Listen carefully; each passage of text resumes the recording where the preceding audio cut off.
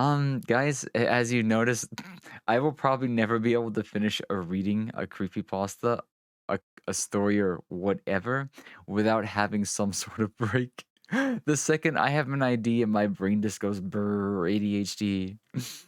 Now, I feel like the only exception if I was able to do like a recording, but on stream, nah.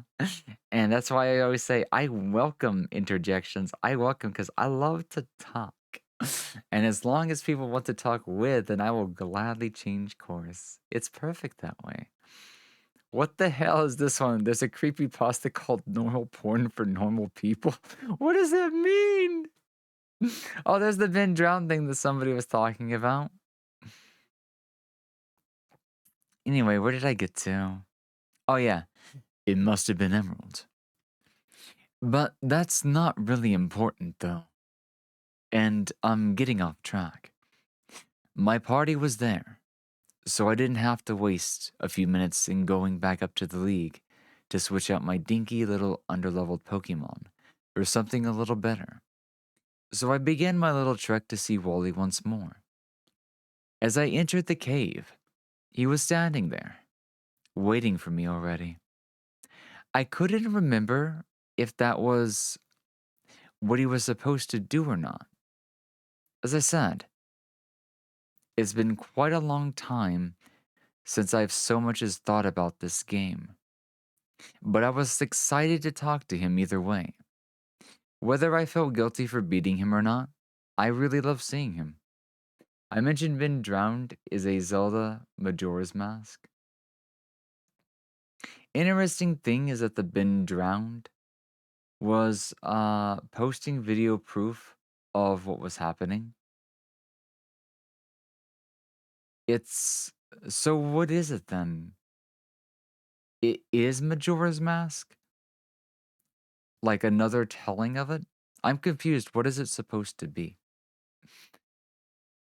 Um, I approached him and pressed A to talk.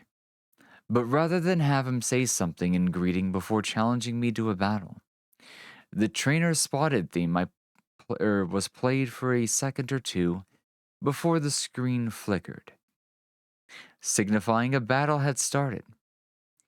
But just as quickly as the screen faded to black, it faded back into the normal cave scene once more. Only Wally was no longer there. I shrugged it off, thinking that years of having the cartridge had actually put a little wear on the game's inner workings. Not that I'm actually techno savvy enough to really know how that would work.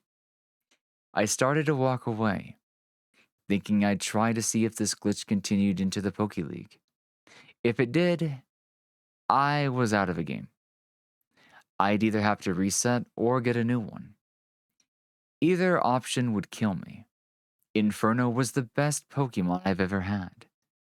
Though before I could take a single step past turning around, the Pokénav rang. I didn't think it could function properly in caves and the like, but since I was kinda close to the exit and open air, I suppose it made sense to work. Dot, dot, dot. Wally, come to Petalburg. Click. It's just your typical haunted game cartridge from a shade flea market. The video proof was just the hacks and the cheat codes. Oh. Even better is that 6 years ago, Jason Page did a metal cover of it with Jonathan Young. There's a name I recognize. If you're interested in checking out after this, it is an experience. Okay.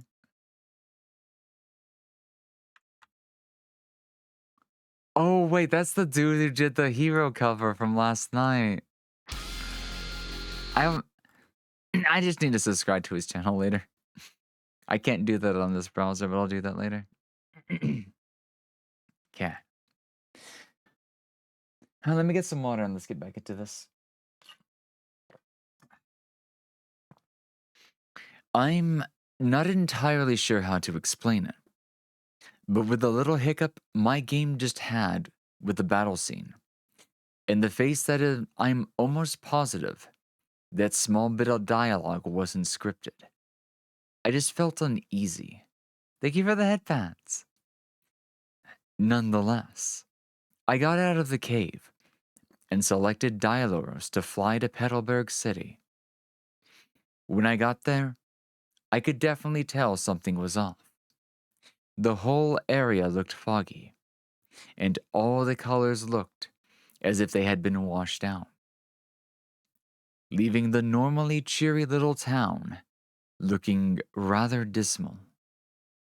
Even the music was different, just slightly though. The tempo had been noticeably slowed, further adding to the incredible dreary effect. I explored the area a little, going in the few buildings surrounding the Pokemon Center, just to see what else had changed. For one thing, no one was around. The area was completely devoid of all NPCs, but it didn't take me long to figure out where they all were. I walked up to Wally's house to find 7 NPC sprites lining the path to the door. 2 columns of 3 with one. Excuse me. Hold on.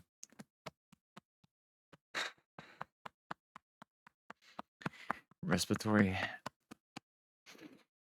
Okay. 2 columns of 3, one standing to one side of the other door. All of them wore black, and my uneasy feeling only grew. There's an image of it.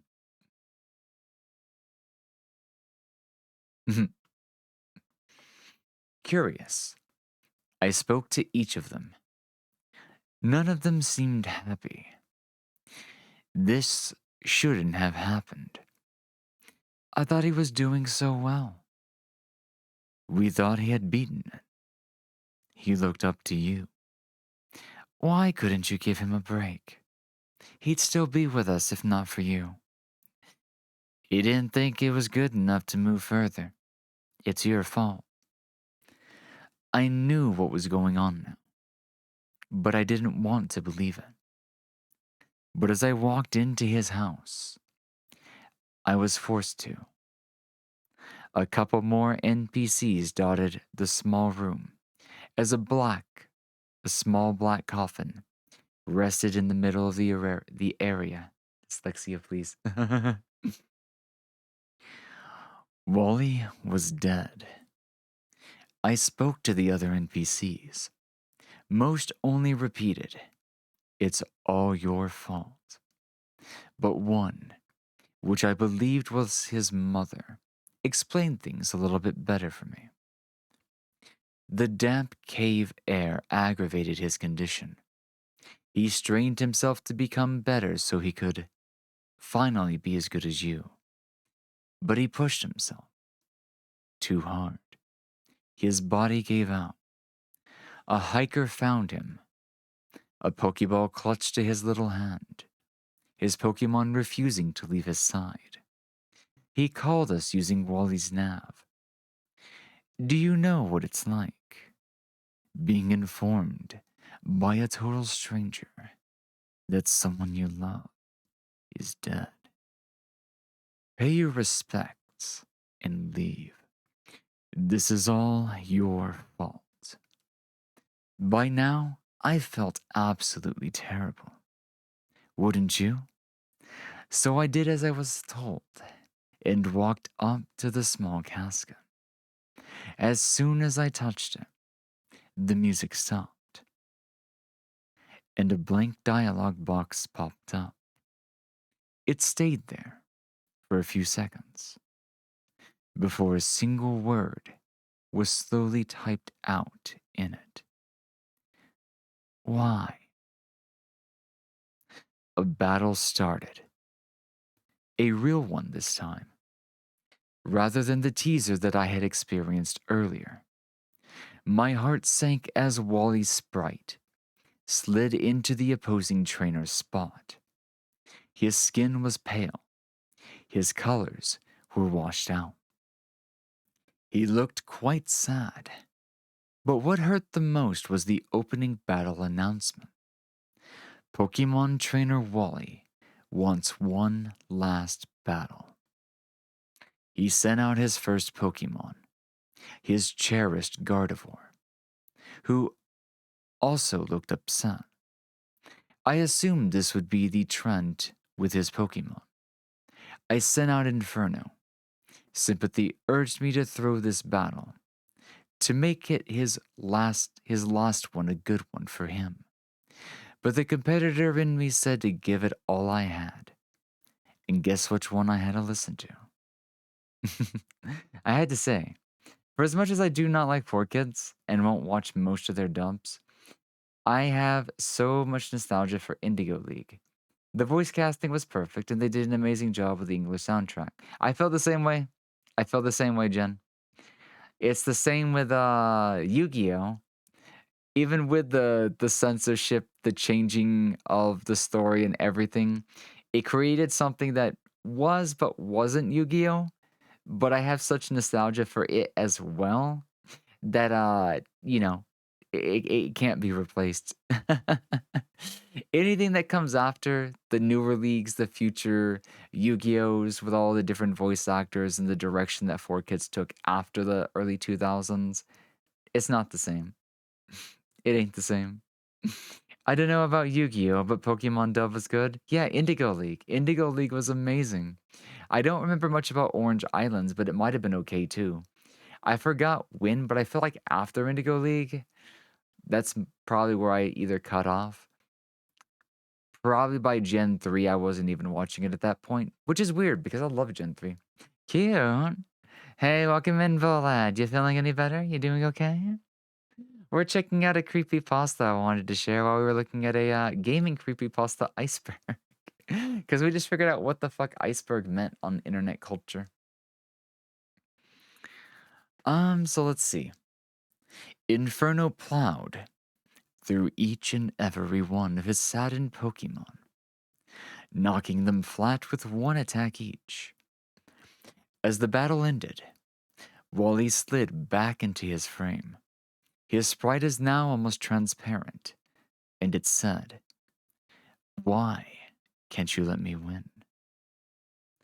When the battle screen faded, Wally's mother approached my character and pushed him back and away from the coffin. "Get out. You're done here. You disgust me." As she shoved me out of the door, instead of appearing outside of the house, the screen cut to white and began rolling the credits.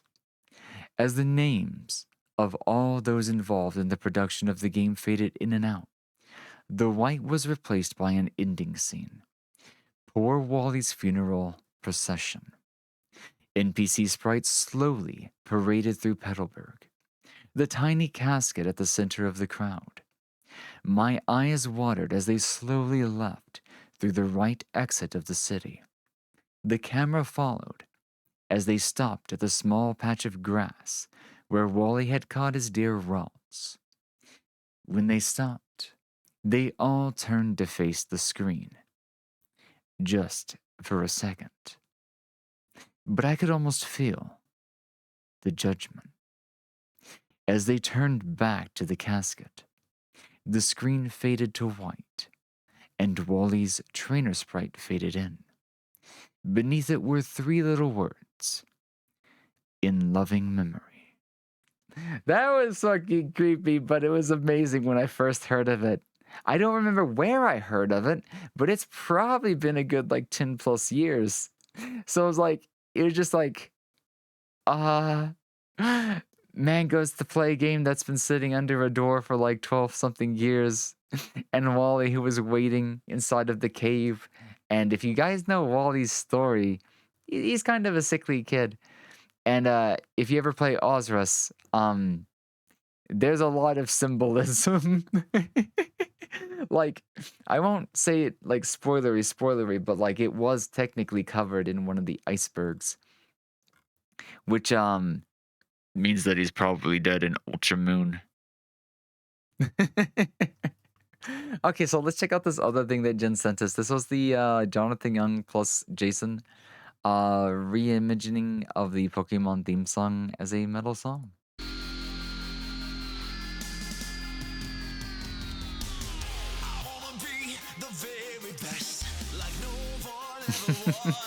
And then we'll go back to the iceberg. You got cut off in Johto? That's because the TV channel stopped aiming the show? Oh, that's why then. I don't know if I would have gotten my way to watch it because I'd never seen it like cohesively. Hold on. I have an idea.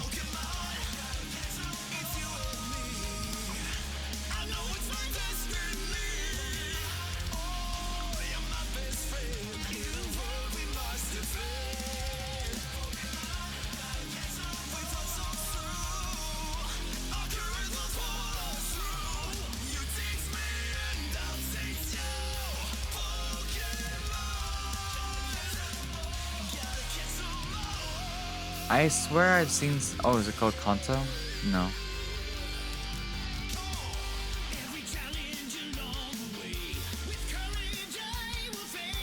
Holy shit.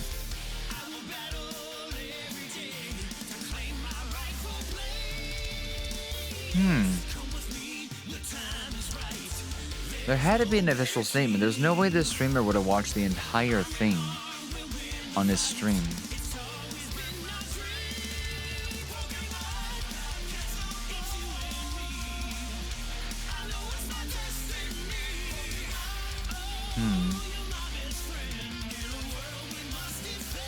You guys enjoyed the video?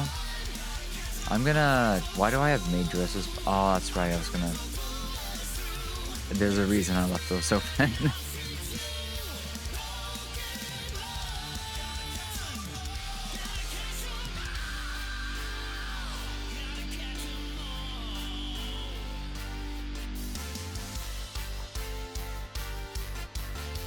Yeah.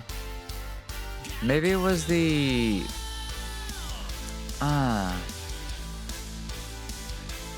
Maybe it would have been maybe a Crunchyroll thing. Anyways, the Pokemon Horizons, I want to catch the JP dub of that at some point, just to see what it's like. Like the direction of the story, who's still doing the art direction. And just see if it's any good without Ash.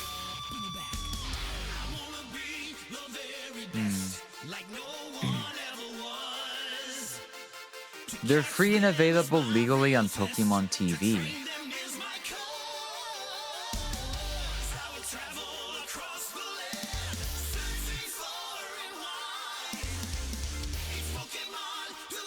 But...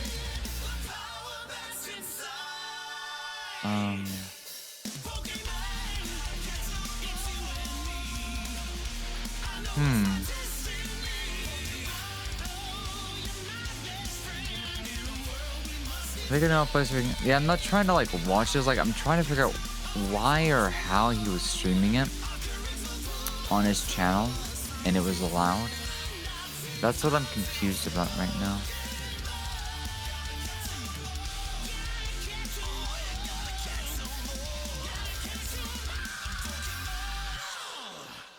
That was so good.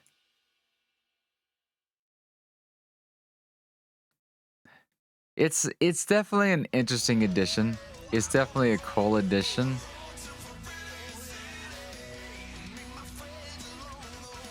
Wait, what? They do the other ones too? Oh man, Jonathan Young has probably covered a shit ton of stuff. I have to go back to his channel later. Wait, what was that parody song?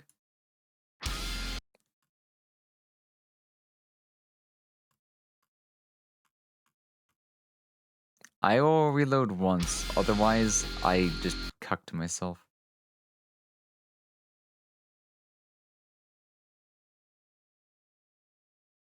I thought that was like a Backstreet Boys parody song.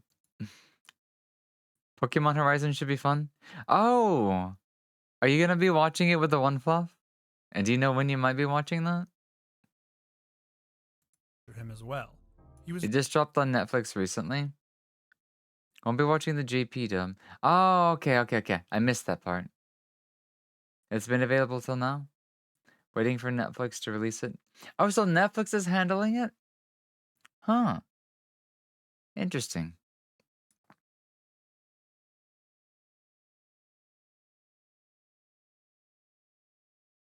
Twitch themselves has streamed the Indigo League. So maybe the streamer was just streaming the channel that was streaming the anime? Let me read this article first. This was actually 4 years ago. No, this was 6 years ago. This was 2018. Twitch and the Pokemon Company are teaming up to help fans catch hundreds of episodes of the animated TV series while at the same time allowing fans to capture elusive Pokemon badges. Amazon owned Twitch, the game streaming service with millions of daily active users, announced Thursday that it will stream a Pokemon the Series extravaganza starting Monday running into 2019, calling it the single longest programmatic viewing event to stream on Twitch. 16 movies, 19 television seasons spanning 932 episodes will be streamed as part of several different marathons. Was that a one-time thing? They went all the way up to XYZ and Volcanion and the Mechanical Marvel. Hmm. Eh, it would have been a cool little thing if they let people just like stream the one thing. Because what he does, he was like streaming. He was a shiny catcher, and the Rayquaza he was after actually took him more than 9,000 hard resets.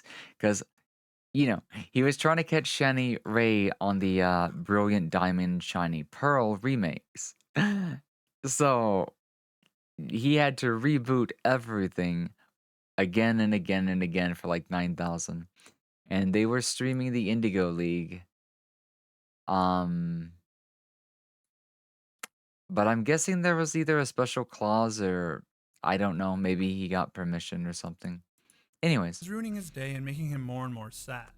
He was explaining Netflix how kind fun of it was to has mess with his Sims. the right Eventually, to the narrator at decides least to new kill off his Pokemon. Sims by starting a fire. Oh. He put a Anyway, lit back to firework in the creepypastas. house and started I the like to fire with talk his if you Sims guys notice. inside, including Sunny. This leads to the familiar sound that plays when a fire starts in The Sims. Maybe my A YouTube few of content his could be Sims reading caught fire, and creepypasta. instead of their usual sounds of pain and flailing, they seemed more realistic. They moved more like a person would instead of how a Sim normally would when they were on fire. While the Sims were screaming in pain, they all looked up at the author. He was shocked by their pained expressions on their faces. They all looked at him like they knew that he was the one who set them on fire. When Sunny looked at the author, he had an evil grin on his face. He laughed in a way similar to the Joker and wailed while on fire. I It was still a need to watch that horrifying movie. image that scared the author. The PC that the author was playing on shut off. He reset the computer, Here's and there the were sad visual thing. issues when he started Well, up maybe The not sad thing, Sims. but kind of weird The thing. game looked different and the sound was I've completely tried to watch mute. the More creepy stuff some of ensues. the The creepy paintings what in was the it, game Best keep looking Wishes? at the author. The TV keeps changing to the horror channel, and the author Best keeps Wish receiving was creepy messages from Sunny the Clown. that was Sunny the Kalos, Clown right? would eventually steal a kid, like a burglar in the game would. The kid's X and Sims would Y. scream and cry in an overly realistic way. The Sunny JP would anime return was and pretty continue good. until the family was I entirely didn't finish gone. watching it. It was kind of like it reminded me of Creepypasta the ends with all the homes in the game being erased from like the almost in world, a surprising leaving just a way. graveyard where the author used to The torture his story, Sims. the humor, He had since the dropped the game silly, forever and now has a uncanny, deep-rooted fear like of clowns. shonen anime was, retained. Several seasons later, it still felt like a Pokemon Ben Drowned is the story of like a haunted show. Nintendo 64 cartridge. It was The game fun. was purchased by the author of the story and follows his descent into madness. The author purchased the The game while Go away at remake was college. actually really He wanted good. more games for his Nintendo 64 and figured he could find some at a yard At sale. some point, they hired on After some searching for a serious few in his area, he decided to check out art some over the director and weekend. animators, The author found a few games for a good price, but not the game he specifically went out to find. and it It wasn't until he came upon a man standing in his lawn. hand-drawn The animation older could never man look wore a better. crooked grin and had a table with paintings on it, clearly trying to sell them at his yard sale. The author walked over and inquired about if he had any video games. The man paused for a moment before retreating into his home. While he was inside, the author looked through his paintings and noticed that one looked like Majora's Mask, the game he was really hoping to find today. Wait, is this the The one? man returns with an old-looking gray N64 cartridge. The cartridge had Majora written on it in black permanent marker. It was the exact game that he had been looking for, and he was excited even if it wasn't in the best shape. The old man gave him the game for free and he took it home, too excited to play it. Popping the game into his console, the first thing he noticed was that the old save file was still on the cartridge. Uh-huh. The file was named Ben, and the author thought it must have been the old man's grandson or something. He ignored the file and started a new one named Link underneath it. Strange things began to happen in the game. The townies would all call him Link, but every once in a while they would call him Ben instead. Which was odd, and it must have been a glitch, he thought. The author went back to the main menu and deleted the first file named Ben, thinking that would fix the weird glitch issue, but it didn't. Now the townies would call him nothing. It was a blank space where his name should be. After the author tried to do the fourth day glitch, a popular glitch in Majora's Mask, strange things began to happen. The main town was now in a Twilight Zone version of itself. The town was empty and the music was playing backwards. The occasional laugh of the mask salesman would play very low in the background, adding to the ominous feeling. Link grabbed his neck and the screen flashed for a moment with a picture of the happy mask salesman. A few seconds later, a creepy Link statue appeared and began to follow the author. Oh wait, he comes Every back? time he would move, the statue would follow him. The screen faded and the author was now on top of the clock tower with the Skull Kid. The author fired a few arrows at the Skull Kid before he said, "That won't be any good," Suavemente. before Link was lifted into the air and burst into flames. What follows is the author's What? descent into madness. He keeps seeing the happy mask salesman everywhere and the famous lines, "You've met with a terrible fate, haven't you?" and "You shouldn't have done that," are repeated over and over again in his head. The save select screen has changed to bend around and then would eventually change to your turn. The author couldn't sleep as his nightmares were filled with the face of the creepy Link statue. It followed him in the game and now followed him in his dreams. He accepted that this was the ghost of Ben haunting him. Ben was a young boy from the neighborhood where the author had bought the game. He had drowned, as the game has suggested, and now he was haunting the Majora's Mask game cartridge as it was his favorite game. The author talks about how he'd used Cleverbot to ask if Ben had Imagine died. He dying, would post the weird and and cryptic instead of going conversations he into had with the Bot. afterlife, Some of the conversations you choose to confirmed what he had possess already something knew like a about video Ben. game. And eventually Cleverbot would claim to be Ben, and that That'd he be so now based. haunted his computer. The first arc of the story ends with the author explaining how he had sealed away the computer with Ben on But it, it'd probably lose and he its hoped that the entity would flavor never be after a able to while. haunt someone ever again. Just hope an There are two exorcist more can help arcs you to the go full story, and I think into I'll the talk about those afterlife in a correctly. separate video all to itself.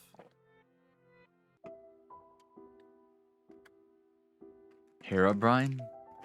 I need to go grab my laundry in a second.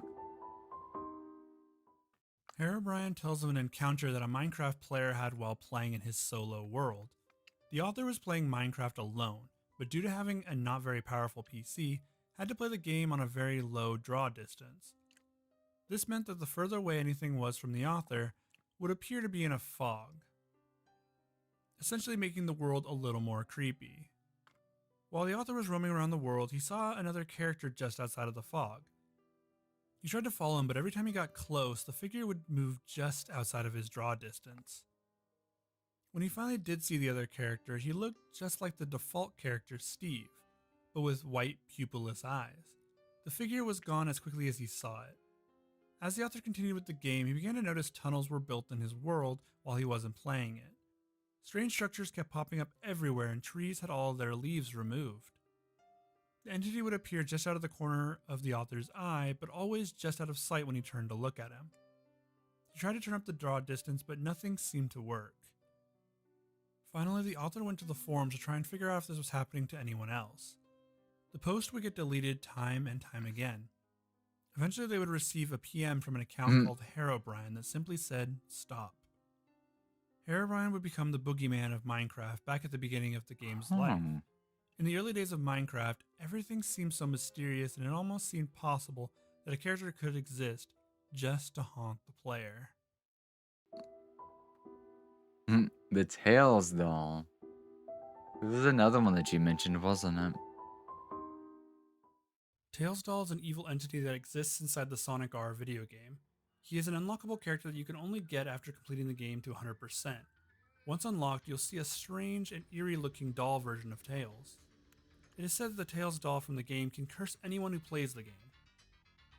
If you meet certain requirements, then the Tails doll will be able to leave the game and haunt you.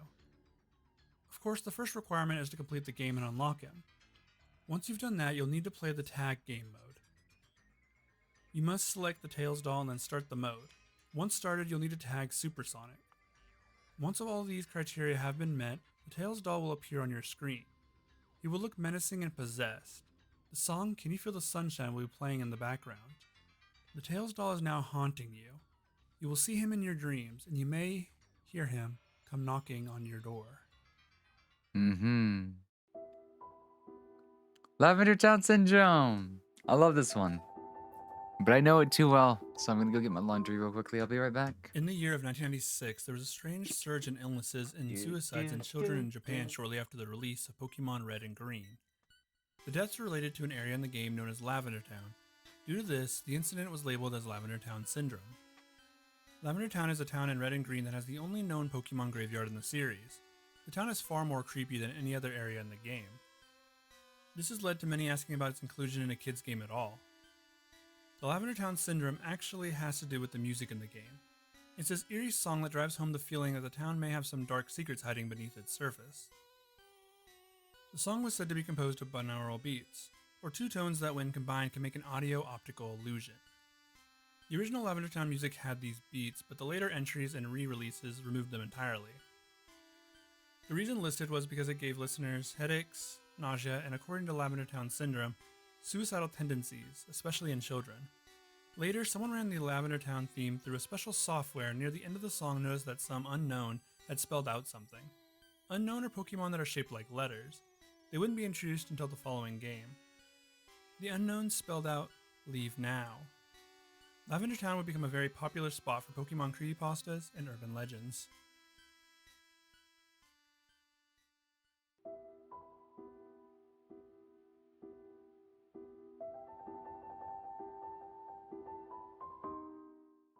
Mario is a creepypasta about a Super Mario World hack the author downloads from a popular hacking website. The game is described as being a Mario hack that starts out pretty normally, except for the messages in the game being very different. One of them reads that Mario is the villain and he has kidnapped the princess instead of the usual Bowser. This whole story makes Mario out to be the bad guy. It even has Yoshi talking about how Mario has trapped him in the egg that he was currently in.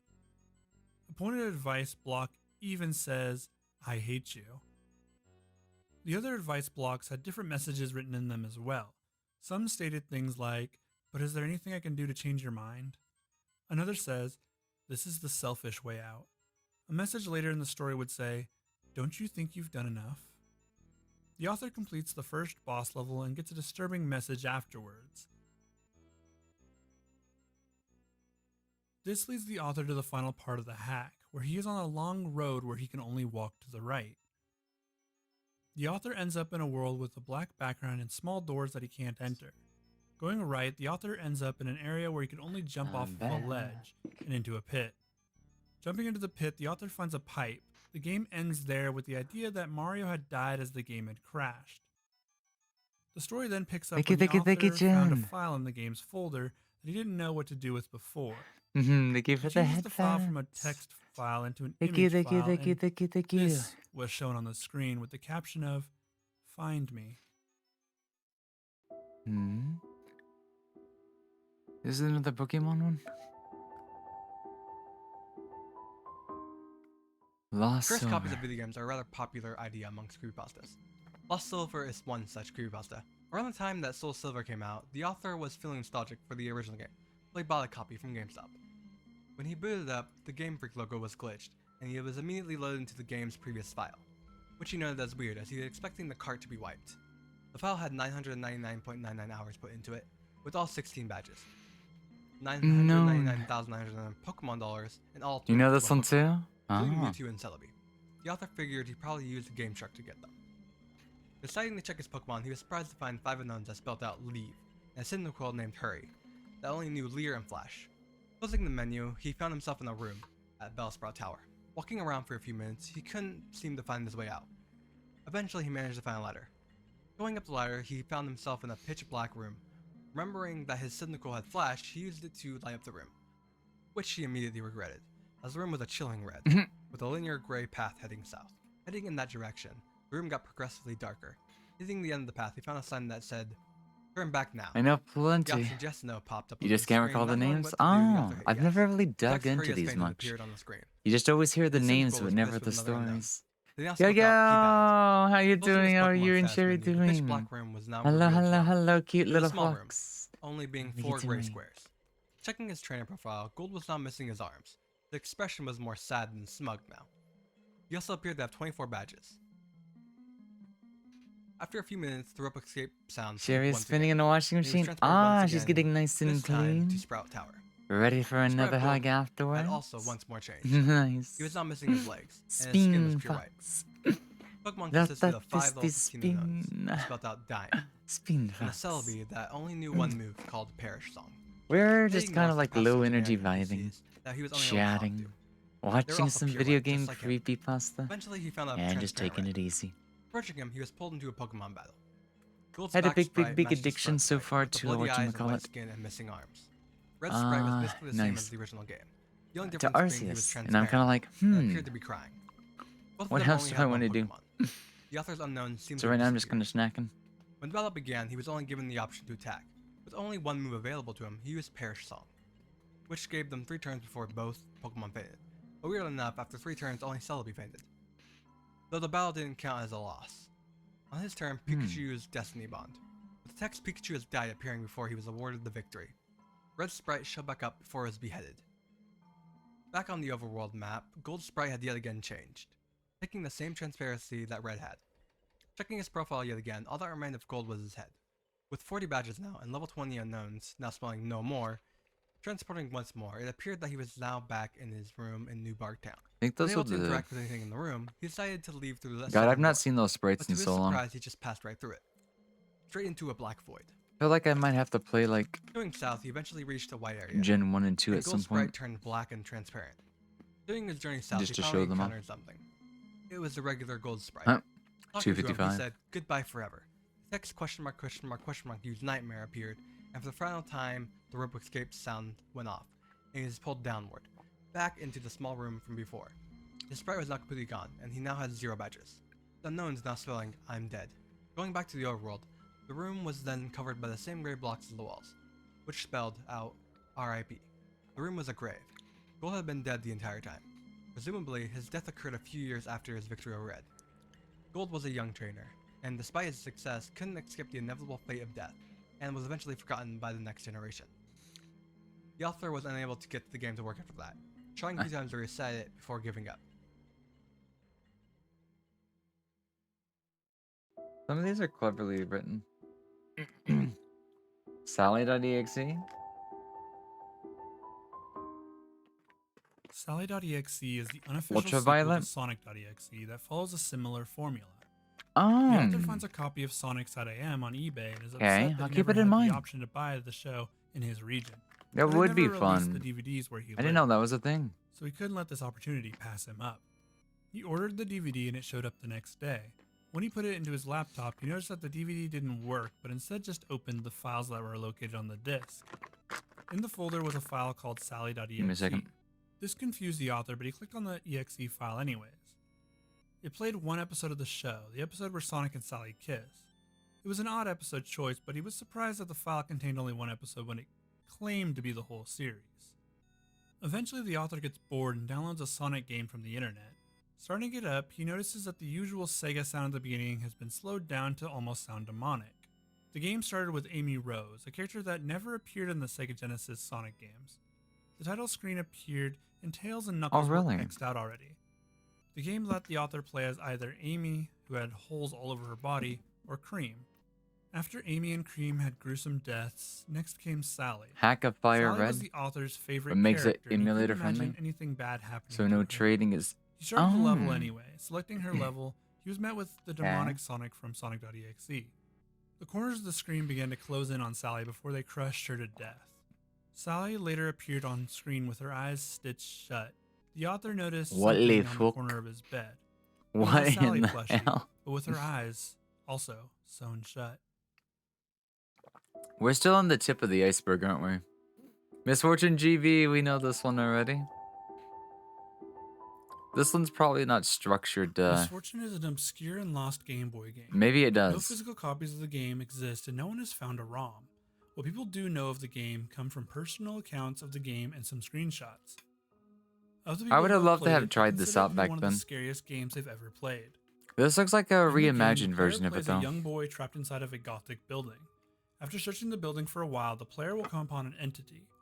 He claims to be an all-knowing being that exists within every fabric of reality. The being Misfortune then poses GB's a probably question. been recreated. As Do if it you was want like a to ROM challenge hack me? ROM or something like that. Answering yes will start the maze portion of the game.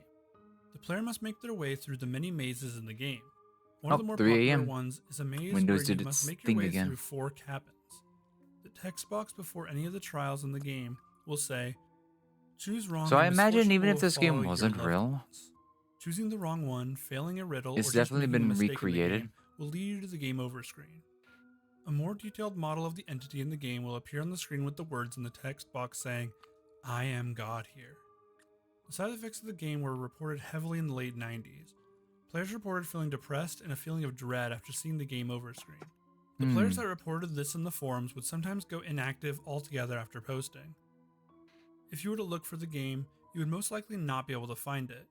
The game is actually said to be hidden inside other popular Game Boy games. You can find the game hidden in some games like Legend of Zelda, Link's Awakening, Pokemon Red. If I remember and anything Spud's Adventure. correctly, Finding the original it game was is almost impossible discoverable at this point. in If you do Pokemon find it, Yellow, the game comes with but a it warning. required You a. may experience the best horror You had game to of your set it life, up so but you will also specifically that it experience was. the misfortune that It was comes just a with it. time sink.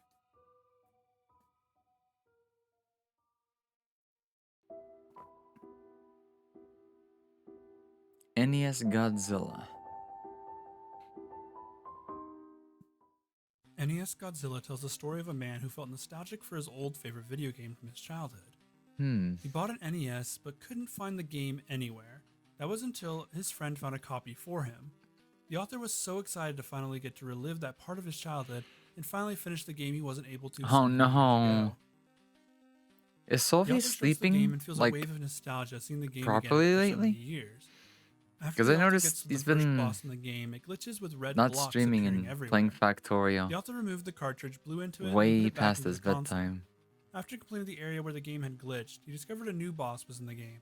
As long as he's One that hadn't enjoying been in the it, game that's originally. okay, but I'm kind of like. The author thought the game might have been a prototype version of the original. He moved as fast as possible to encounter the new enemy type. I'm always worrying Once he about got there, him. he had to complete a different boss first. Upon defeating him again, As long as instead he's of the having fun, usual that's the defeat main thing I guess I animation, was worried about. he instead began to almost be devoured. He by the same is, glitches but it's like before. 1 a.m. A his similar time, glitch would happen and with he his has to next be up at boss like fight. 5 or He something. defeated the enemy and his sprite seemed to break off in fragments. Like, almost my like he point was a was piece that of he's been glass. cutting sleep so This severely all happened before he consistently. made it to the newly implemented boss. The problem was, encounter. I was kind of He beat warning him that boss that might pretty happen quickly and with took over the enemy base with no Factorio, issues. but like, The author started the second map and made it all the way through Ah, pretty easily. I guess You noticed the my new monsters on this map issue as is well, and I'm made his worried way about his towards it mental for another health, fight.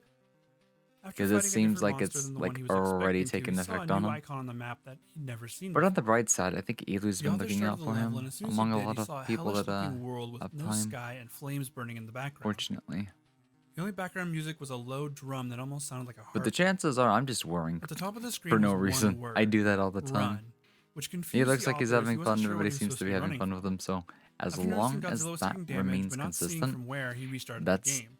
that's the main point. The author went to the password screen and jumped back I to where just he was know previously. lack of Started sleep the same level, and this time isn't he good saw for the it. brain, There was this red and it creature always that he'd makes never seen in me any Godzilla and movie people that I've before. seen around me, Right behind you know, him, they don't chasing get too Godzilla. happy when they He don't began to sleep run as he heard the several creature's days low in a row. bellow. So all I can This do red is creature worry. had spider-like legs and long appendages. It was terrifying for the author, but he soon escaped. narrowly at that. He stared at the screen for a while, but decided he would still continue. I gotta playing look the out game. there, all you cute fluffs, The you, NES Godzilla Ruby. creepypasta is a long one that is very Everybody much on worth the a read one and deserves its Discord. own video. I won't stop couldn't do it mentioning justice names in a because then it short might feel summary, like weird. So I will be making a full video covering the creepypasta. Until then, That includes all we you await here Red's too. return. Cute Sherry. Jack the Ripper.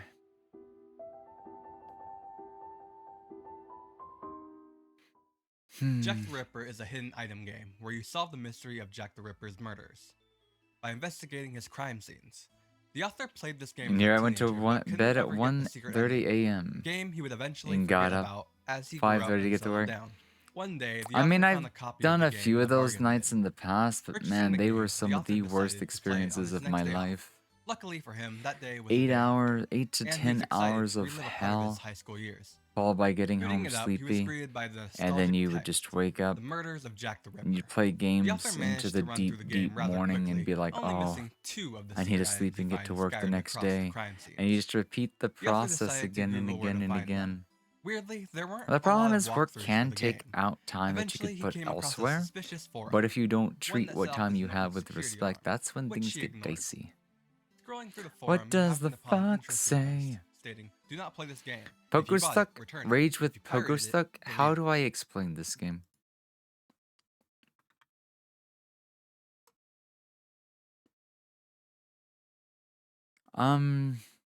What else got Here's a here? quick way to I wanna showcase it. watch him. I want to see how he does it. It's this So game. He's going over there. And people have told me it's more my God, difficult I and think rage there's a 100% inducing than chance only of up falling off. and getting over it. You think Shimu was the reason I meow? Not like this. Is that how you turned into a nya Alright, let's see fox? TPM. I mean, I'll be honest, I feel like everybody does it.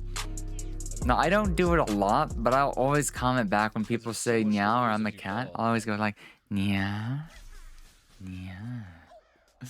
I don't like the meow, but meow is so nice. Wow, it plays music. Meow and rolls falls off the that far? tongue really easy. But you never on, know. man. You never know. There's a lot of cats and a lot of foxes in the community. Kinda scared, dude. No, I'm not emoting. You're gonna try to distract me. I'm not doing it. I thought this was gonna be So- like a rage oh, compilation, but I'm like, Oh, no. where's the not rage? this. Okay, okay. Oh, shit. Yeah. No shit. Ah! Oh my god, no!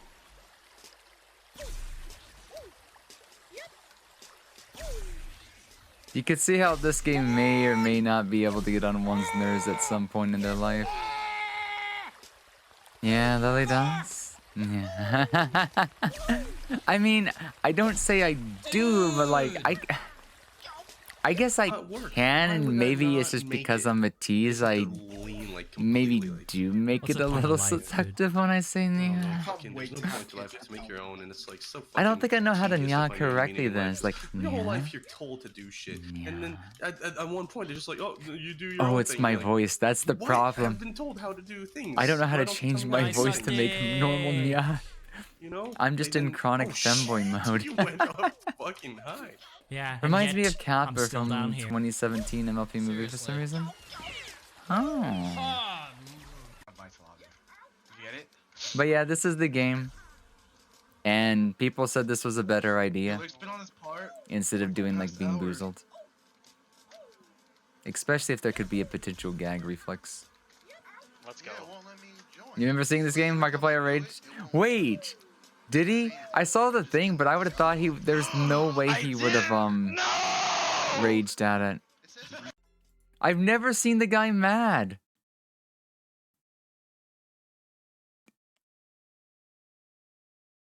This is real?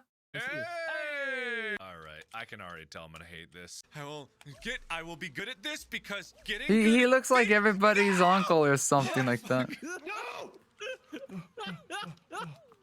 Calm down, it's fine. It's I've fine. never seen him my rage. God! It's okay, Mark. I calm down. don't. Mark, it's fine. No! Oh, fuck me! Someone's name makes it Ah, tasty. yes! No! Oh! fuck! Oh fuck! I'm eating my sandwich. I wouldn't consider that rage, but Come on, we'll Are see. you kidding me? No! I know some femboys that may know a thing or two about Oh gag my before. God! No! I see what you did. That's not what I meant. I don't think I have much of an issue with that one. No! Ah! I hate. You'll see, so much. okay. I can't describe my hate. I had to. It's fine, Bob. It's fine. Oh my God! I swear. Oh my God. Markiplier's brother, No, just take a deep us the breath. author of the web comic Two Kinds. Stop talking to me! Oh God. Oh my God! Oh my God! Oh my God! Oh, Dr. Popo, why are you here? So is this a game that can turn people into ragers? Just leave. Because he really does look like so. the type that would never rage. And I'm one of those types that don't rage. I might I think you're silently Mark. seethe in a very, very, very, very, very secret way. I think it was more like. But I never me. rage. Oh, hey, Bob. He's facing around. He looks so weird without his Mark, glasses. if he's What here, the I think fuck? This is a great idea. He's just putting his headphones back on now. I would never recognize him without his Just glasses. stupid-looking- Don't talk to me. How many times have I said? You don't talk to me. Oh my God. Oh my God. Oh, mean go left? oh, the one time. Ah, the one time I let go of the space button is the one time I don't need to. I guess. Okay, bud. Did he leave again? He might have. I hope you feel bad, Wade. I don't. Wait. Oh, Fuck me.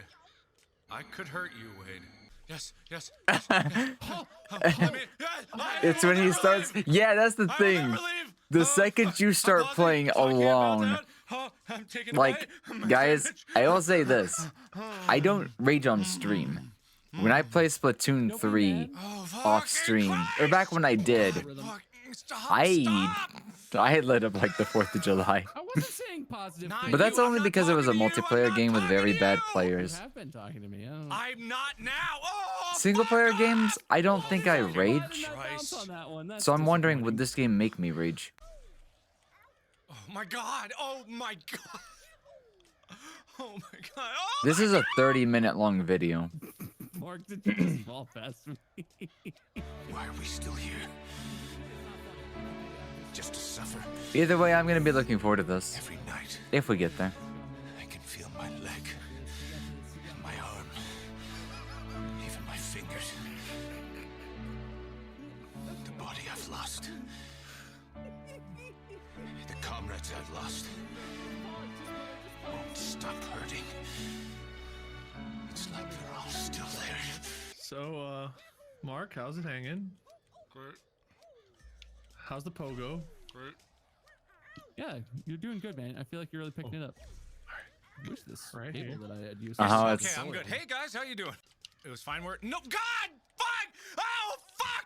Oh fuck! Fuck! Calmly go. Oh my God! Oh my God! I've been compensating the wrong way on that island this whole fucking Different time. video? What if I skip like half the video? Single time. It's not fair. I hit it every goddamn time. How many times have I been trying to climb this fucking tree and every time I fail, it's because I hit it right at the freaking edge of existence. Oh my God, I can't believe that. That's so unfathomably unfair. It's so unbelievably unfair. It just is. It's not fair. Stop. Okay, so we had to skip. So we had to skip the build-up phase and go directly to the Okay, rage. Here I go. I can't see where I am. Okay, here we go. No, God, I had to say something. I had to fucking say something. The blanket folding? Why do I keep saying things? Oh, it's so painful. It's so painful. Ah! There go all my ball hairs, and there I go. Okay. Yeah. This is fun. It's fun. It's fun, guys. It's fun. What I'm doing here is what one would call fucking I don't see a fun, blanket folding, so it might not be in this fun. video. Stop. No, I can't. How? It's fucking impossible. Let's try somebody else's clip compilation then. Hi, my name is Markiplier, and I'm back again to play more Pogo Stuck. This video is once again brought to you, and paid for, by Alienware. They apparently liked the last video. They enjoyed my suffering, and apparently I did not besmirch the name of Alienware in my fits of rage. Not that I had fits of rage, I was very calm. But again, I So would he's like to played remind this you multiple that Alienware times. is the ultimate gaming PC. The only choice. Check out the link in the description or go to alienware.com to check out the Aurora. Remember how to play this time and not forget immediately. Why don't I have Blast? They turned off Blast. I'm on my own. They turned off Blast. They turned off Blast. Ah! They turned off Blast. Ah! Oh no! No! Ah! Oh my god, oh my god. You know what? We're gonna... I'm fine. Okay, this is fine. I am on my own. However, that's fine. Oh my god. No!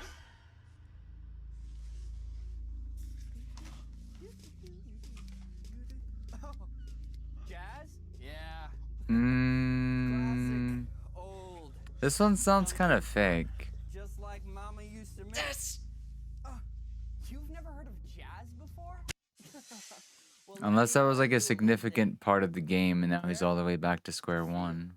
How this works, and this is how the world revolves. And again! I don't know how I thread that gap so good. I don't know how I do that. Oh no. God! Oh!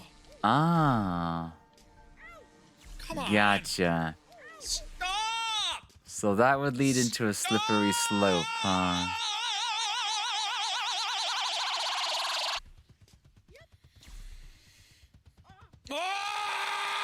I know bees, I know bees, I know bees, I know bees! Easy. You ever seen Easy Street? No!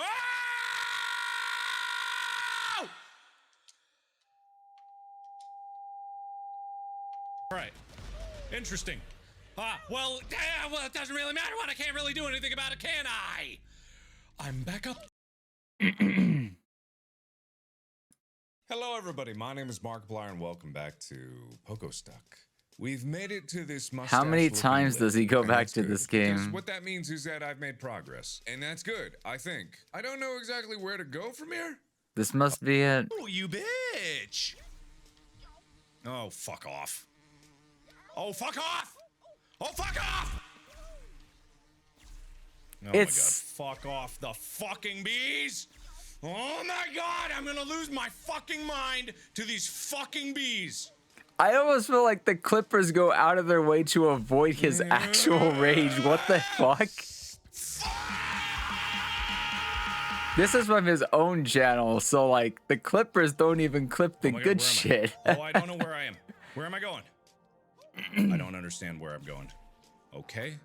Sure. Ah, frick, fruck, frack, fruck. God! Oh, hey!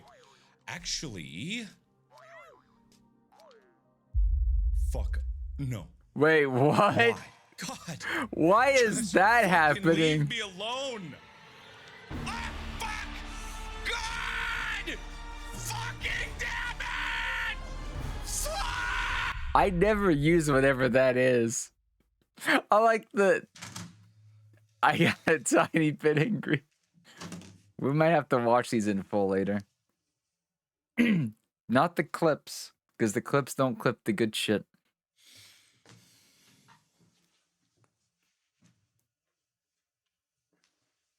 Oh. This is the thing.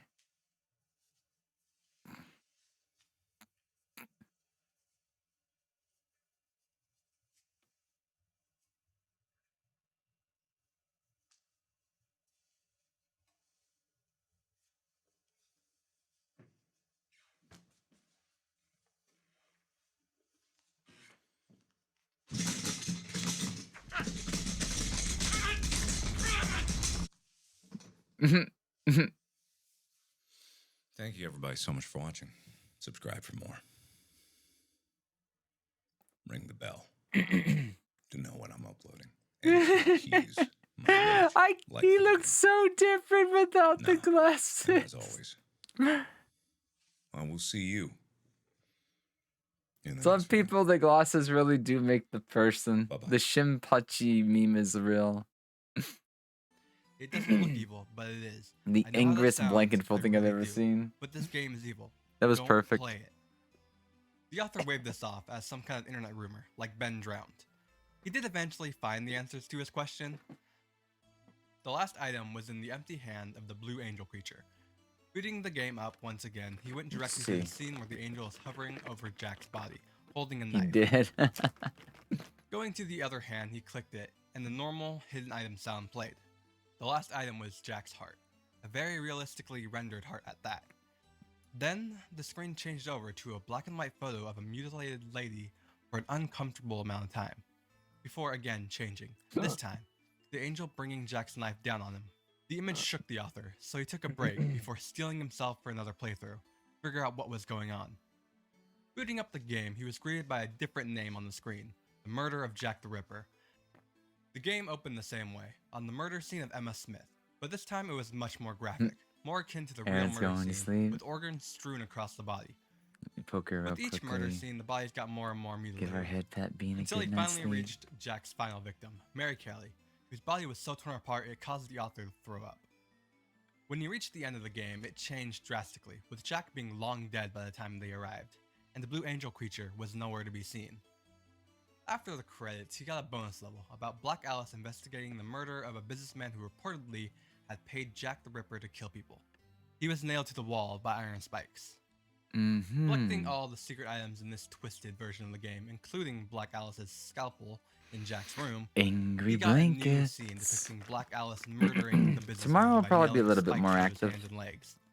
My At this stomach moment, should be his back light came on, tomorrow. scaring him. Like, what am I Looking trying to back say? at the screen, the murderer My was no stomach should longer be there. back in good health Instead, tomorrow. just a scalpel. Turning the game off, We he might locked just it have to away save the forever. drinking stuff for The author is still another haunted by the night. images of the final murder to this I day. feel like within 17 hours, I kind of just don't want to push my stomach to drinking. Like, I would feel Buried Alive, better if I often waited referred at to least as its 5 code, days or the something Buryman before another script, bout of drinking. was to be found in the final story of the Pokemon Tower, in what was now replaced with the Marowak Ghost. According to the scripts assigned to it, the Buried Alive model was And intended since to be the ASMR boss of the Sunday should be tower. coming back after the Once marathon, reaching the top floor, there'd be the plenty following of time anyways. conversations would have taken place. From Buried Alive, you're here. I'm trapped, and I'm lonely. So very lonely. Won't you join me? After this, the battle would have been initiated. Once in battle view, the Buried Alive model appears to be a decaying human corpse attempting to crawl out of the ground. It has been programmed to have Uh-huh. 2 white hands, a Gengar, and a Muck. Strangely enough, the protocol for the Buried Alive's actions after it was defeated was not written. In the case of the player defeating him, the game would freeze. However, a specific ending was written by an unknown programmer upon losing the battle. In this ending, the Buried Alive was to have stated, "Finally, fresh meat," followed by several lines of gibberish. He was to have then dragged the player character into the ground surrounding him. The scene would finish with a typical game over screen. However, in the background, an image of the Buried Alive character devouring the player was to have been shown. Especially strange are the protocols for after this scene. The cartridge was to download this image to the small internal memory contained in the Game Boy, overriding the title screen that normally accompanied a Game Boy turning it on. Instead, whenever it was started, the player would view this image as the sound file static mesh.wave was played. The intended purpose for this effect, unlike many of the other factors leading towards Lavender Town Syndrome, is unknown.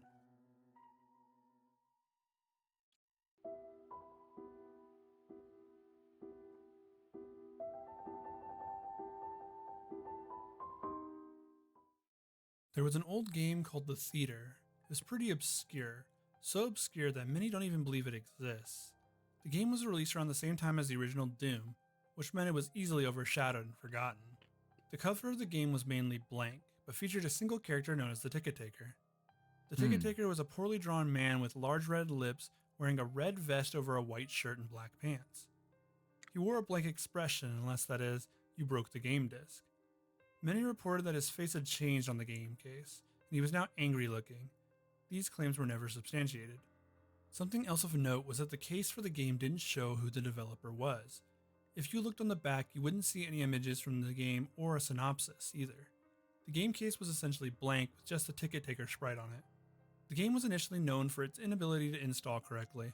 Whenever you tried to install it, your computer would lock up at the license agreement screen. The workaround for this was to reboot your computer with the game disc still in the tray. The computer would ask if you agree on startup. Upon starting the game, you'll be taken to a title screen that's just a sprite of the exterior of a theater on an empty city street. After that, the menu pops up with 3 options available to you. You can start a new game, load game, or click on the options. Clicking on the options crashes the game back to the desktop. The load button does nothing even if you have a saved game already, leaving the only option to just start a new game.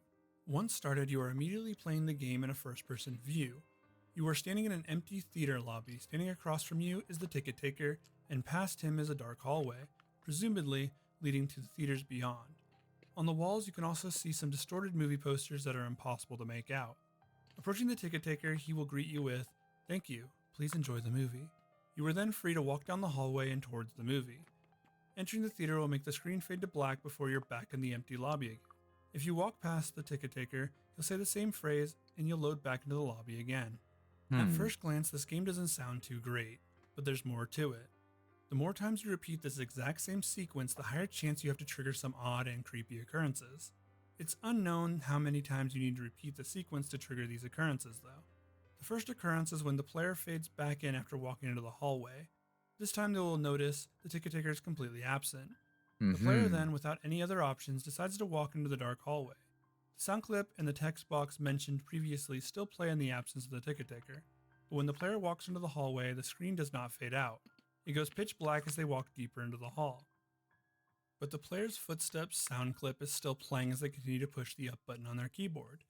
Those claiming to have played the I have a original funny game idea. report to have felt extreme levels of discomfort, like something horrible was about to happen to them. Well, eventually, the player is unable to move around.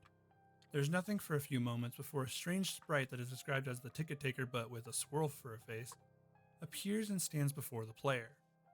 The original players of the game say their bodies immediately froze up and their stomachs churned when they saw this Thank you for the sprite, head pats and named the legs. Swirly Head Man by the community. Nothing happens as the I Swirly see Head Man you. stands before I them. see. Then suddenly a Interesting piercing screech plays as the combination. game glitches out. This lasts for a few minutes, with the screeching being continuous. Then the players abruptly return to the lobby with all the sounds and graphics being as they should be. The game continues normally for the next couple of cycles of entering the hallway, with a couple of original players claiming the Swirly Head Man would briefly appear and disappear in the corner of the screen as a brisk yelp sound effect plays. Then, at some point, after meeting the Swirly Head Man, the player sees the ticket taker pacing back and forth, though there's no walking animation. The sprite's limbs are completely static, so he just hops up and down slightly as a substitute, with his eyes being wide and his mouth open to simulate a worried facial expression. Some players noted that the movie posters had been Let's replaced see with what the images of the AI Swirly can Head Lily Man. Moetsuki asked Another me, different, Viridian low-quality City? sound clip plays. Viridian The speech City? box contains nothing but Ah, corrupted characters that brings called back whatever text memories that of would my have been early in the box journeys as an completely alchemist. illegible. Wait, what? I Due to the remember extremely wandering low through the quality of tall sound, grass, it is collecting dictated by players ingredients what for my exactly the ticket taker potions. says at this point. Good Though it times, is widely good agreed that he times. says, "Never What reach about the other level." Viridian City sparked your Then the screen interest? fades out once again, and I was returns the totally player expecting a back to their starting point in the Pokemon lobby. reference. The ticket taker is gone, and the hallway is blocked by a large brick wall sprite. Touching the brick wall will immediately crash the game, and that's all there is to it. No one knows what the other levels are or how to gain access to them. Nor is it known why the Swirly Head Wonder Man how causes much so the much AI acute might know fear in about those who have Pokemon seen him stuff. in the game. All the original copies of the theater have either been lost or destroyed. What if we'd asked it about But the creepiest creepypasta part stuff? is the fact that all the original players of the game claim to occasionally see a brief glimpse of the Swirly Head Man out of the corner of their eyes. I want to hit up the Core 64. The channel did the Pokemon Iceberg one. Because I wonder if he does like other stuff. Catastrophe Crow was a game He that was talked in about development like for the Nintendo 64. It was what being was it? developed by a company He named presented his Opus stuff at a very good Interactive under the pace. leadership of Manfred Lorenz. Ask it about Vaporeon. The game was scheduled to release during holiday of 1999, but didn't due to I multiple won't. delays. Somebody else can. For unknown reasons, I'll the allow game was him. canceled and Opus Just don't make Interactive it too shut down sus. forever. Years later, a Congrats, YouTuber by the Will. name Adam Butcher discovered a long-lost copy of the game Awesome. on eBay. In his video, he discusses its history and tragic development. Catastrophe Crow, or Crow 64 as fans call it, was a game scheduled to release for the N64, but due to a multitude of The reward's complications, neat. never Oh, did. what was the reward? The company went under and the game's creator disappeared. Adam, after explaining the history and how he received the game, goes on to test it on his channel. The game starts out with the title screen and some very Banjo-Kazooie-esque music. Pressing start, the game begins. In the game, you play as a crow who must save her dad's business. The game was a 3D platformer that pulled heavy inspiration from Banjo-Kazooie and Super Mario 64. The game even used a similar system for characters talking using strange noises. The game quickly deteriorates. Strange glitches along with creepy entities that appear and then disappear make the game seem like it's hiding something. A dark story of a tragic loss. The full story of Crow 64 goes very deep, as it's one of the newest video game ARGs to take the internet by storm. There's certainly too much for me to cover in this section, so I'll be returning to this topic at a later date.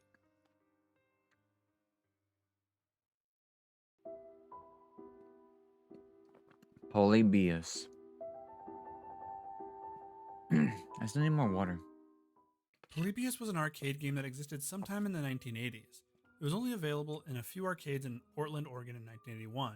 What was the arcade machine reward? was very popular with arcade goers, I think you so much so double that lines would form behind any machines. typed. Polybius You're was on created by a mobile, right? company called Cineslotion. It was the only game that they would make. The game was so popular that it was borderline addicting for players. Even in 1981, the arcade machine seemed to be the one everyone wanted to play. There was some mystery behind the machine. The Polybius cabinets would receive weekly visits from men in black suits, likely extracting some sort of data from the machine. It was unknown what information they were pulling exactly. It was noted by many who played the cabinet that they would sometimes come away with headaches, minor forms of amnesia, night terrors, and hallucinations. These are a few of the psychoactive effects players reported. The game itself was said to play similarly to another arcade game, Tempest. The addictive properties of the game seem to have come from something other than the gameplay. Mm-hmm. It was believed that Polybius was being used for running some sort of government experiment on the people in Portland, Oregon. The game was testing psychoactive effects on the arcade goers in the area. Then that information was being collected by the men in black suits for some unknown purpose. The purpose was thought to be similar to Project MK Ultra, an experiment that tested the use of psychedelic drugs as a form of mind control, psychological torture, and interrogation tool. This was backed entirely by the CIA. Oh. Polybius was causing psychological Conspiracy. damage to its players and is often compared to the project, Mm. so no actual connection has ever been Ashens in the established. Polybius heist. The data being collected was also never released to the public. Cheat in the The question arcade allows you cabinet to was summon gone anybody. a month later, seeming to vanish into Oh. thin air. The arcade owners had no records of the game, and many don't remember it even existing at all. The elusive Polybius was gone. There are many rumors about Polybius, but most of them are just that, rumors.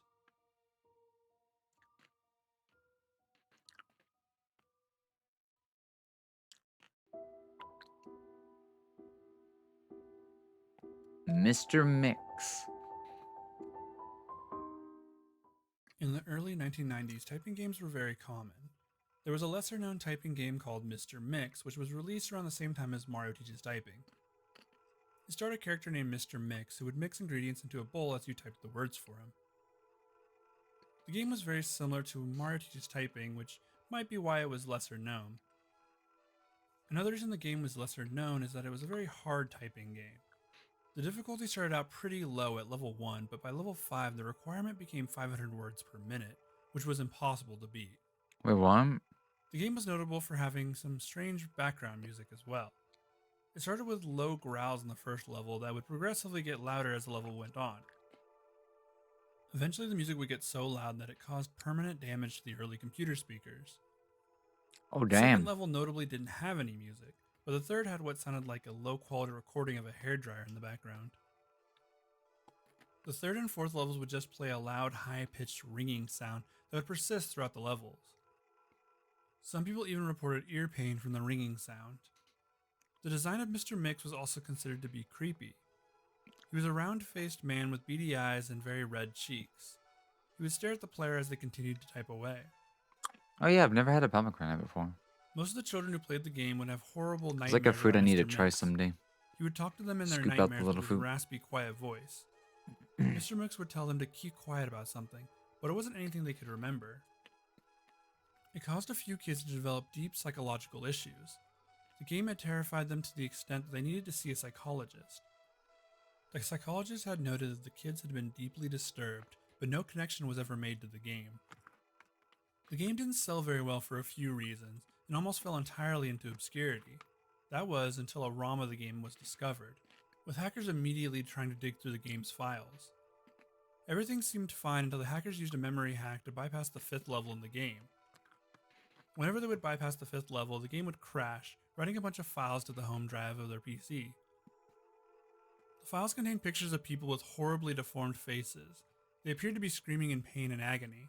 Their eyes had streams of blood coming from them, and their outer layer of skin was torn off in a few places. Attempting to delete these files would cause your computer to blue screen, possibly breaking it. What the hackers fuck? did find a way around this issue and were able to finally get to the last 2 levels. The original hackers unfortunately all decided they couldn't talk about it and refused to answer any questions about the game when asked. Within a month, every single hacker had gone missing. 2 years later, a man was arrested for trying to abduct a child from a supermarket. It was discovered that this man was one of the original hackers of the game. When interrogators tried to ask him Hello, any question, Bola. the only thing he would say was, "I'm Mr. Mix."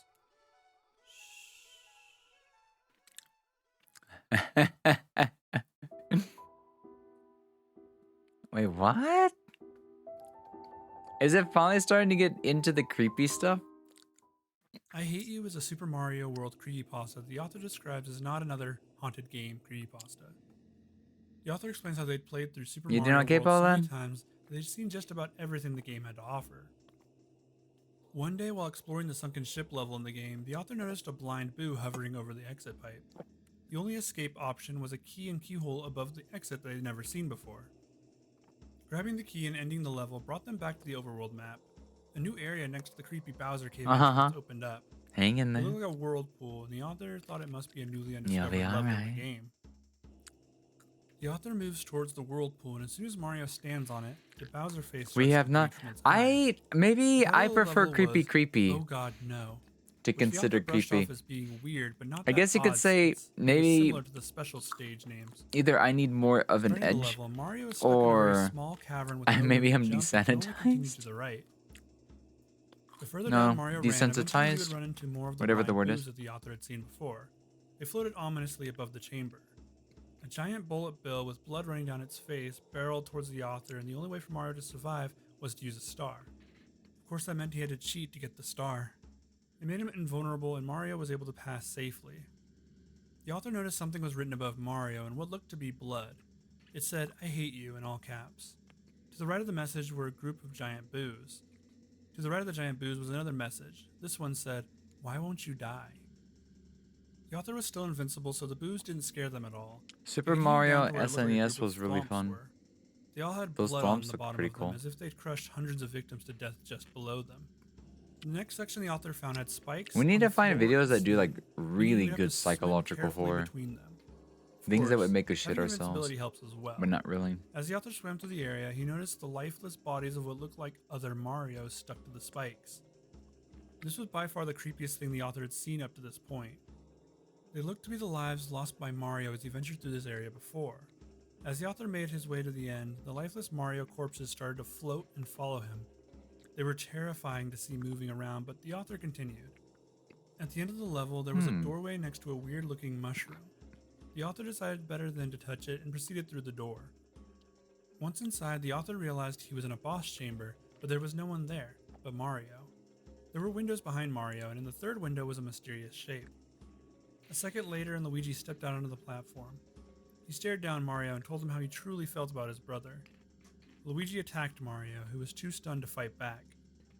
A second later, Mario, in a fit of rage, attacked back and sent Luigi flying into the lava below. Luigi shrieked out a last phrase, Wait, what? "Oh God, no," as Mario cried on the platform, having just killed Thank you his for the brother. head pat, Silly. The game comes to an ending screen. What showing is Mario this? standing next to Peach, and on the far right was Luigi, horribly burned and disfigured. What the fuck?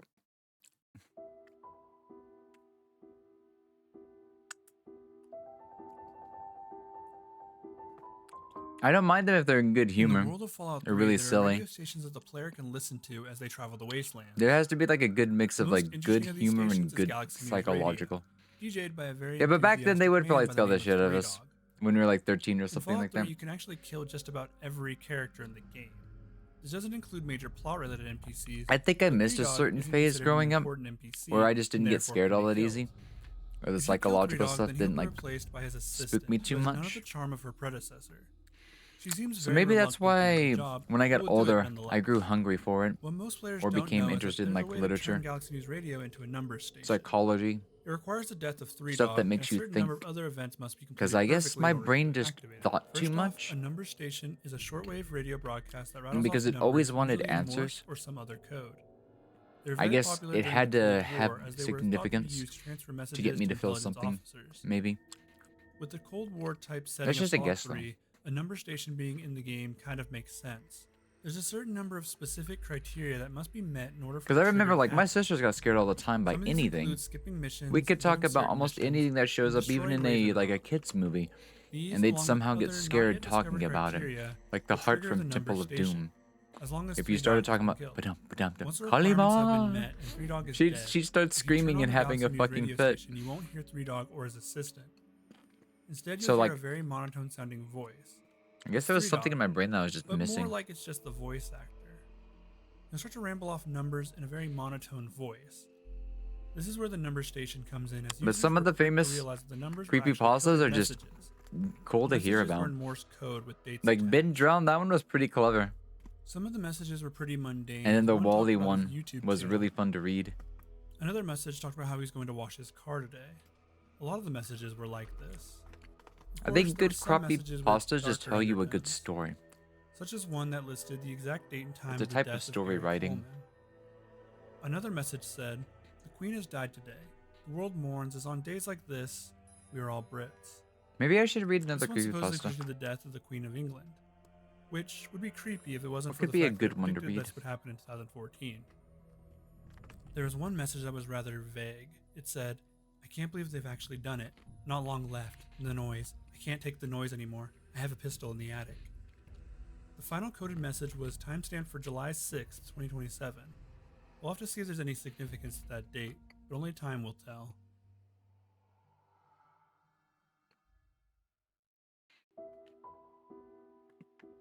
The Luna game?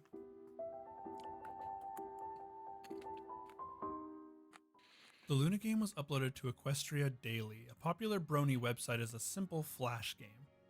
The game wasn't malicious looking in any way, so many would go on to download it.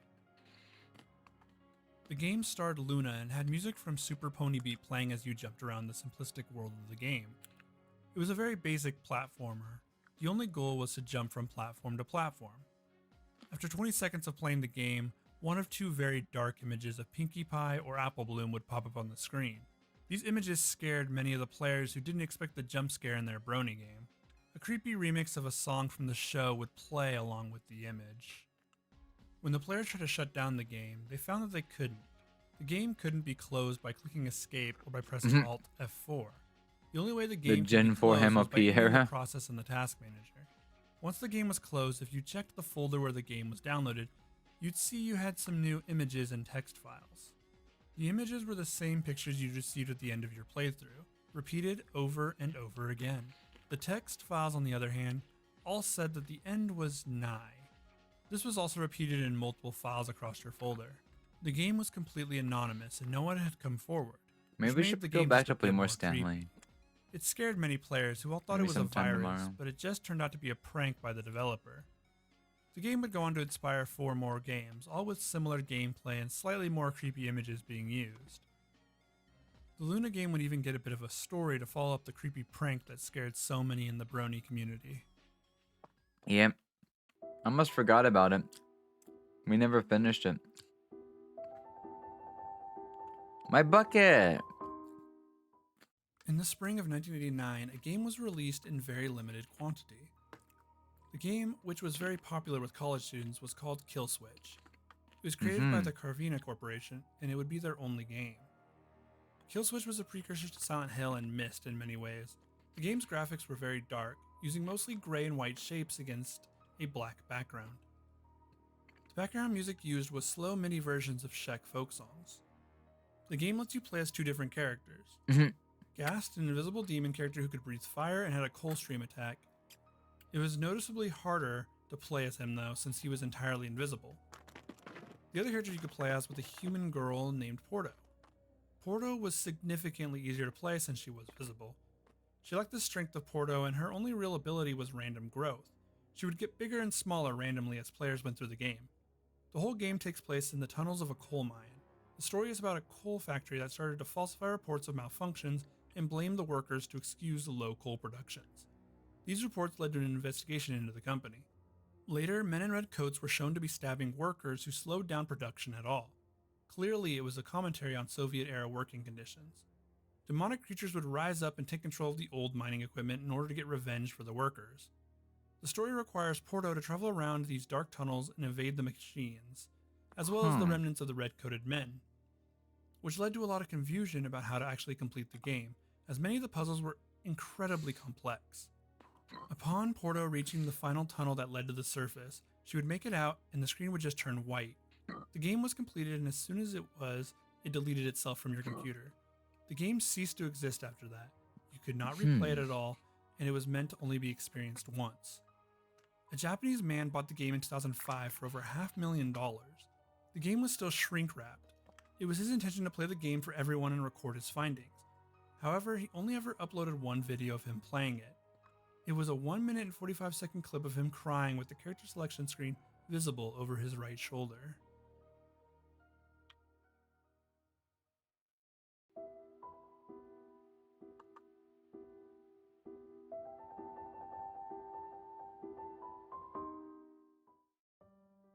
In the 1980s, there existed a character so evil that he was able to kill 2 people after posting high scores on his game. The character in question is named Evil Otto, and he is the most unassuming Time to finish so I can give out the work. Alright. Take it easy, Zing. Have a good day.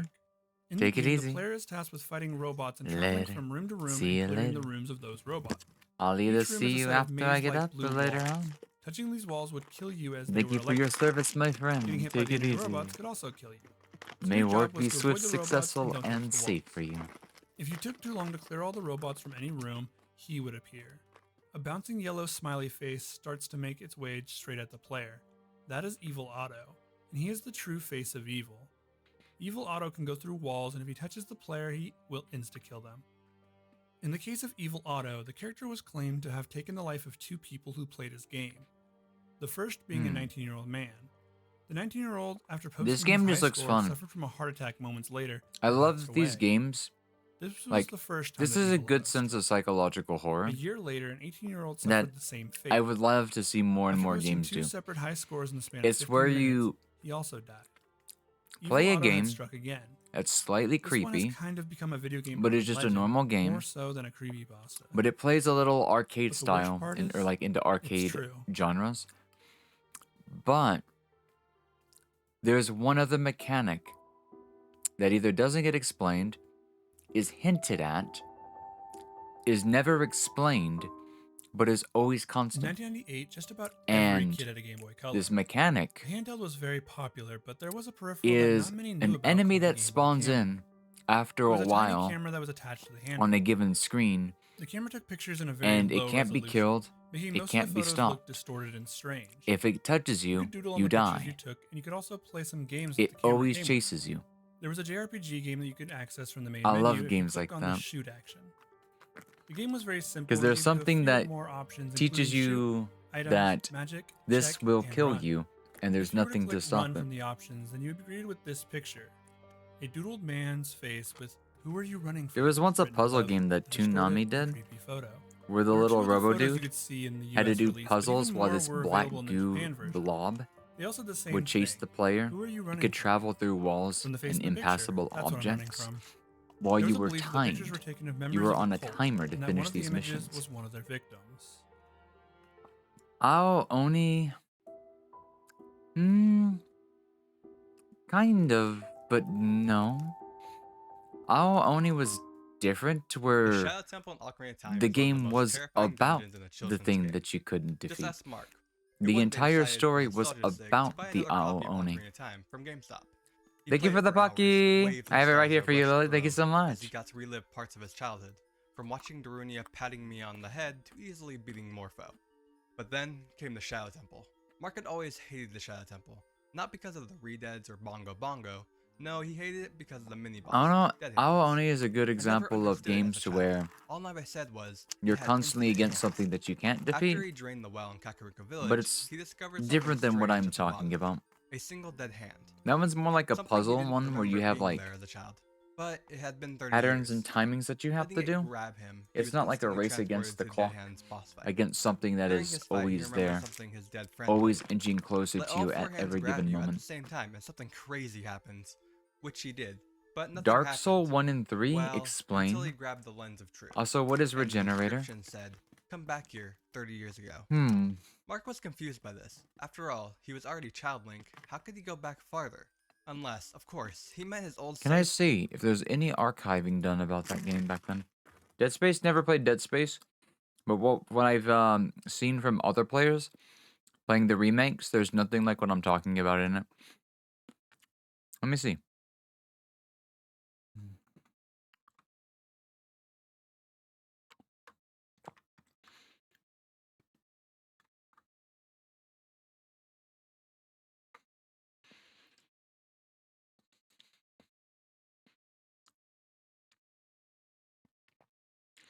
This would be really hard to find.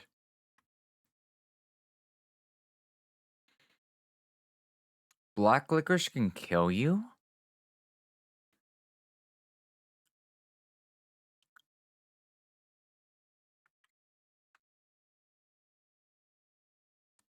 Hmm.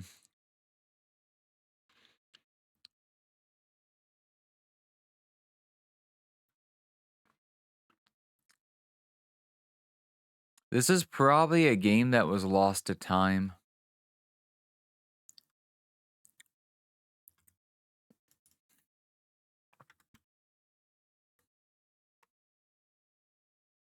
Tom.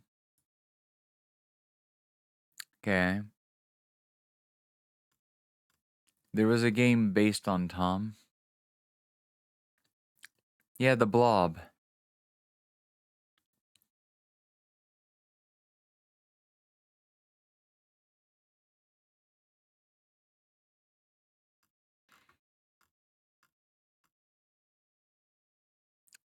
So maybe that's what I found.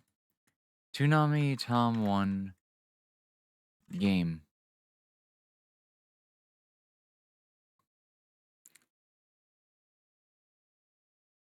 Did they reboot it as another thing? I don't remember this intruder. But if they gone through multiple,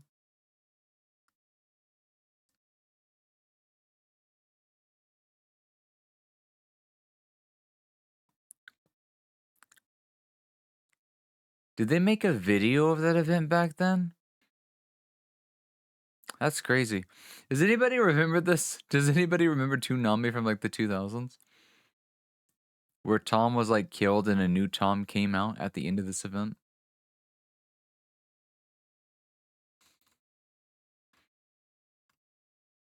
It was a Flash game.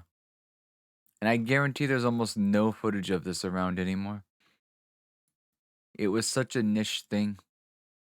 File. Digging through his old stuff again, he found his old copy at the bottom. Selecting file 1, he was spawned at the Temple of Time as Adult Link.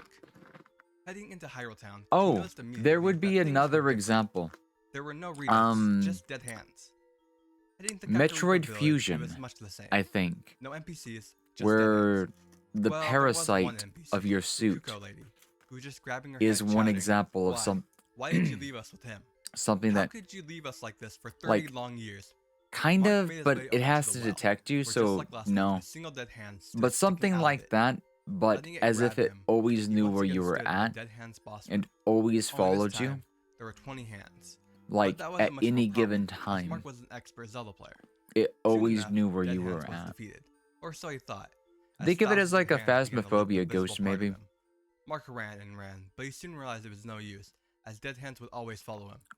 Deciding to stand and The fight Diogen. proved to be a mistake, as Link was torn asunder by hands. Turning off the game, I Mark say to walked stop, but I awake. keep eating Every these night chocolate after covered that night, peanuts. Mark was haunted I'm by literally gonna go visions, through the entire seeing bag. hands press up against his windows. Soon Mark stopped going out and eventually lost the will to do anything but cry.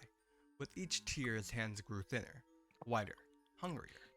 It would seem that Mark's fate was to become one of his nightmares, infinite hands. Now that I think about it,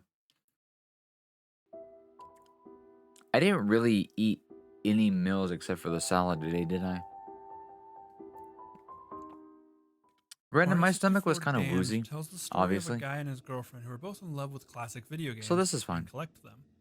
They're pondering over some In of their Super favorite games Past, from their I childhoods did and play a stopped on game the that you were like N64 as their defending favorite from console. aliens They discussed by a which flying games were the UFO, best, and also both decided that Super and Mario 64 bowling, was the best title to release. building for a the lot of console. buildings This that led to the spawn pair tanks deciding they and wanted to such. find a copy of the game. I had a demo of it and spent Luckily like for hours them, in the it. narrator's uncle It was owned a super video fun. game store, Uh-huh.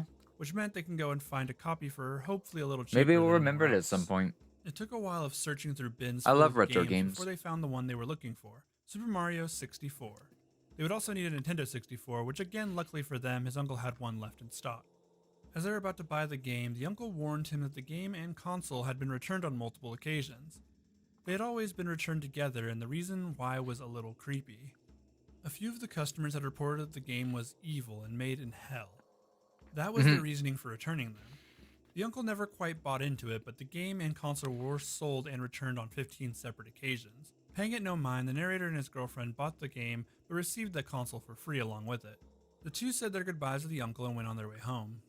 As soon as they returned home, the narrator took out Bought the the console game began and to got hook the it up to console their for living room free. TV. The narrator's girlfriend started up the game while he Yeah. looked through a box of other N64 games. We're doing a She couple of played like as Mario's YouTube face things. for a bit on the title screen before Taking a starting little it up. break today. When she got to But the welcome save in, file Rice. screen, there was How are you already a doing? game save on file 1. I saw the Save rigging's files were all looking good so started but far. empty, with not a single star I think you said you had saved. yet to start adding the Parents decided physics to and delete whatnot, the first but everything file, else and looks that's when pretty the good. game froze on them. How are But you not doing before this a morning? deafening screech could be heard coming from the TV. It was loud enough that they both had to cover their ears. They quickly shut the console off and the screeching stopped. They turned on the console again to find that the first file that they'd tried to delete now had 66 stars on it. They proceeded to try and delete it again. The screeching started, but was louder this time, and the narrator had to pull the plug from the wall. After cleaning the game, which was pretty dusty, they started the game again, and all the Spooky files were spaghetti. empty this time, as a new game usually would be. The narrator chalked it all up to the game just being dirty. The game played normally until they reached the castle doors. Opening them started the screeching again, but it only lasted 30 seconds before the game loaded into Big Boo's haunt. The level didn't quite look right. It looked way creepier than it had in previous playthroughs. The castle now loomed over Mario with blood and rust covering its walls. The sky was now a mix of black and red, and there were new parts on the castle where there hadn't been previously. Actually drinking a The bit, narrator started to move Mario. so I don't want but to as touch soon the as model he did, currently. Something fell from the sky. But I The did pair some stuff stared to in make shock at the screen as they saw Mario hanging Twin from a Toes noose more with 3D cuts all looking. over his body. There was blood all I over got his you, no worries. clothes, but the worst part was Yeah, I that had a Mario's big mouth drinking and last eyes were night on both stream. sewn shut. After the narrator We did unplugged the VR console chat again, for the pair everybody. just sat on the couch for a while And to even had process one what of they'd our just little fluffs seen. join us The for a while, narrator and but his girlfriend decided they should call it a she night. did not know what They she was decided they would getting return the into. It game was in the morning hilarious. once the store had opened. I was so The pissed drunk, narrator, it was lying great. awake still, decided he would try the game again while his girlfriend So slept. today is a bit of a He crept slow into the living recovery room and day, started up the console, because my stomach was selecting the not happy second when I game file woke this up. time. No The narrator got hangover, but more my stomach gruesome was just not scenes of happy. Mario, Peach, and Toad strewn all about the castle. Mario was strapped to a table, and Peach, along with Toad, I were feel both like lying I've heard dead. of The sickening B3313, sight made but the I forget narrator what that nearly is. vomit. The game continued What to is that? show Mario pleading for his life to be ended. Hello, Maru! A dark figure simply known as the Black Mass No floated over worries, to no Mario worries. and began to torture Have a him. good day at class. Thank you Mario for stopping struggled, but by. ultimately could not survive I'm his doing torment. wonderful. The game ends with the player trying to ascend some stairs. I and think my finding a stomach's man much hanging from better, a tower. because like my It appetite took has him a second to completely come realize that back, the man that was hanging was him. and it's not even been a He day had since the received drinking. same treatment as Mario. His mouth and eyes were sewn shut. But before he could shut off the It'll game, still be a few the days body before I double test began to my scream. luck with booze again, Mario though. turned and began to wail at the narrator as well. The narrator then fell unconscious, but not before he saw Wow. the black mass hovering over him. We're starting to get better and better as the iceberg melts. But man, the Pokemon iceberg just got too good We've towards all the seen end. those anti-piracy It's so videos hard that to play before a movie. top The that yellow ones, iceberg. You wouldn't steal a car, would No you? worries, we'll see you Well, later, what Mario. if Thank one you of for those turned stopping by. deadly? That's what happened to our dear author, who one day bought a copy of Mario Party DS from a thrift store. At first, nothing seemed amiss with the game. It played like normal. But then he went to the shop, and Monty Mole said he doesn't serve criminals. In about 15, Before our weird minigames I'm gonna started go to get my play, laundry where and get me Monty some more started water. chasing him. I keep The spree running out of started to water glitch, and today, he got an but anti-piracy that's probably a screen. good thing It turns out that the first store because sold him an I didn't illegal have copy. any like Turning the cans game of off and on, coffee he or went Monster straight to the today. same screen. I'm just trying to Except stay the on characters water. seemed angry. He repeated this a few times with the image getting more Kind of and hard to more explain. creepy, until the characters were gone and were instead in his room attempting to kill him. Breaking Oh, the really? cartridge seemed to dispel whatever had happened.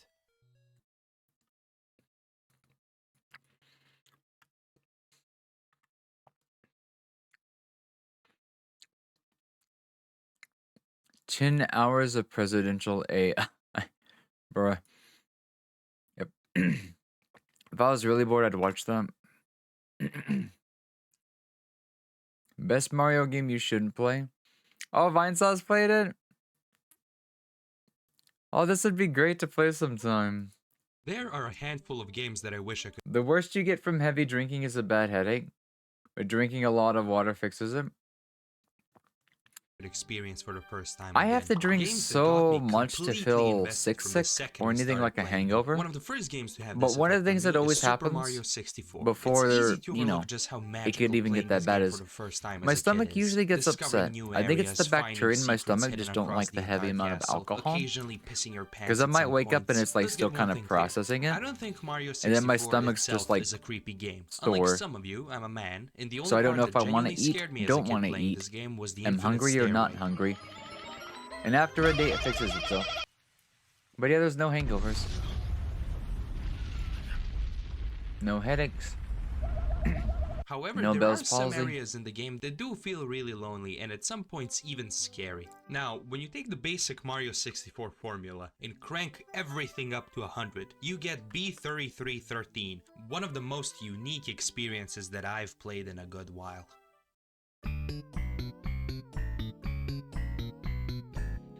Some things to clear up right off the bat. Have a I good wouldn't drink, call though. B3313 a horror I would game, drink with nor you, an but I'm in ARG, recovery today. not even a creepypasta. Speaking If of, you're expecting to be bombarded by jump scares every 10 seconds, or to suddenly have the game's textures have overlaid PNGs of blood on top of them, you're in for a disappointment. This ROM hack offers so much more than that, to the point where finishing it actually seems impossible. Some of its parts are ripped straight from Super Mario 64 Classified, a YouTube horror series made by Greenio, but for the sake of this video, I'm gonna be looking at B3313 as its own standalone thing. To play this, I'm using the Parallel Launcher. I found it to be the best way to play considering I haven't had any problems with lag while playing, and it also has a list of all the stars you can collect. Trust me, we'll be needing this later. Oh, and one more thing. If at any point in the video after this I say the words uncanny or liminal, I want you to unsubscribe and report my channel to the local authorities. Now let's get started. what? Loading into the game, we are immediately thrown in front of the castle. There's no Peach voicing over her letter, no Lakitu brothers. A text box informs us that this is Mario Wonderland, and we can start exploring like normal. Immediately we can notice that the HUD is different from the normal version of the game, and that Mario's moveset has been altered. The third jump is replaced by a slow descending spin, he can't crawl, and most important of all, he can't long jump. Along with all of this, his Aww. voice lines are all from the beta version of the actual Mario 64, and yeah, What I'm the glad that they fuck? scrapped every single one of these. After entering the castle, we realize that much like Mario's voice lines, My it comes from the ears will game's kill beat. me There's playing no this Toad game in if that's lobby the real with us, sounds. and no snarky remarks from Bowser. We're just told that this castle is exclusive to the show, whatever the fuck that means. We can enter through the door where Bob-omb Battlefield would usually be, but instead the level we enter is Cool Cool Mountain, the beta version of it at least. We can collect some stars and that's about it. So far everything we've seen seems fairly normal. This is just a pretty faithful recreation of Mario 64 beta content. After collecting 10 power stars, we can look up into the ceiling of the castle lobby and... Wait a minute, this isn't the wing cap level. We find ourselves on a star-shaped island in the sky. After collecting 5 silver stars, a big one appears, and if I wasn't an idiot here, I would have collected it, but instead I just ran off the island like a moron. No biggie, right? I'll just return to the main lobby and try again. Wait, what?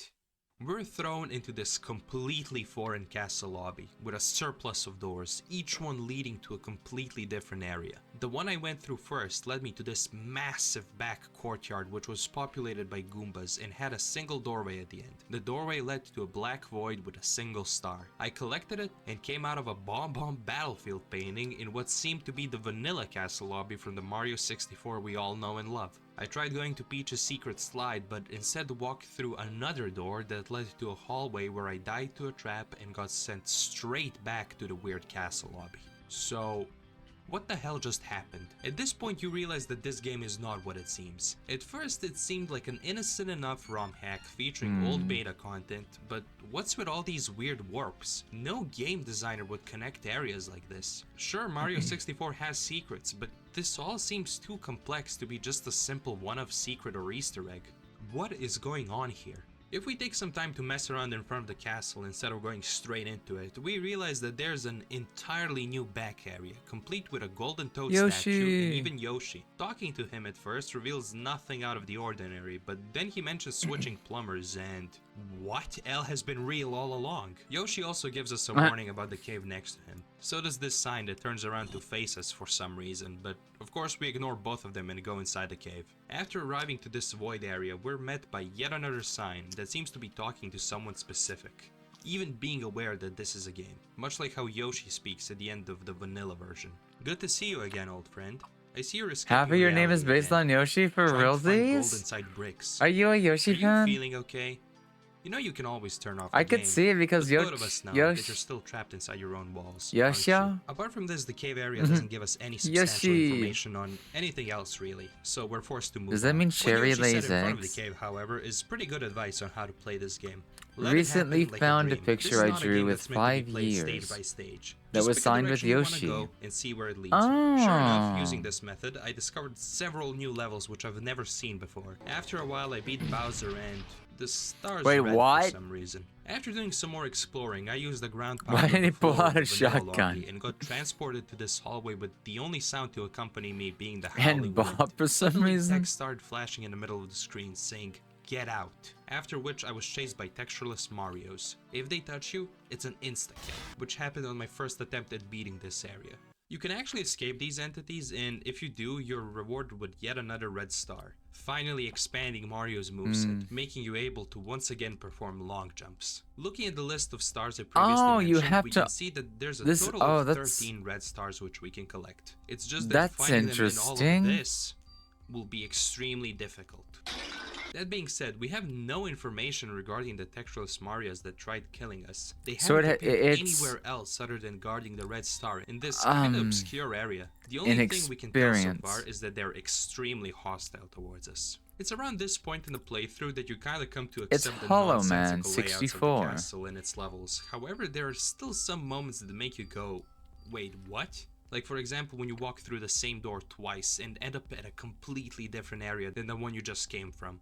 Going into a bit more detail about the levels themselves, sure some of them are the beta versions of the stages we know, but there are also completely new levels that look like they'd fit right in with the others from the base game, and then there are the stages that just look completely out of place. I'm mostly referring to the levels that just have jumbled assets thrown together seemingly at random. Sure, you also have the test stages, but even those are easier to understand than some of the ones you may encounter. A lot of people describe the game as dreamlike, which is a pretty accurate description, but personally I prefer to describe it as AI generated.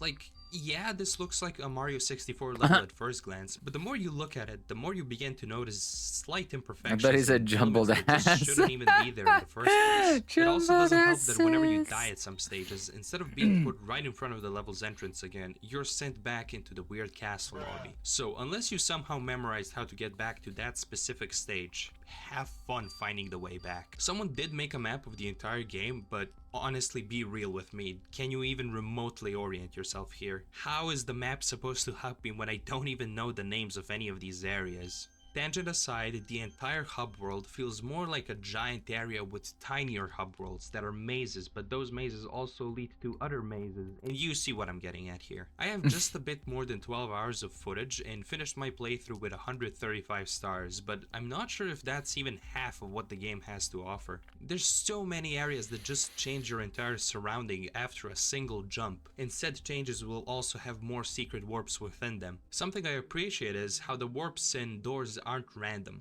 They will always lead you to the same areas no matter how many times you go through them, for the most part.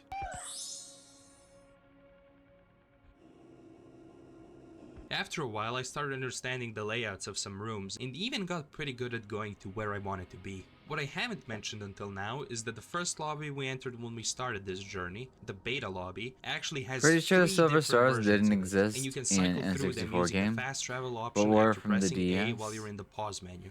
I only noticed That this checks when I out, realized that the 'cause numbers I of the doors to levels played were different very from what I little remembered them being of the when I DS, first started playing. and I don't remember ever seeing them when I... It's little things like this that Oh make you question your my own God. memory and keep you on edge while playing. Ah, In this area, the music Ed suddenly and Eddie, cuts off, what a and I blessed expected show. something to start chasing me, but it never came. There are parts that completely envelop your entire view in darkness with an ominous timer counting up. You scramble to somehow escape, but then you just die. There's no enemy that kills you, no spooky ghosts, just death. These moments are what fill you with Death. dread, knowing that at any point, the happy atmosphere of areas can do a complete 180 and just start being hostile towards you.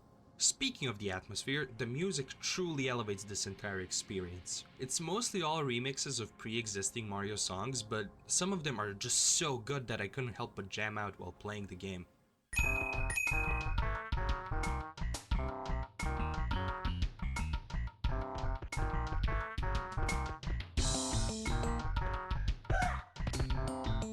Some other things that are worth noting is that certain rooms can become corrupted beyond belief. The music gets awful to listen to, and all the textures just look like they've been vomited on. This sounds like an acid trip. Without the trip. I've also had this thing happen to me where only the painting textures would start getting misplaced in some areas, for, again, apparently no reason. The game is constantly changing, the HUD, the enemies. Unless you're not paying attention, these things can easily fly over your head. Here's the thing about the game's progression. All of the regular stars don't really matter. The game doesn't Sounds care like if you acid. see everything. The The only idea. stars that matter for progressing are the red ones that I've previously mentioned. I accidentally stumbled across the endgame area and found this red star door that I couldn't enter because up to this point I've only collected a handful of them. So let's get exploring. The thing about the red stars is that some of them are extremely obscure to find.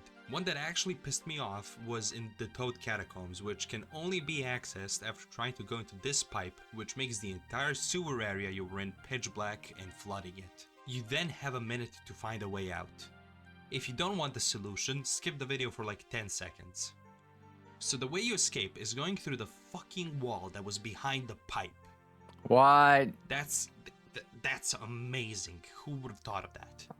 So anyway, at the Toad Catacombs, this toad informed us that all of these Wow. coffins are presumably filled with dead toads. I would have never Who would have guessed? until We I jump to the started coffins raging. and then finally collect the star. 2 of the red stars are guarded by the faceless Marios and this other entity, which is called the Shadow. Considering the only times we see both of these entities attack us is when we're close to getting the red stars, it's almost as if they don't want us to collect them. They're clearly not Bowser's A lot of minions. weird and They bad aren't design. enemies that are supposed to be obstacles. The fact that they both look like an altered Mario model and one-shot you means that there is something else entirely, something that transcends the game's logic. An even more interesting thing regarding the Shadow is that the entrance to the level where you're hunted down by it is placed in this broken down, corrupted area of the castle. This place can't even be described as unfinished, it's just geometry that's thrown seemingly at random. Oh, and also I could be completely wrong about this, but I think this level is a reference to Slender Man. Anyway, after collecting all 13 I was gonna of the red say, stars, we can enter the final level of the game. it didn't a feel like you were mishmash looking of for the enemies and pages, structures from every and I level already that got we've an seen. essence of Entering the Slender warp Man pipe at with the the end, we go through one final gauntlet faceless before reaching Marios. Bowser. He only has 2 attacks. He breathes I guess fire we into were on air the that same falls lines down of onto the logic if they arena, felt and the he need can to go jump that and release far. shockwaves. He teleports to get closer Bonk. to you, which makes it harder to grab his tail. Meanwhile, you're also being shot at by bullet bills that appear in the arena. Throwing him into the bombs 3 times defeats Bowser, but without Mario saying, "So long, Bowser." So what's even the point? We get the Grand Star and watch the game's ending They got cutscene. rid of that too? Except, it's not really the end.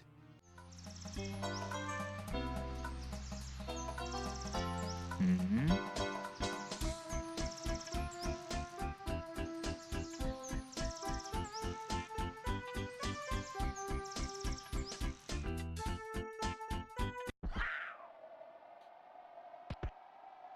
Oh my god, it's Wind We're Waker. thrown in front of the castle again, only with this time fog surrounding us. Somehow this still looks better than the Silent Hill 2 remake. There's only one way to follow, and after going through yet another jumbled area, we reach Dream World, which is 4 challenge levels that you can play in any order. And that's the It's ending. so long, I know, Bowser. it's anticlimactic, but I shut up for know. a second.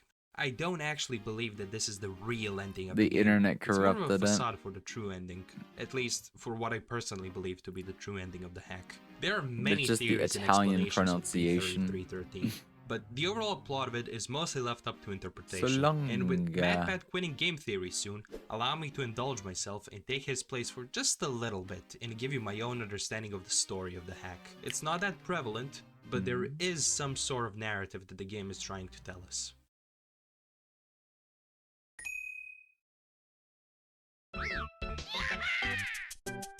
Stop me if you've heard this one before. Every copy of Super Mario 64 is personalized. This is one of the core things that this hack is based on. In fact, as far as I'm aware, the painting textures being messed up and the enemies changing color that I've previously mentioned are both in some way tied to this personalization AI. Hey That being said, it's Dom, obvious that there how is are you something that's in doing? Welcome control on of the in. Good entire evening. world. Something Good that's morning. making an Good afternoon. infinite Whatever amount time of happens to be for stages, you, welcome some that are on good, in. and others that show us that We the AI are isn't that perfect. in low I don't even power think mode, any of the NPCs that watching we meet some are questionable aware of the YouTube AI. In their content, eyes, the video castle game is stuff, actually endless, so Bowser and his minions are just trying to conquer as much as they can, like they do in a icebergs, typical Mario game. The AI and is just kind of constantly vibing adding for the more night while content we to the recover game, to from the a point night of of it actually drinking starting last to night. overwork itself and feeling pain. But yeah, Throughout your haven't seen. journey, Let's you can see the go! flashing text on Yay! your Fuck screen multiple sleep. times, and more But often yay than not, the dreams, places where because the text dreams are the real appears are sleep. also the spots where you see You know, textureless Mario in sleep's the just a shadow. dream. So we can come to the Can't be conclusion real that if the you AI and these two entities are Oh basically god, the same iRobot. thing. One of the areas where we see a drowning Luigi is I accompanied swear with flashing Zuckerberg text had to saying, have been the "It model for the hurts." From what I've robots. seen, people associate this with Luigi actually dying.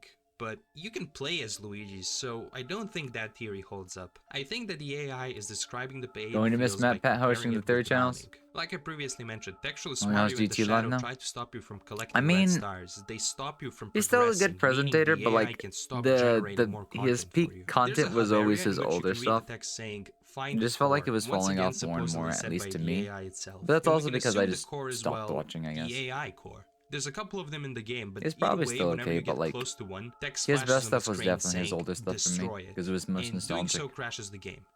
This You is started what to play I believe VR be the chat true more? ending. By Don't know how destroying the core, you website thing stopped all any more of the game to be used on generated. Saturday though. You killed the AI Oh. and finally let it rest. But you can boot the game Honestly, back up again, and doing this, there's nothing that's changed. Everything is still the same as you it left depends if you're By on opening Quest the game again, or if you you're on brought life PC. back into the AI, making it suffer again. This is what the sign in the cave behind the castle was referring to. It was talking to us. I also the don't player. host anything. I'm so fucked in my brain right now. Lou usually handles like the evening And one, reading and I it just kind of again with join that in mind, it feels a lot other more groups and personal. stuff like A that good during the parallel evening to and stuff draw like to the that. story So I would just be kind of roam Undertale. myself In that on game, Saturdays. the player is the one who resets the timeline after every playthrough, constantly taking It's also away the harder happy to endings of all the characters. host while I'm Meanwhile, running a Flowey marathon. speaks directly to the player. I might He look knows into it what's again in the going future, on, but for and right after now, getting the true passive I've standing, not even kept up much begs with you like to not make the hosting cycle scene for repeat. VR In the chat. same way, it's us that are hurting the AI over and over again, only truly beating the game when we finally stop playing it. Oh really? Interesting. Like I said, I was looking at this project separate from any of the other So the Mario game's in 64 pain as long creepypastas as you're or playing the series. So game? if I miss something that's revealed in the Greenie That's Mario hilarious. series, cut me some slack because I didn't watch it. Either way, I'd love to hear your thoughts and theories either in the comments or in my Discord server, but I think that my interpretation of the story is pretty solid for the most part. Or maybe the Oh, game hey, really Ryan. is haunted by the Wario apparition. What the hell do I know? God, I'm your just the guy Ellen who makes drawings Kid are always Rule some of the 34 best jokes on ones. YouTube. Thanks for watching this video. If you Those wanna thick like and thighs and subscribe, whatnot. if not, then Mario's gonna stay trapped in the infinite castle forever. Follow me on social media, there's a link to my Discord server in the description below, and a special thank you to all of my patrons over on my Patreon. With a special thank you to It's Sean, I guess. Speaking of which, I'm gonna start using Patreon I more can't believe we actively watched now, that so whole make thing. But that's interesting that the ROM hack exists. I'm like, I just don't know if I'd ever The get author to vowed to playing never it. play another pirated It game did look again. interesting, but it looked like a, I don't know. Only now realized. There were Ah, rumors no in worries, the no early worries, no 90s of worries. a video game console with extremely impressive graphics, gameplay, and very intelligent Yeah. AI. Any The small console was very rare, announcements? though, with only 50 being in circulation. Maybe stuff related to like VR chat or The just console had a other short list of shenanigans games, are but all in everyone one only seemed to remember place. the first one on the list. Sometimes we play a couple of The game games was in the said to have voice the most chats, realistic graphics or for just any post video this game, and even by that. today's standards. The game had an endless supply of new content and solid gameplay. It was said that the game could almost predict how you were going to play, meaning no lag between the player and the game. The game was so perfect that literally no one wanted to stop playing. The author of the story knows that the Huh? people he talked to remembered that their parents forced them to stop playing and had even thrown out the consoles with the game. The I author don't searched remember for a this while game. after that, hoping to find someone who had more time with the game. After a month of searching, he found two individuals that had vague recollections of the game. They described the game as having a perfect interface. After he questioned further, they explained that the game seemed to have a direct effect on the The player. BGM almost sounds a Playing the little game like seemed to Zelda give the too, player exercise, and the player was able to go without food or but water not for quite. days, like the game was providing them with sustenance. After playing the game for a week straight, they started to notice that when the character in game would get hurt, they would also feel that pain. It started out small at first, but got What? worse the longer they played. One of the players Oh, remembers this a one boss sounds using a whip cool. that was a one-hit kill. The pain was immense Is it from every Friday the lashing he'd received in 13th? game. It was even worse because he had to replay I've the level over and over watched again. some people play They would've that, kept and it playing if just their feels parents and also looks hadn't thrown out the bad, but it's For a hilarious while, that there it were is no a leads thing, following these two like, accounts, at until the all. author stumbled upon reports of people being There found was a dead lot from of like bootleg video game movies turned consoles. into NES They seemed games to have back a then. butchered appearance, It's with many of hilarious. them being found in pieces. Autopsies later revealed that their internal organs had also been dissolved. Whenever they were found, all What? responders would see were the bodies in the bootleg console plugged into a TV, playing nothing but static. Alright, have a good nap. Take it easy, Rice. We'll see you later. Sleep well, and have some sweet dreams. The author I'll was see you playing later. games on the Xbox Live Arcade when he got an invitation to an Xbox Live party chat. The invitation didn't have a gamer tag attached to it, it just said blank has invited you to an Xbox Live party. And when he entered, he was the only person in the party. The author didn't think much of it, as the person who invited him could have left before he joined, or it could have been a glitch in the system.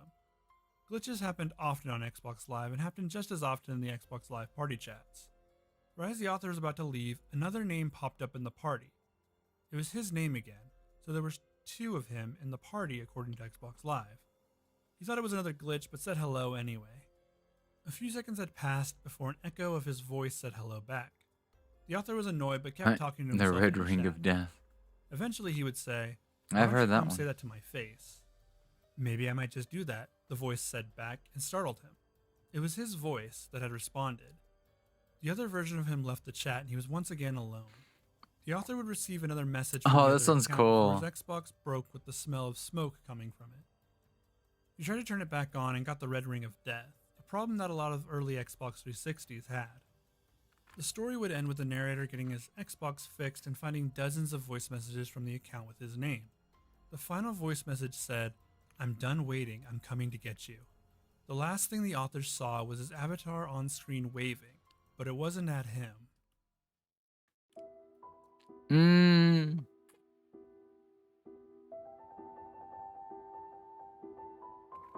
Oh, Hypno's Hypno is a psychic Lullaby? Pokemon that is known for the I ability feel like I've to heard hypnotize this one. others. The creepypasta Hypno's Lullaby is a song written by Hypno using its power on children. The song details how Hypno will hypnotize kids in a very similar way to the Pied Piper legend. He takes the children from their homes with his song and leads them to his cave, then hypnotizes them all together according to the song. The children are then presumably killed. Child And of course, Napper. this is exactly what Hypno does with the children. The song also mentions how he will feed on the nightmares of the families that are going to have to grieve for their children, which might have been Hypno's ultimate goal from the start.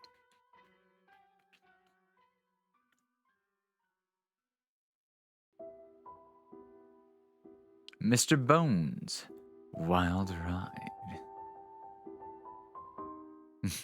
So anyone who's been on the V board on 4chan probably knows Oh about my god, is Mr. it like Bones' Wild Tycoon? Ride.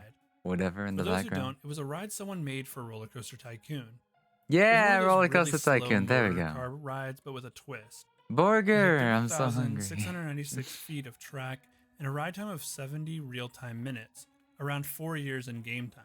In addition, there were these props of a skeleton holding out his top hat scattered around here and there, as if to mock the customers. Needless to say, there were a lot of passengers screaming, "I want to get off Mr. Bones' Wild Ride." Now here's where things get really good. Once a ride came to a stop, the passengers found themselves on a long path that took about 2 hours to traverse. Once they reached the end, they found themselves facing a sign that read, "Mr. Bones says, the ride never ends." The path led straight back to the entrance of Mr. Bones' Wild Ride. There was nowhere else to go. In other words, they were screwed. Needless to say, this gained a lot of popularity on V, and people started making their own Mr. Bones' Wild Ride. I was one of them and made a version with the Ghost Train ride. You know, the one that's usually a huge death trap? It didn't last as long as the original, but it did have a twist. Near the end, it launched the cars into a small shed with a sign on the side that said, Nauseating. "Enjoy your stay." I killed about 20 people with that ride and couldn't stop laughing as each of them went one by one to their graves. Fast forward a few weeks and I was in Busch Gardens on vacation. I was wandering around trying to decide what to Roller buy. roll gun. That's when I See you noticed later a getting ride that lunch, hadn't my been there mom. the last time I visited. Don't want to be rude and It wear my was weird headphones because see it had you, never been son. advertised I and take there it was nothing on the map easy. about it. Take I it figured, easy, what the Lily. I'll hell, see you and later, got okay? mine. Have a good lunch. Surprisingly, the Have a line good wasn't lunch. very long. Have a I only good waited outing. about 10 minutes to get on. It was one of those motor car Oh rides, my which is god, kinda weird Sophie, because they you're already still had playing one all square in the Factorio. park. Why would they open up a second one? After buckling in, I looked up ahead I almost and wanted to froze. call in on There was a Friday. giant skeleton up ahead tipping a hat to me with a sign over Just his so he head can that said, rest. "Mr. Bones' Wild Ride." "No," I whispered. I struggled with my restraints, It's but they almost like wouldn't come 3. off. Is I he begged the sleeping? employee controlling the ride to help, and Like I it all changed the my night? mind, but he ignored me. My car started moving, and I screamed in Wait, terror. hold Up ahead, on. the track stretched on for what I seemed never like got a reply forever. today, did I? I want to get off Mr. Bones' Wild Ride.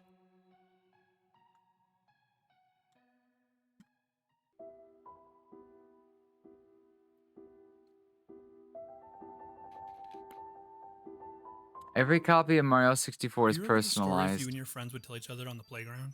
Your friend would say that they Imagine. found a way to unlock Luigi in Super Mario 64. All you had to do was collect every single star in the game Oh and do a few other no, menial is it this tasks. one? Then Luigi would be available. The to play. concept sounded So you great, went but home then that I night was and just loaded up like, the game.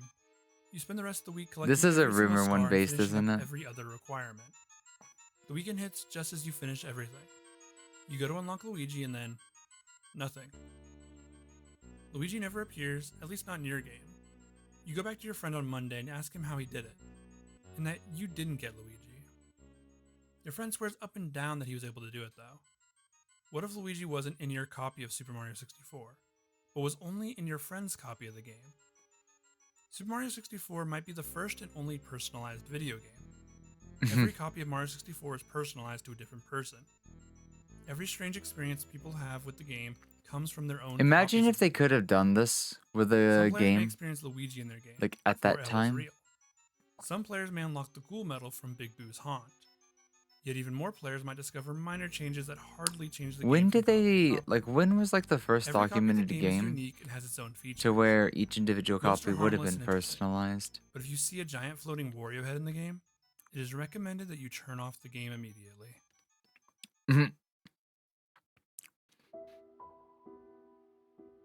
Zelda 64 beta. Zelda 64 Beta tells the story of a Zelda fan who gets his hands on a red Nintendo 64 cartridge with nothing but Zelda written on it. He gets the game from a friend who received it from a woman whose son had gone missing. The friend didn't see the value in it, and so he gave the game to the author of the story. He took the game home and immediately I'm started tempted to playing find it. a creepier The iceberg. first thing he saw was the title screen, just had The Legend of Zelda written on it. Nothing really in the background, no music and no animation. It was eerie for a Zelda game, which usually had this whimsical and fantasy-themed opening. He also noticed how the graphics were actually more detailed than Ocarina of Time, which didn't make sense since it was supposed to be the beta for that game. The graphics were better for the environment, but everything also looked more grotesque and realistic. The author would roam the world until finding a dungeon of sorts. It was well detailed, but the building looked gross, dingy, and rotten. There were blood splatters on certain walls of the dungeon to show where traps were located, something not common for the Zelda franchise, with the whole vibe being creepy and far darker than any previous Zelda game had been. Music began to play inside the dungeon the more he explored it. Moans were mixed with a discordant violin melody that played in the background. The moaning wouldn't loop, and it seemed to change based on the mood of what was happening in the game. The author goes on to detail a fleshy face built into a wall. He had to attack it until it died, and once it did, a door opened behind the face. Soon after, he realized he was in the tutorial of the game and had yet to see what the game truly had to offer. The world seemed to expand the more he explored it. Each time he restarted the game, it would have a different layout. He would get lost exploring the areas he felt familiar with every time he loaded the game. There were monsters that were just arms that would come out of the wall and throw him straight into traps if he was caught. Other monsters in the game were similar to what they would be like in subsequent Zelda games.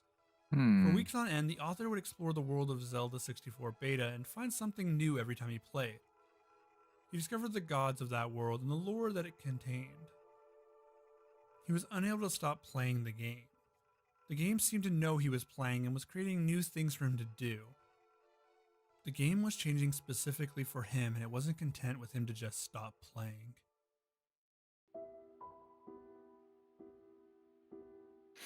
Hey, I think I know Creepy Black. I think I remember this one.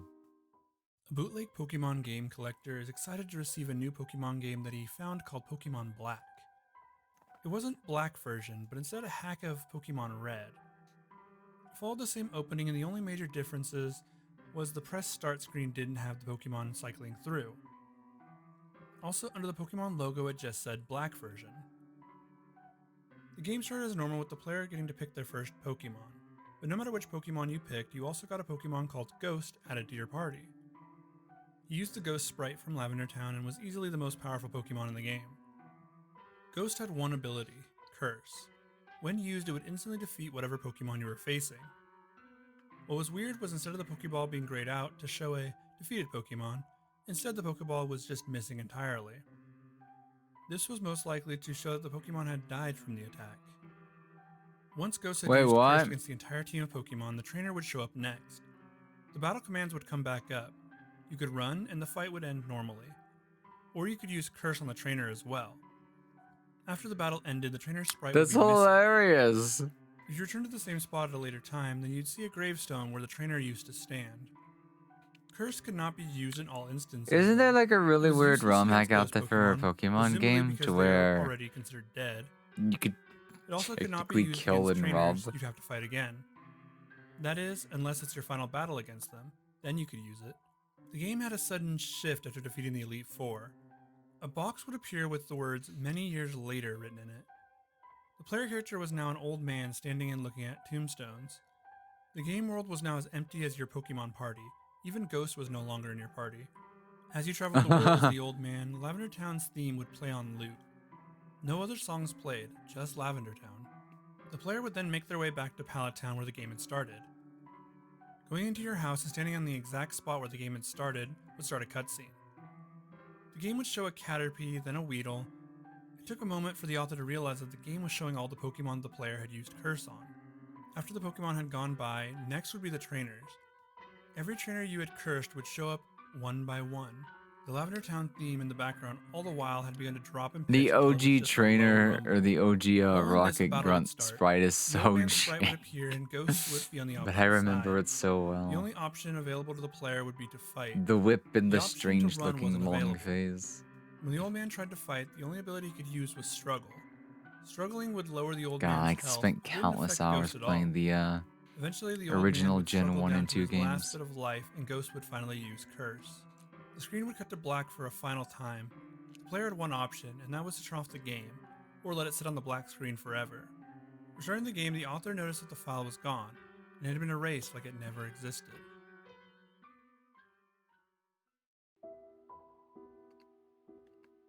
Little Lamplight. Little Lamplight is an alternate story of how the Wanderer, the main character in Fallout 3, was able to access the vault in Little Lamplight. Little Lamplight was a settlement run entirely by kids.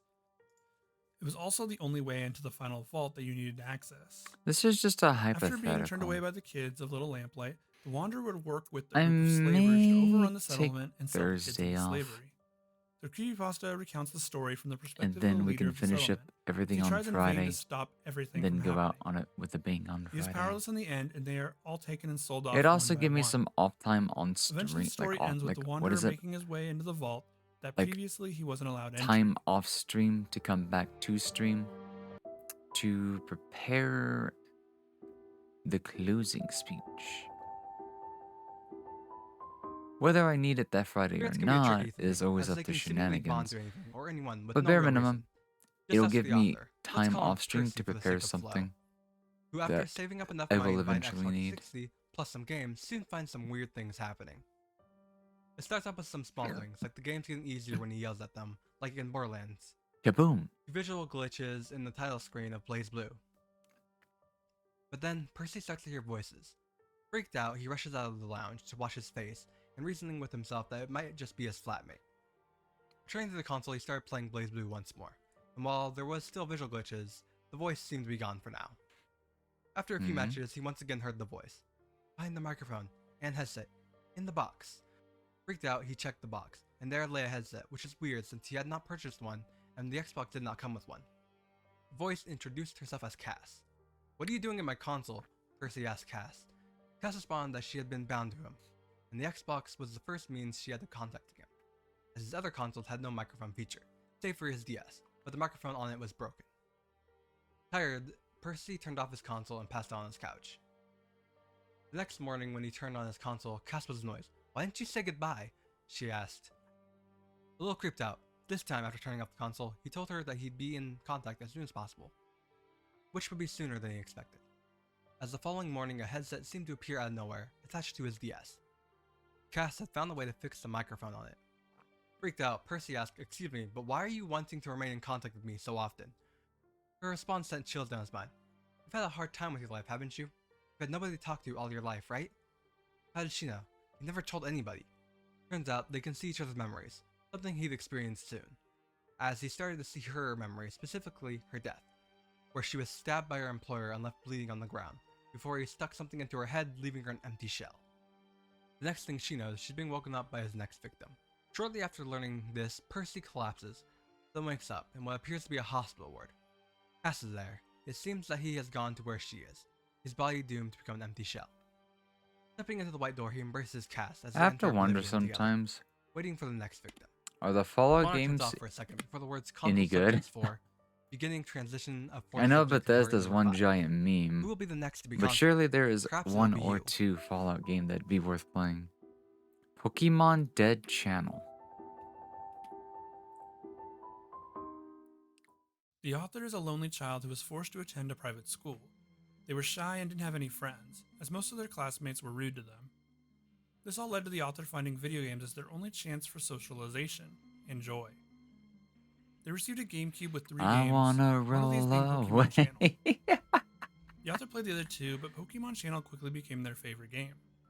The author Wait, would why play do I it feel every like I day. remember this? She would run around with Pikachu, watch TV, and play minigames.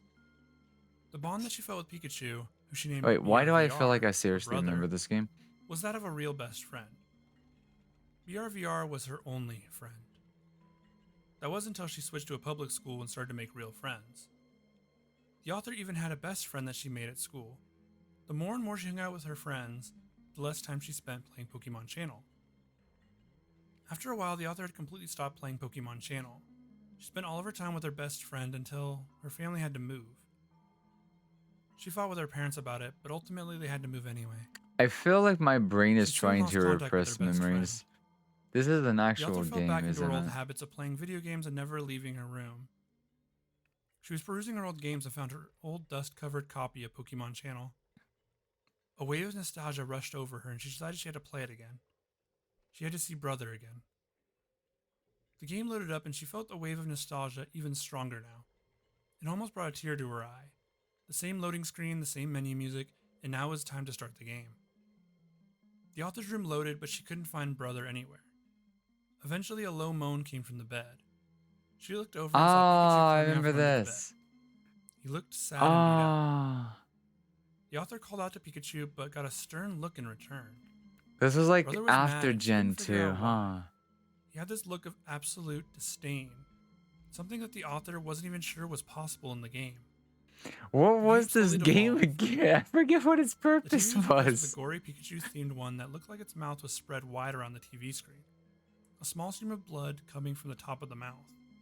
It was frightening and definitely not part of the game originally. The wallpaper in the room has taken on a creepy design that made the walls look like they were covered in dry blood. A group of morbid-looking Pikachu dolls, called Pikachu Doll Z, were placed all around the room. Brother showed the author around the world that was now submerged in death. The dead body parts of Not gonna Pokemon were lie. strewn around their garden. I'm tired, but I kind of want to go back to Brothers seemed to Arceus. relish in ruining the world that the author used to love. That game's just too The good. game ends with Brother telling the author that she left him alone for too long. The screen fades to black with the face of Brother staying on screen. When the author turns to look away, she sees a Pikachu Doll Z sitting on her desk.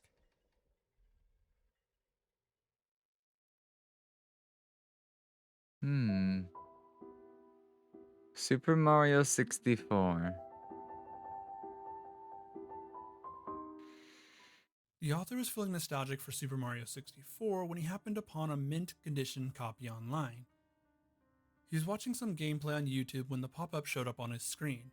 He was of course weary of a random pop-up, but his nostalgia took over and he bought it. The buying process was also very strange. The message he'd received only asked him to send $10 to an address the seller had listed. Once he'd received that, the author would be sent his game. Once he'd sent off the money, the website seemed to go offline. His game arrived a few days after he'd sent the money. Of course, the offer was too good to be true and it wasn't a mint copy of the game. In fact, the front cover had been entirely removed, and instead a piece of duct tape with Mario was written on it crudely. The game luckily still worked and the author was relieved. He booted it up and got to the opening screen where you could mess with Mario's face. He moved the hand around and started to morph his face in a funny way. Just as he did this, Mario's face began to distort in ways he never thought possible. Random sound effects played and a faint voice speaking Japanese played in the background. The person seemed to be stammering and on the verge of tears. The author restarted the game and skipped directly to starting a new game. After loading in, the game skipped a lot of the intro and just put Mario inside the castle. There was no music, just dead silence. There weren't even any toads around to talk to. The portrait entrance to Bob-omb Battlefield was just a stark white canvas for some reason. Once the author entered the portrait, the image suddenly went from a blank canvas to the Lethal Lava Land painting. The mission select menu came up, and instead of Big Bob-omb on the summit, the mission was called Turn Back. Once the author entered the level, it all seemed normal until he saw Luigi. Luigi just stood there until Mario approached him. Luigi took off running at a crazy fast speed. The author chased and picked up coins along the way. As the author picked up the coins, the game seemed to change around him. The colors were more mute with each coin, and everything was just a little darker. As he picked up the 5th coin, all the enemies dropped to the floor, as if they'd all simultaneously died. Mario chased Luigi up to where King Bob-omb usually stood. At the top was a very out-of-place looking cottage. The walls were worn and old. It appeared so stark against the background of the Mario world. As soon as Mario entered the cottage, the door slammed behind him, and for a brief moment, an image of Oh Luigi fuck! appeared I on the forgot screen. about my laundry. It was Fuck, Luigi fuck, hanging from the that's ceiling, bad. That's really his lifeless bad. body swaying Look at that. slightly from side to side. Mario then fell to the floor and cried for 5 minutes straight as the screen went to black. The screen came back to Mario slumping out of the painting. The painting now showed the same image of Luigi. Across the hall from the Luigi painting was something that scared the author a lot more. It was a picture of him and his family, a very recent photo they had taken last weekend. The author tried in vain to turn the console off. He even unplugged it from the wall, but nothing seemed to work. The screen still showed his family, and it seemed his only option was to enter the new level. The author took control of Mario and jumped into the family photo. A mission named Run, Don't Walk came on screen. It was the only mission available to him. The author was plopped on some platforms and had to run from a giant blob that chased Mario. He kept running, always staying just slightly ahead of it.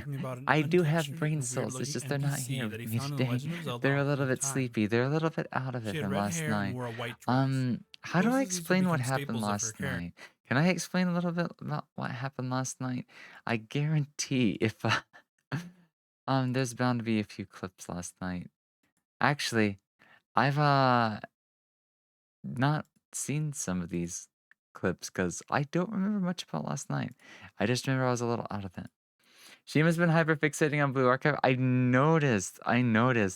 I've played it once before on JP, but I think Yoastar is publishing the EN servers as well. Correct me if I'm wrong. So I'm kind of like, I was always tempted to get back into it, but it's like I never have time for like gacha games these days. But Blue Archive is still a really good one. Yoastar has always been a really good publisher. So it's just like you get to have all your favorites and whatnot, you know? Now, I could name a full list of them, but if we could only pick one, mine's Hoshino. Something about just her calling herself like Oji-san, this fighter being like really small build, but she's like 17 or something like that. There's also Mari, which funny enough, I feel like a couple of people always DM me. It's like, hey, is this your character? It's like, hey, I found an image of you. It's like, no, that's not me. That's Mari. So my favorite is no. Mari is the fox girl that doesn't have the fox tail, but she always wears the sister outfit. But it's just like, it's so full of like all these cute and funny girls. There's Mitsuki, there's Little Shun, there's the list goes on and on. Is she actually a cat? I've been told wrong. I've even seen her show up with the tags for fox here before, and I never thought anything different. She's a cat. Oh my god, okay. I'll keep that in mind. I'll definitely keep that in mind. Thank you so much. I would have never had that corrected had I not known. Hello, Yocho. Welcome on in. How are you and Sherry doing? J Ritziana Baritzi, thank you so much for the follow. And welcome on into the stream. Thank you, Wolfie, as well for the follow to the channel. Let me see. I am in the process of trying to find clips from last night. We've got a couple of them. But like, I'm almost might have to go. I kind of want to watch that part of the VOD again. But it's like, is it really too, like, it's not too, what is, my brain is literally having a, like not much of a meltdown. It's kind of like, the day after drinking too much, my brain just feels small. My brain cells feel like they've taken hiatus. Let's see. So if I can find it, that would have been this VOD, I think.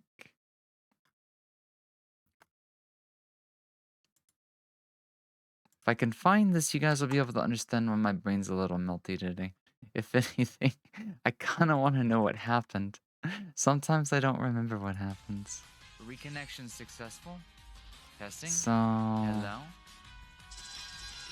Let me see. It was before I went to sleep. Did anybody else? Yeah. Also, snipers be ready. I'm worried, but at the same time, I want to see. That's a really cool party trick. Oh, it hurts. I don't mean my. Oh dear. Locked. So it is good. Is my wrist working? VRC. This is gonna be bad, isn't it? It does, but like, there's ways to set it up. But God, if I had all the time in the world, I would totally play Blue Archive again. I've not. That game is just. The girls are just too cute. So because the concept is just so simple, and I really don't mind the. I never made it something. What it's kind of like. I don't know how to describe it. So like, what? The words for it, like, it's not like so much auto battler as like Princess Connect was. My camera has. There's a little bit more strategy to it, and I liked it for that reason. Yeah, my camera just. I forgot why I stopped playing it. Move by itself. Because I didn't even have that bad of luck. Also, I had a lot of 3 stars without ever really spinning it on it. I remember something. I got Hoshino super early, so I played it for at least like a month. And I point, the camera goes the other way. But I feel like if I had started a lot of these games on the I think what it was is because I had started on JP, I didn't feel like picking it up again on EN because I didn't bind my account. Pose. And I think I did have it bound, but like, if I remember correctly, this was when the Twitter API thing was going on. and I think I Oh, disconnected you a wanna lot get of those that out? accounts. I like gun ASMR. But yeah, I Now, the other I problem still that I need to adore do like all the is art, all the things that I see long about it, videos and press, whatnot. But the story itself is good. track self. I need it to go. It Okay. needs to be down one click. At some I point, need I to may look just at my have to go and chest, like watch like a 'cause that's the compilation best of it on place to YouTube or track, something so like everything that. else stays on the screen. Or there's a small chance that they could bring out an anime in the future. Low chance, but that'd be really Man. cool if they did. I should get a second drink. So the but main I'm also like, story, I would should I think get it a would be second? good, and the reason why is because they have a lot of like rich world building. They pull on a lot of like man, stuff guys, I from miss you guys. different I miss you mythologies. Like let's talk about like guys. Hoshino for I'm just waiting example, on the accidental Horos, flash. and Define I don't flash. know the full What do they lore mean, like a dive on camera her flash? character, but I never Like, understood what the short hair version of her was take a either. picture of my cute owl But I'm waffles. pretty sure Yay, the fact there's that a I don't know flash. implies that Flash of there light, is a flash of rain, lot flash of of story. Hoshino. get water. She Water? is like, What's water? what was her code name? Like Karin? Eye of Horos? Yeah. And then there's like Axie is this totally using short hair a- version of her, What's it called? something like that. I think she Is was it like me or is the based on some exposure sort of too figure bright from here? Egyptian mythology. Yeah, the short hair thing. I think that was like kind of related. But like, It sets a oh, this is when I couldn't hear Oh. Ashley's voice because somehow someone was like saying In they a could lot of hear her, worlds, that but the actually problem works was well. my audio But wasn't this world routed is like correctly until we figured it out. So she's just bad kind of for there in the video, like I can I hear can her, but do nobody could. It was funny. is do things manually. It's literally coming out in the next chapter. Oh my god, Chimo, you're 'Cause gonna have to I'm tell me all actually pretty about that decent when when that it comes to happens. I'm such a sucker photography for stuff. Hoshino. And if It's that just hadn't gotten until I explained know and what now it's going changes to get want, explained, that means I people let are the going to be program do talking it. about it. This People are looks gonna so know much about better, it, guys, and right? I am Right? going to want to A know little bit of about it. orange, a drop in. Ashley still shows up. It's because you're blonde that the white Oh my filter god. is. My dumb drunken Hmm. fox brain, can you fix the audio? Okay, let me try that. Yeah. There she goes, there she goes, there she goes. Just the turn of defeat someday. Iana's a I've few never months heard it behind. No, she's not. Okay. She's just cute 24/7. Gotcha, gotcha, gotcha, gotcha, gotcha. Are You like you the going to tone? masturbate to cartoons? No, but we might listen to. Ashley, I had a whole please. cup of you, and now I can't. think Ashley, straight. please.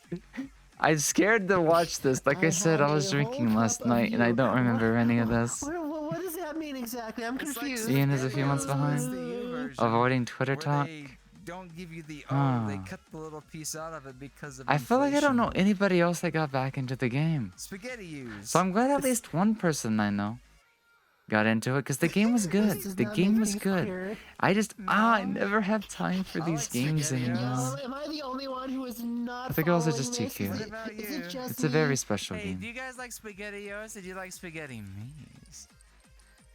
You feel that? Ah. It's your issue with the Genshin story? E-I-E-I-O. Oh, have you been Really don't know what following she that said. one?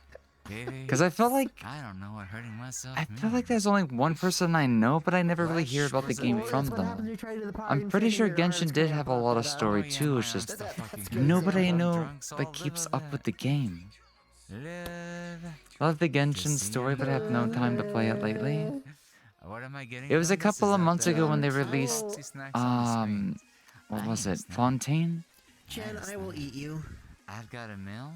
And I Yeah, bet I Alex, can, you're the one I was thinking of that was keeping up with Genshin, but I hadn't heard too much about the story.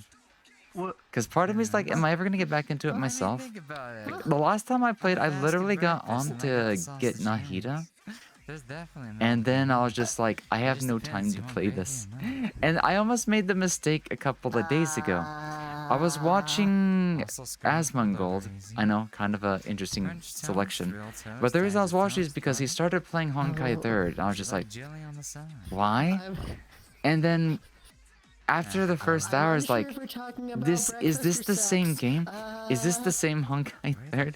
Because I hadn't played in a while, and I was just like, this is so different. The story, how does this even connect? I went and downloaded it again, and realized that I played on C.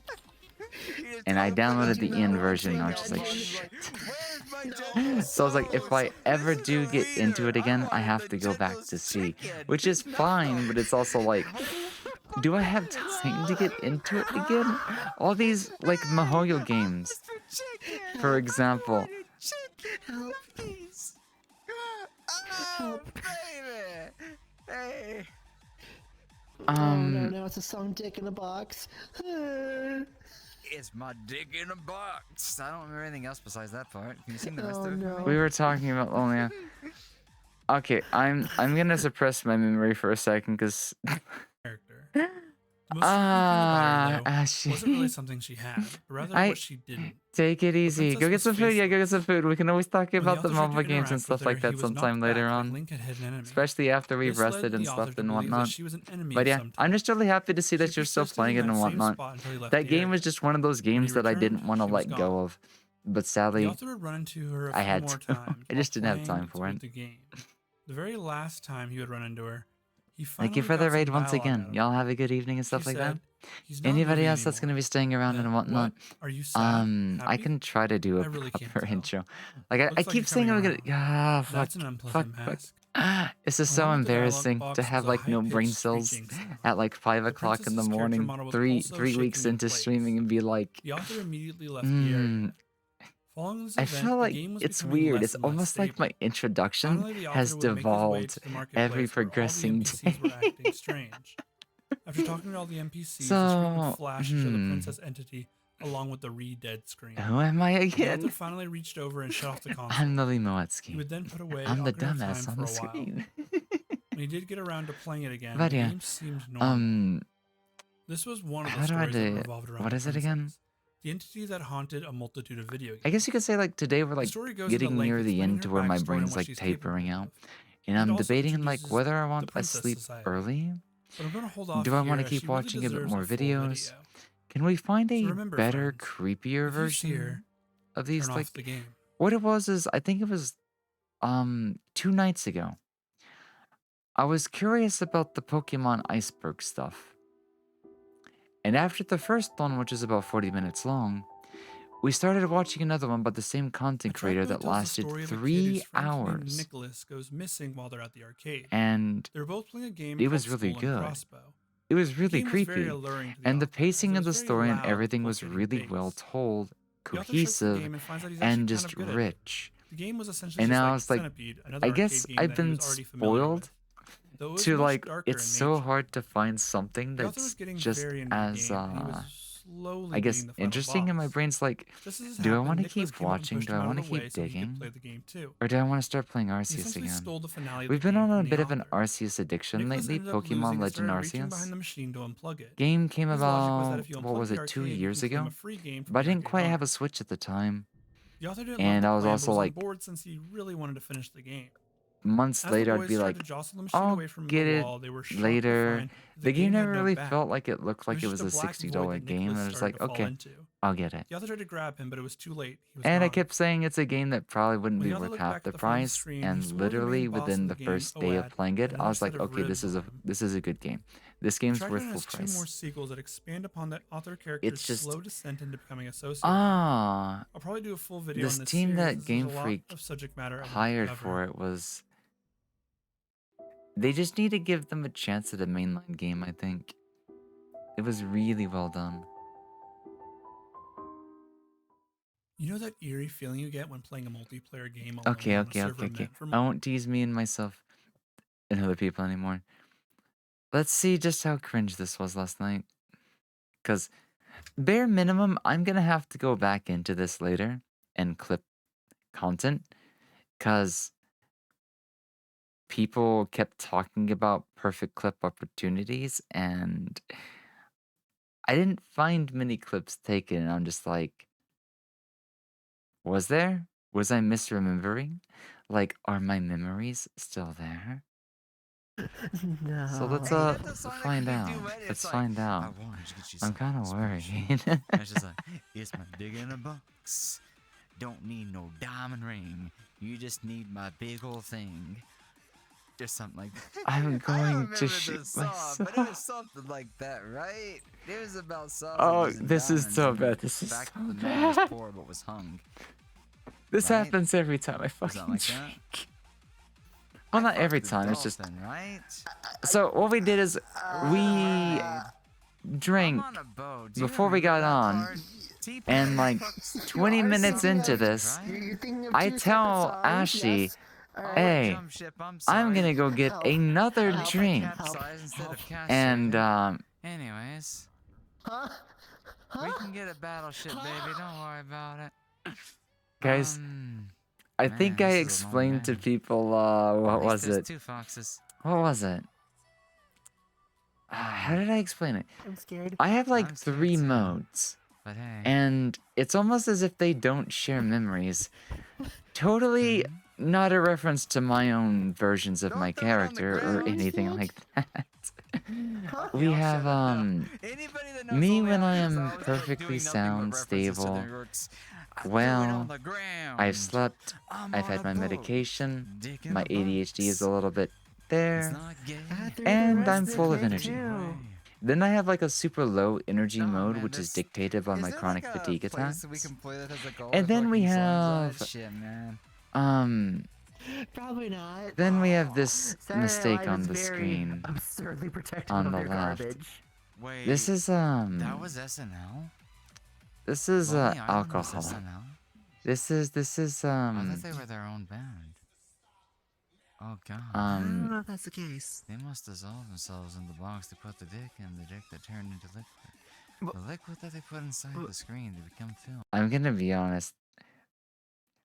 I'm so tired that watching me from last night is hurting my brain. Instead, we could. Hold on, there's something almost as equally cursed. So last year was a similar situation. Okay. For context, let me explain. We are in the middle of our 2-year anniversary marathon streaming or whatever the hell this is at this point. We are 3 weeks deep into consecutive streaming and stuff like that. And we just live inside each other's screens for multiple hours at a time. I want to say roughly 12 hours worth of streaming on any given day, back to back to back to back. We play games, we talk about life, we laugh, we drink, we cry, we play games together, we play games alone, we watch silly YouTube videos, we watch Hugbees, and yeah, very, very interesting content creator. But basically, we experience life through each other's screen for day after day after day. And last year was a little interesting because after looking back at the VOD, I realized I could divide the content into 3 types of content. 1, my normal self. 2, me who drank too much back then. And then 3, me who was recovering the very next day from drinking all that much. I guess the one way I could introduce or describe my channel these days is I'm a bit of an experience-based streamer. And anytime somebody shows up, it's always kind of like a different episode. It's like a drama. It's like a horror. It's a mystery. It's a psychological torture. Flipendo. What am I saying? Don't worry about it.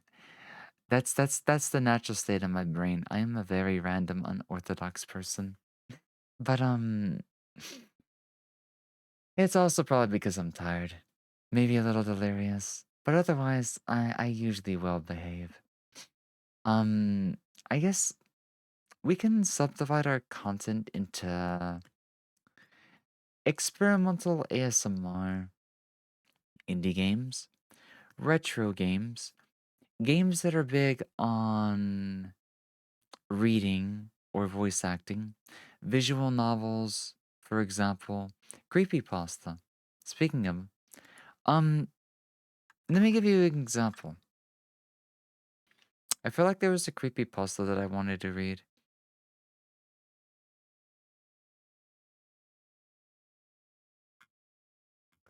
So to give you an example of like what I guess my reading voice and stuff like it is. Let me get a bit of water.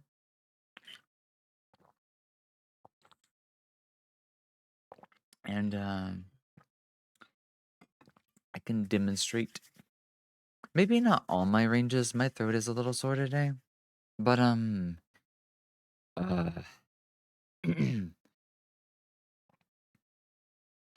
let me see if I can bring out my normal voice for a moment. I know. So you're gonna be like, who's that? And I'm just like, don't worry about it. I do this all the time. It's one of my favorite pastimes. To where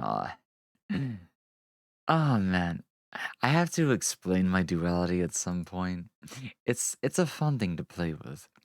Because I guess I've like within the past couple of months, I've what is it? I found this weird way to kind of like twerk certain muscles of my vocal box, and it produces a variety of different voices depending on how I go about it. And it's made reading, especially like games with narration and dialogue, kind of a fun experience. So, yeah. Next month we get the last bit of Fontaine, and Father Arlecchino. Mommy Arlecchino. Is that like an Italian thing? Part 2 is all about characters in a story on Mars. Oh, you're playing Honkai Impact 3rd? Oh my god, Metagako, at some point I might have to catch up with you. Cause I was watching this and I'm just like, who is this character who looks like who not what's her name? Fuha?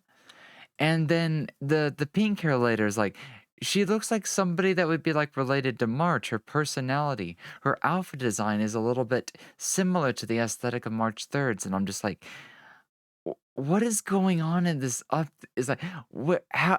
Because I'm very behind.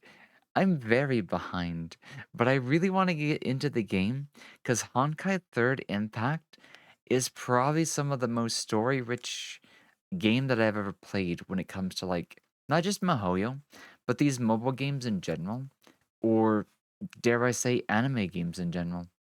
It's it's so good. And I'm like, if there's one game that I ever have time to ever go back and sink into fully, it would be Honkai Third Impact. That game is fucking phenomenal. Like, holy shit. That's definitely MiHoYo's pride and joy. Everybody in part 2 is new. You don't need to finish parts 1 and 1.5 to get into part 2. So here's a question. If it's called part 2, are they actually making a Honkai Third Second? Or is part 2 meant to be what people were rumoring about? Are they actually making a second, or was it just hype and rumors regarding part 2?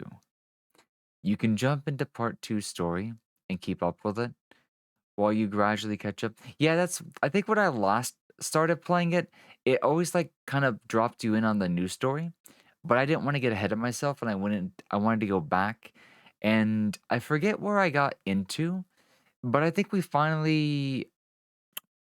think I got like a few chapters after what was her name? Himiko's death. That scene was epic. That scene made me like give me like shivers and stuff. But the funny thing was, we got really busy, distracted, and we kind of forgot about the game afterwards. We got to such a climactic point in the story, which was still really early on, all things considered, and I lost track of the game. Let's see. Yeah, Alicia. No, wait. Is it Alicia? I feel like Alicia was another character. Part 2 is a whole new sequel story, ham-fisted into thirds instead of being a separate game. Okay, so there is some connection. It is Alicia? Then I need to play the game. I need to get caught up, because it's like so much is going to happen that I'm going to get so lost that I might not go back to actually pick up the game. And like, part of me wants to know, how much do you think they'll ever reconnect from Star Realm? And like I want to know more about Walt's just story in general.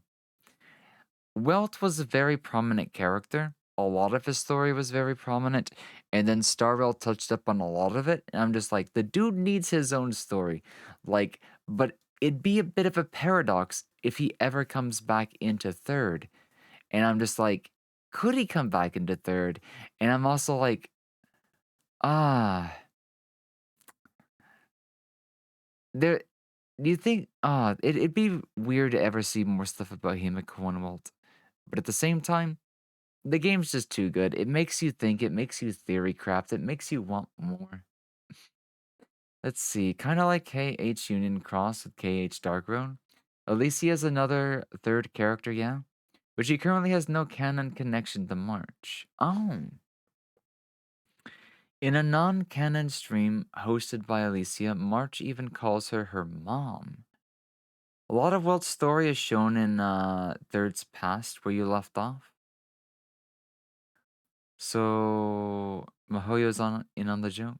Pretty much his whole life is known. Yeah, that's the best part. The dude's such a Giga Chad.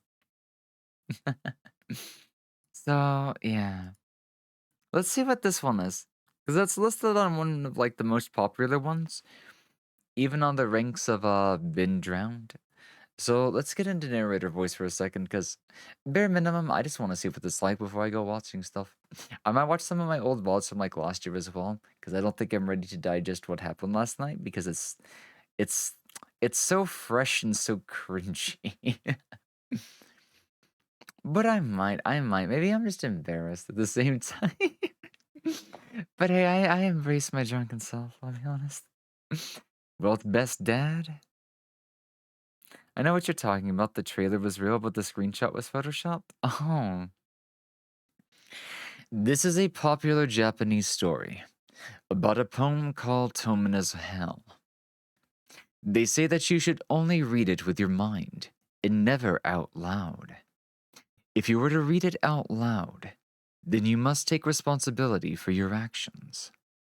Tomino's Hell, Tomino no Jigoku, was written by Saijo Yaso in his 27th collection of poems, Sa-ken, or Gold Dust, in English, in 1919. It is uncertain how this rumor started, but a warning states that if you read this poem out loud, tragic things will happen. It is similar to a curse. It should not be compared with the common "you'll grow taller" myth, or even "my parents died." Does this give you a sense of how dangerous it is? This story used to be a very popular one in 2chan. I've not heard 2chan mentioned in so long. And there were many people on the site taking pictures and videos and posting them as proof. Many users said that nothing happened, but there were also many posts where the user did not come back to post the results. I think that's scarier than someone posting that someone else got sick or passed away. But if you were to read this out loud, it'd be better to read it in Japanese rather than the translation. Welcome back from lunch, Silly. Thank you for the headphones. March is not actually in that trailer. Oh no! There's still Miss Pink and little Miss Pink connection. Those are just Alicia's nicknames. But somebody in SR, Starvell, called March Little Miss Pink, right? Did they really? Aw. Oh, that would have been that. Oh, there's been some gaslighting going on. That's so good.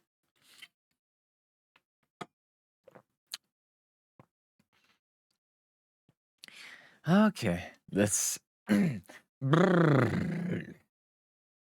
Sometimes it takes me a little while to get back down here.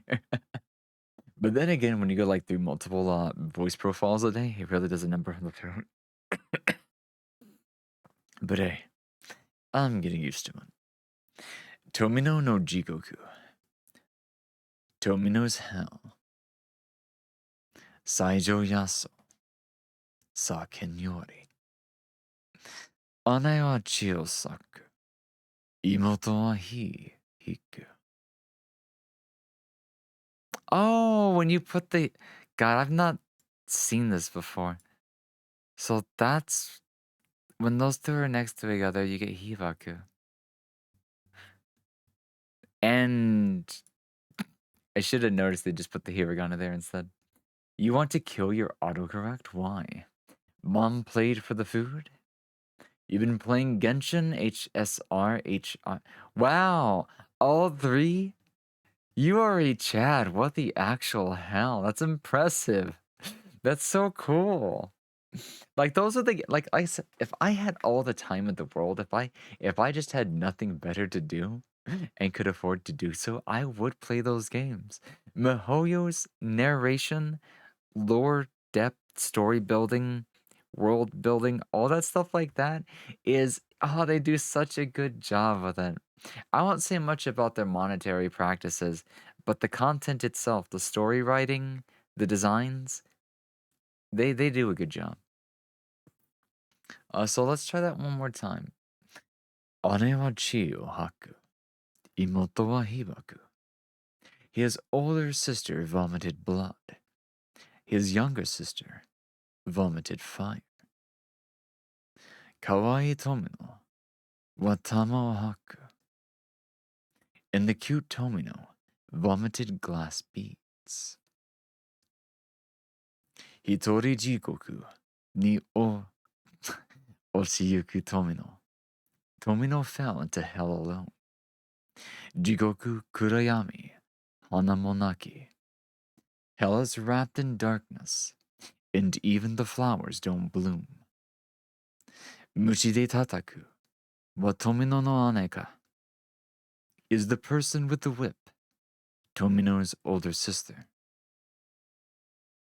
Muchi no shubusa ga kini takaru. Kini kakaru. Trying to read Japanese while my tongue's fucked is so funny. I should just do the what is it? The gaijin speak. I wonder whose blood is on it.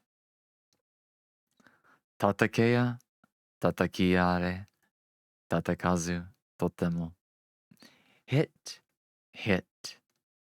without hitting. Mugen jigoku wa hitotsu mochi. Infinite hells, one road. Kurai jigoku e anae o tonomu. Would you lead him into the dark hell? Kane no hitsuji ni uguisu ni. To the sheep of gold, to the bush warbler. Kawa no fukuro ni wa ikura hodo ire yo? Fit as much as you can into the leather sack. Mugen jigoku no tabi jitaku. For the preparation of the journey in the familiar hell. Haru ga kite soro hayashi ni tani ni. Spring is coming, even in the forest and the stream. Kurai jigoku tani, god damn it. Kurai jigoku tani, nana magari.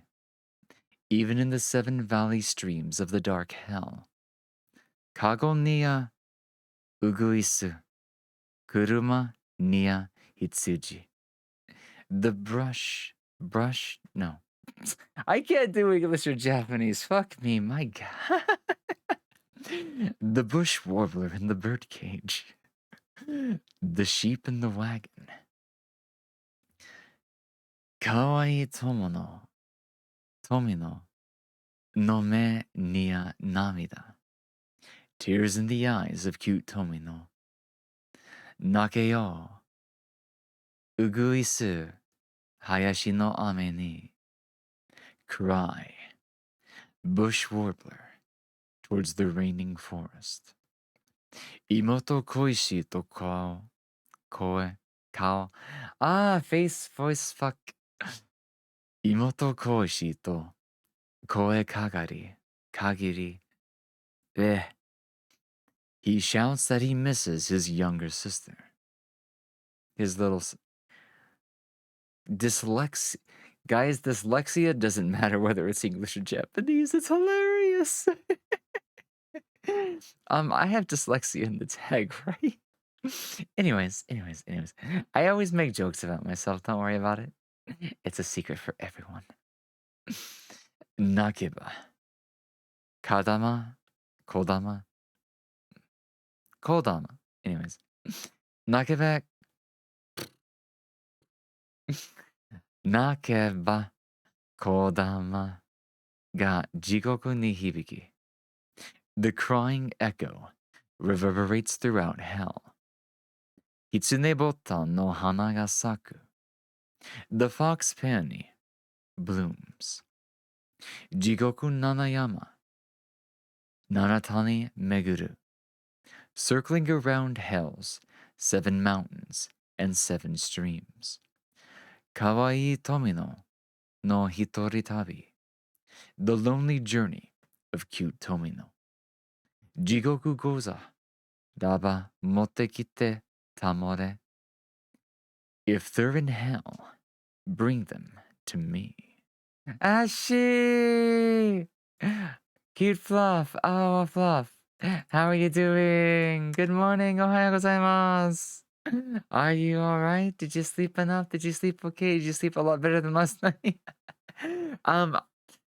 We pulled up the VOD from last night twice, and like literally within 30 seconds, I kept cutting the video because I'm just like, oh god, this is so bad. But yeah, we'll digest it at some point in some time. Like, I'm curious just to see how bad it was. But yeah, we're chilling. How are you doing, Cute Fluff? How's my little fox doing tonight? We are reading a creepypasta and seeing just how bad my dyslexia is when it comes to reading English and Japanese in quick succession. Aw. Hi, cutie. Hey, Swindles. How are you doing? Welcome on in. Well, hang in there. Hang in there. I know you've got a bit of a long week, but may rest find you afterwards. May the weekend bring you some good sleep, rest, and whatnot at some point. May my Awawa fucks be very happy and stuff like that. But yeah, maybe a monster, a coffee, something like that. More Pocky? I can get the Pocky. I'm good, thanks. It's all better. For stopping by to see you. Aw, I appreciate that so much, Swintles. Thank you. Let me get the Pocky stick for you. Thank you for the Pocky. Here we go.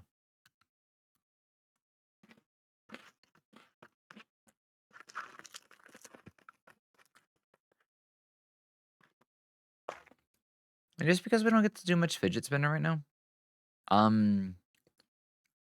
just a quick break and stuff like that. Let's do the fidget spinner again one more time real quickly. If I can get a good spin.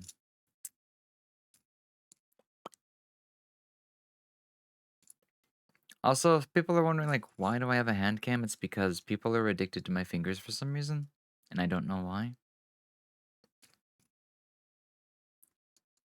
Like, I swear, every time I post the photo, the first things that people will comment on are, like, my fingers. There we go. But, like, yeah. I don't know what they, like, say about them and stuff like that, but, oh, I've got my coat on. I thought I had my, I should go put it on real quickly. I have a long sleeve shirt that, like, we spend most of our time wearing and whatnot. Nice hands? You must be good with your... Hey! You know the feeling? Gotcha. But yeah, we started doing hand cams, like, for the first time. This anniversary stream, and there's an upcoming Sucrose cosplay. It's just a matter of when the cosplay will actually show up and stuff like that.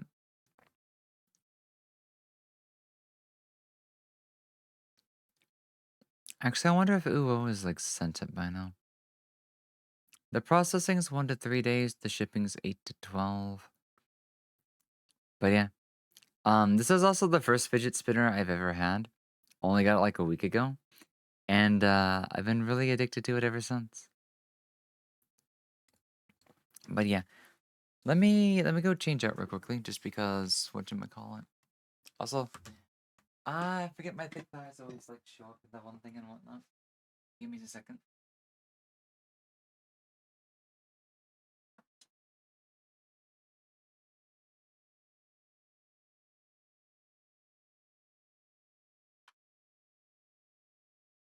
Oh, this thing's full of static. It's normal though. Though at some point, I don't know if I'll make a redeem for it, just an incentive. But if people are like crazy about it, because I always get like comments about it, like we have you know, we have the good thigh size, thigh highs or whatever they're called and whatnot.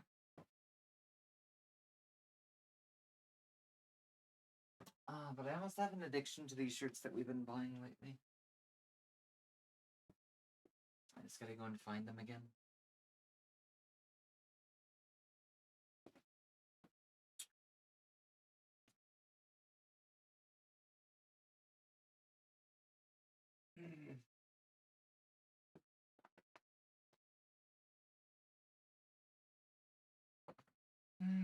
As much as I wear the shirt, my parents probably think I'm crazy.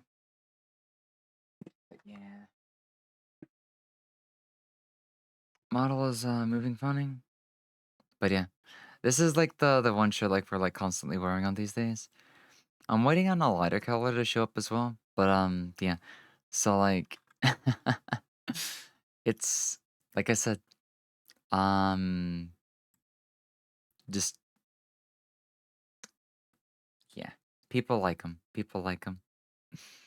So by popular request, we started doing hand cam stuff. Yes, it is actually metal, yeah. That's the one thing I noticed. So here's what happened. When I finally decided to get one, I looked at Amazon. And the prices were like hovering between like maybe 5 and 14. And sometimes I could even find like packs of 5 for like $12 to $14 each. And they looked pretty cool, but I was just like, I don't know anything about these. Does quality matter? So I went with the one that had the highest star rating. And it was a little more expensive because it was like almost $10 for one spinner alone. And I'm glad I went with it. Because from what I've heard with others, like, yeah, for saying not spinning that well and whatnot, I definitely got a good one. And I can say for a fact, quality matters when it comes to fidget spinners. Like, I've had periods where, like, I'll spin it. If I get a good spin, like, I could start, like, talking or going off on a tangent. And obviously, it loses some of its speed over time, but it keeps going. The axle and the bearings and whatnot are just, like, really good on these things. So this one was about, like, $8.99 or something like that. Then again, I got one that was super cheap. Oh, from a dollar store? Was it, like, literally $1? I had been very worried, but for, like, $1, it wouldn't be bad. They can serve, like, here's the thing. Fidget spinners serve one purpose. But if you want to go above and beyond, then they become something of a, like, a hobby collection aesthetic or something like that one. Like, there's a craftsmanship to these things that goes past the purpose of an anti-stress toy. Yeah, for $2, it serves its purpose for realsies.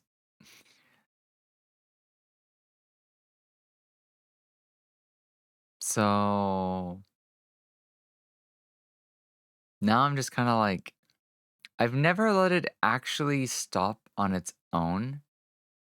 I think just about every time we've ever had this on stream, do I not be like, oh, it's getting slower, let me spin it again? And now I'm kind of like, I'm just like watching it on the hand cam and I'm just like, it's cool to see how it's captured the slower it gets. But I'm also like, will it slow down? Will it stop completely? How long have I been talking?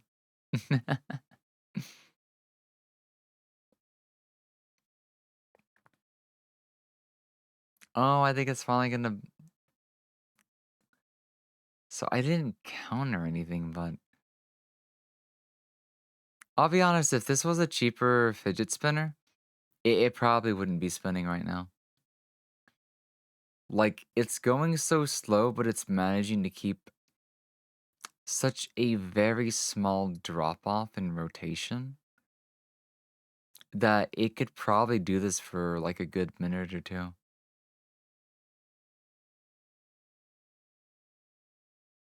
Isn't it? Like, it's mesmerizing just to stare at these things. Oh, they're perfect for anti-stress toys.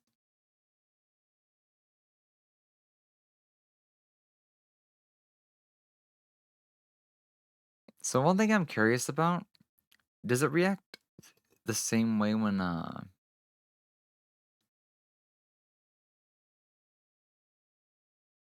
if it goes sideways?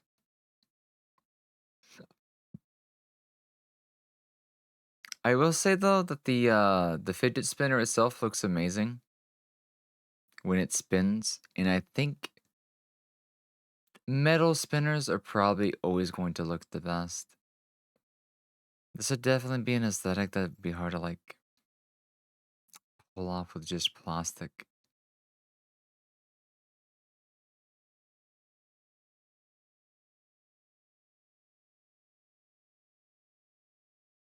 I'm surprised at how fast it's still going in this position.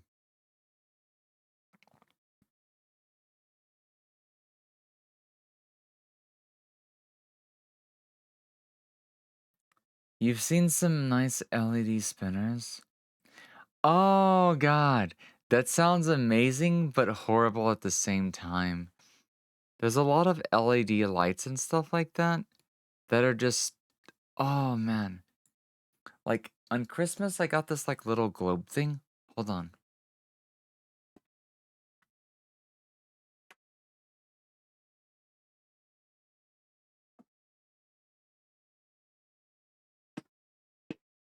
This thing. No matter what setting I put this on, no matter what little corner of the room I shove it in, the lights are so painful. My eyes hurt so badly. Even just staring at the lights on the ceiling. But this thing, oh man. Nobody's gonna get like a seizure, right? Can I plug this in somewhere? How would I plug this in?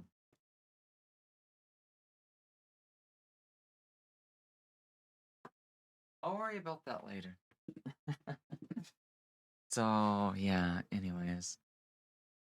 Sucrose cosplay cam coming in about a week or two. Until then, I'm gonna put the webcam away for now, but it'll be back, it'll be back. Funny enough, besides that, we do have, some AliExpress tabs open up because I may or may not order... Wait, was it this one? Where's the long sleeve maid outfit that I was looking at?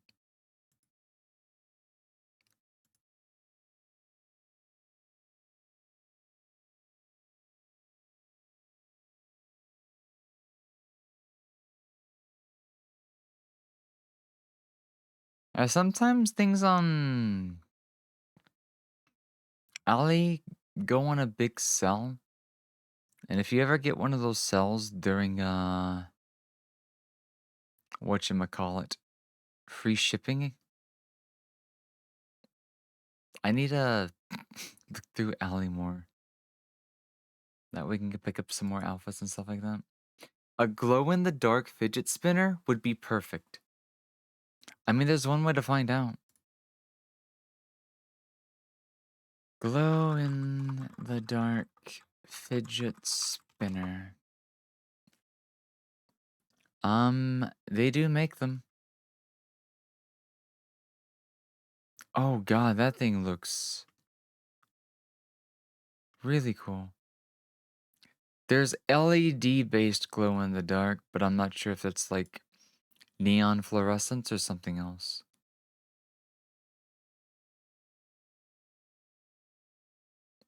But this one has got a really cool design. Hold on, I gotta show you guys this.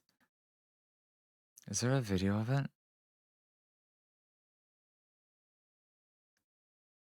It looks like a Death Skull Beyblade. So, hold on. Before I watch cringy videos and stuff like that, the worst glitch in Nintendo history.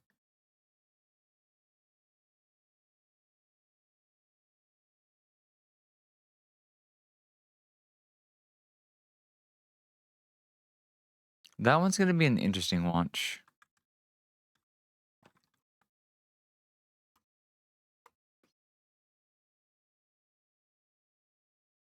Oh god, yeah, that skull.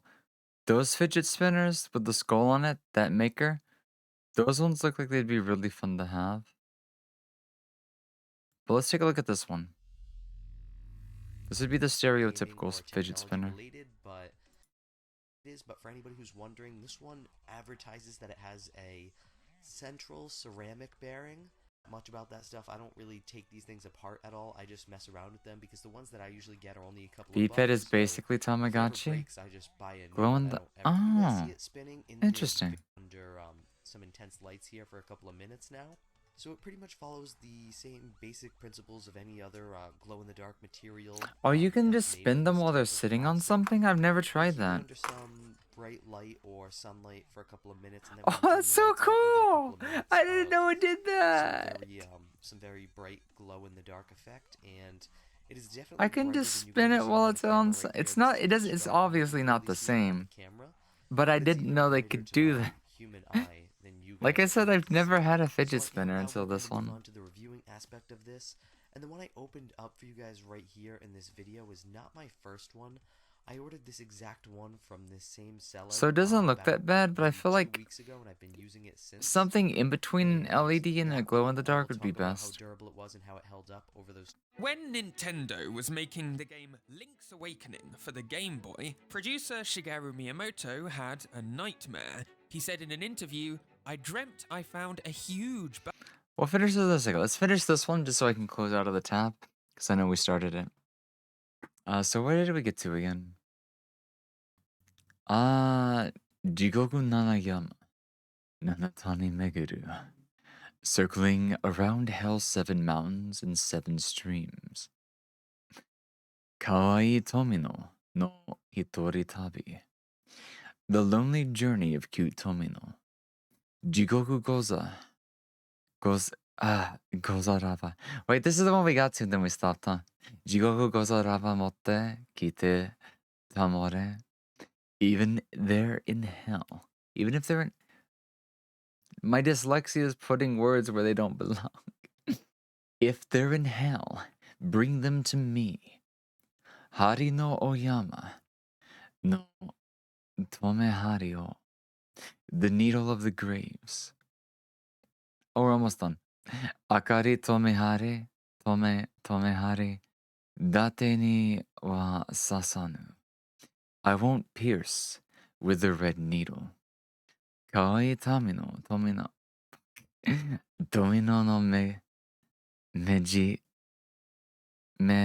mejirishine. In the milestones of little Tomino. So... was there not supposed to be a story after this one? Mild headaches? Imagine trying to read this creepypasta and not knowing how to read Japanese.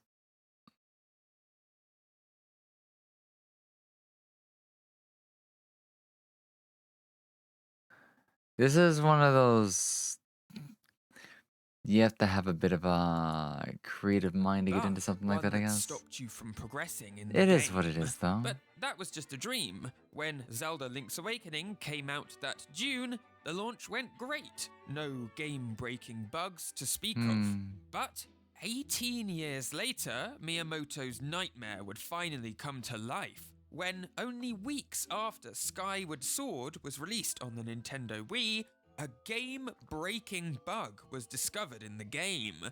Players around the world were getting completely stuck right before the end of the game. And if they didn't have another save file to fall back upon, those players would have to start Skyward Sword again from the very beginning.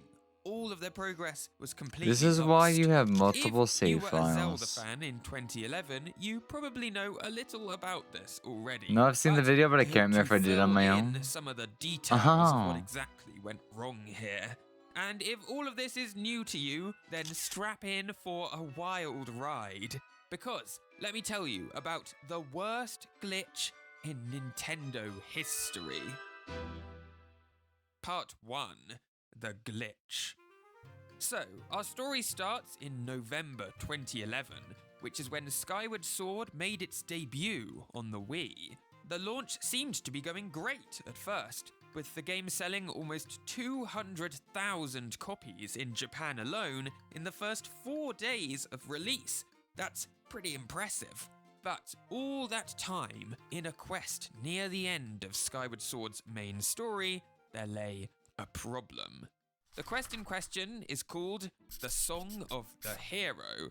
In this quest, They Link mentioned the must Twilight once again visit Princess the game's soft lock 3 later. areas, Farron, Oh. Eldin, and Lanayru, in order to meet with 3 dragons who live in those places. Each area has a quest you have to solve before moving on to the other 2 areas. Now, the game will try and suggest you visit those 3 locations in a specific order. Farron, then Eldin, then Lanayru. But you don't have to follow that suggestion. You can actually tackle the 3 areas and their respective quests in whichever order you like. In a game that doesn't usually offer you a whole lot of choice about what Oh, to that's do kinda and cool. when, this is a surprising bit of freedom. Unfortunately, that freedom caused some problems. So, if you visit Farron, Eldin, and Lanayru in the order the game suggests, you'll be totally fine. But if you tackle Lanayru first or second instead, then you can easily end up with the game becoming soft-locked. When you enter Lanayru and talk to this Goron here called Gollo, the game raises a flag in the code to say, the player is doing the Lanayru quest, so don't trigger the other quests. If you then complete this region's quest and talk to the Lanayru dragon, that flag will be removed. You can then safely head to Farron, which is flooded underwater, or Eldin, whose volcano has erupted, and complete the final 2 parts of the Song of the Hero. But when you're leaving the Lanayru region after talking to the dragon and completing the quest, you actually have the opportunity to talk to Gollo the Goron a second time. And that's a pretty normal thing to do, to let him know you're leaving. But doing that will actually re-trigger the flag that says you're in the middle of the Lanayru region's quest. And there's no way to remove that flag. You've already finished the quest and talked to the dragon, so you don't have any way to redo the quest or get rid of the flag.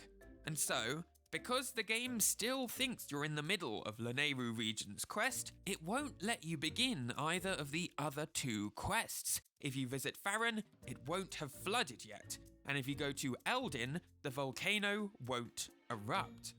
All of this means that you're totally stuck. You've done the Lanayru quest, but because of silly old Goron Gollo, the game won't trigger either of the remaining quests, and you can't progress. You can run freely around the world of Skyward Sword, you can visit all 3 regions, but you have no way to make any progress in the game. If you have an earlier save file, you'll have to revert back to that one. But if you're unlucky enough to just have one single save file, well, you're screwed. You've got to start the game over from the very beginning. What do they call And it when stuff like Song this of the Hero happens? section occurs right near the People end who of try Skyward to Sword. So key starting over is a big A soft deal. lock? And as the days and then weeks went by after Skyward Sword's forgot what release, that term more was. and more players began encountering this glitch. Nintendo had to do something. So, here's what they did. Part 2. What Nintendo did. I asked Kit Ellis, who was Skyward Sword's North American PR lead, about what it was like inside Nintendo when this bug was discovered. You'll likely recognize Kit as one half of Kit and Krista. He told me, "As Oh, he was Nintendo one of the of people that America, got we were axed for really surprised suggesting to the hear about Pokemon the Nuzlocke game-breaking bug in The Legend of randomizer, Zelda huh? Skyward Sword. This was one of our biggest new releases for the year, and there was also a lot of pride YouTube in channel our called quality Soft. assurance teams Yeah, and picking. processes. So issues like these Soft were lock rare. picking. It wasn't long after this glitch started being noticed by players. Those and channels those are like players brain started rot, but they're contacting fun. Nintendo, that the company kicked into I remember the action. Lorelei Game soft lock testers pick. worked to quickly isolate what actions exactly were causing this glitch. Developers in Japan worked to fix the code itself that was causing things to go wrong, and Nintendo's PR and Have you? customer service Nice. teams prepared to brief Those ones are always so customers fun. about what the heck was happening. Nintendo of America soon prepared the following statement, which would be sent to any customers who emailed the company. In it, those customers were told how the glitch would occur, tips for how to avoid it. But notably, there wasn't any kind of actual solution yet. If the game has been saved after completing the sequence of events, it will no longer be possible to proceed through the game on that save file. The only options at that point are to either start the game over or to use an earlier save file to continue. I wish I had a better answer, but I'm afraid there currently is no other fix available. I can assure, however, that we are documenting all feedback we receive on this issue. Which is like, great, I'm glad you're documenting all that feedback, but what about my broken save file? Needless to say, behind the scenes, Nintendo's developers were working on how to fix the issue itself. Number 1, how to stop this glitch from happening in new copies of the game, and number 2, how to get people who were stuck unstuck. And that was absolutely the harder of the two tasks. The Wii lacked any way of patching games after they were released, so the Zelda team had to come up with another solution for rescuing stranded players. And that solution came 1 week later. If Is this Wii what led games to a couldn't lot be of bad patched, rep for then how Skyward about Sword? Nintendo come up Because I with a never heard way of much about patching this them? game, but Enter The Legend of Zelda Skyward this Sword sounds like it could Save have Data easily Update led to bad Channel, PR and also stuff known like in that. Japan as the Zelda Data Restoration Channel. That's right, Nintendo launched a brand Or maybe new not Wii PR, channel. but you You know could what I'm download talking it about. from the Wii Shop channel. It cost 0 points, which is like, yeah, obviously. So Zelda fans could download this Zelda Update channel and it would fix their save data, essentially removing that flag which stopped the game from loading in the Farron and Eldin quests. That was the one and only purpose of this entire Wii channel. It's an unprecedented solution to a problem like this.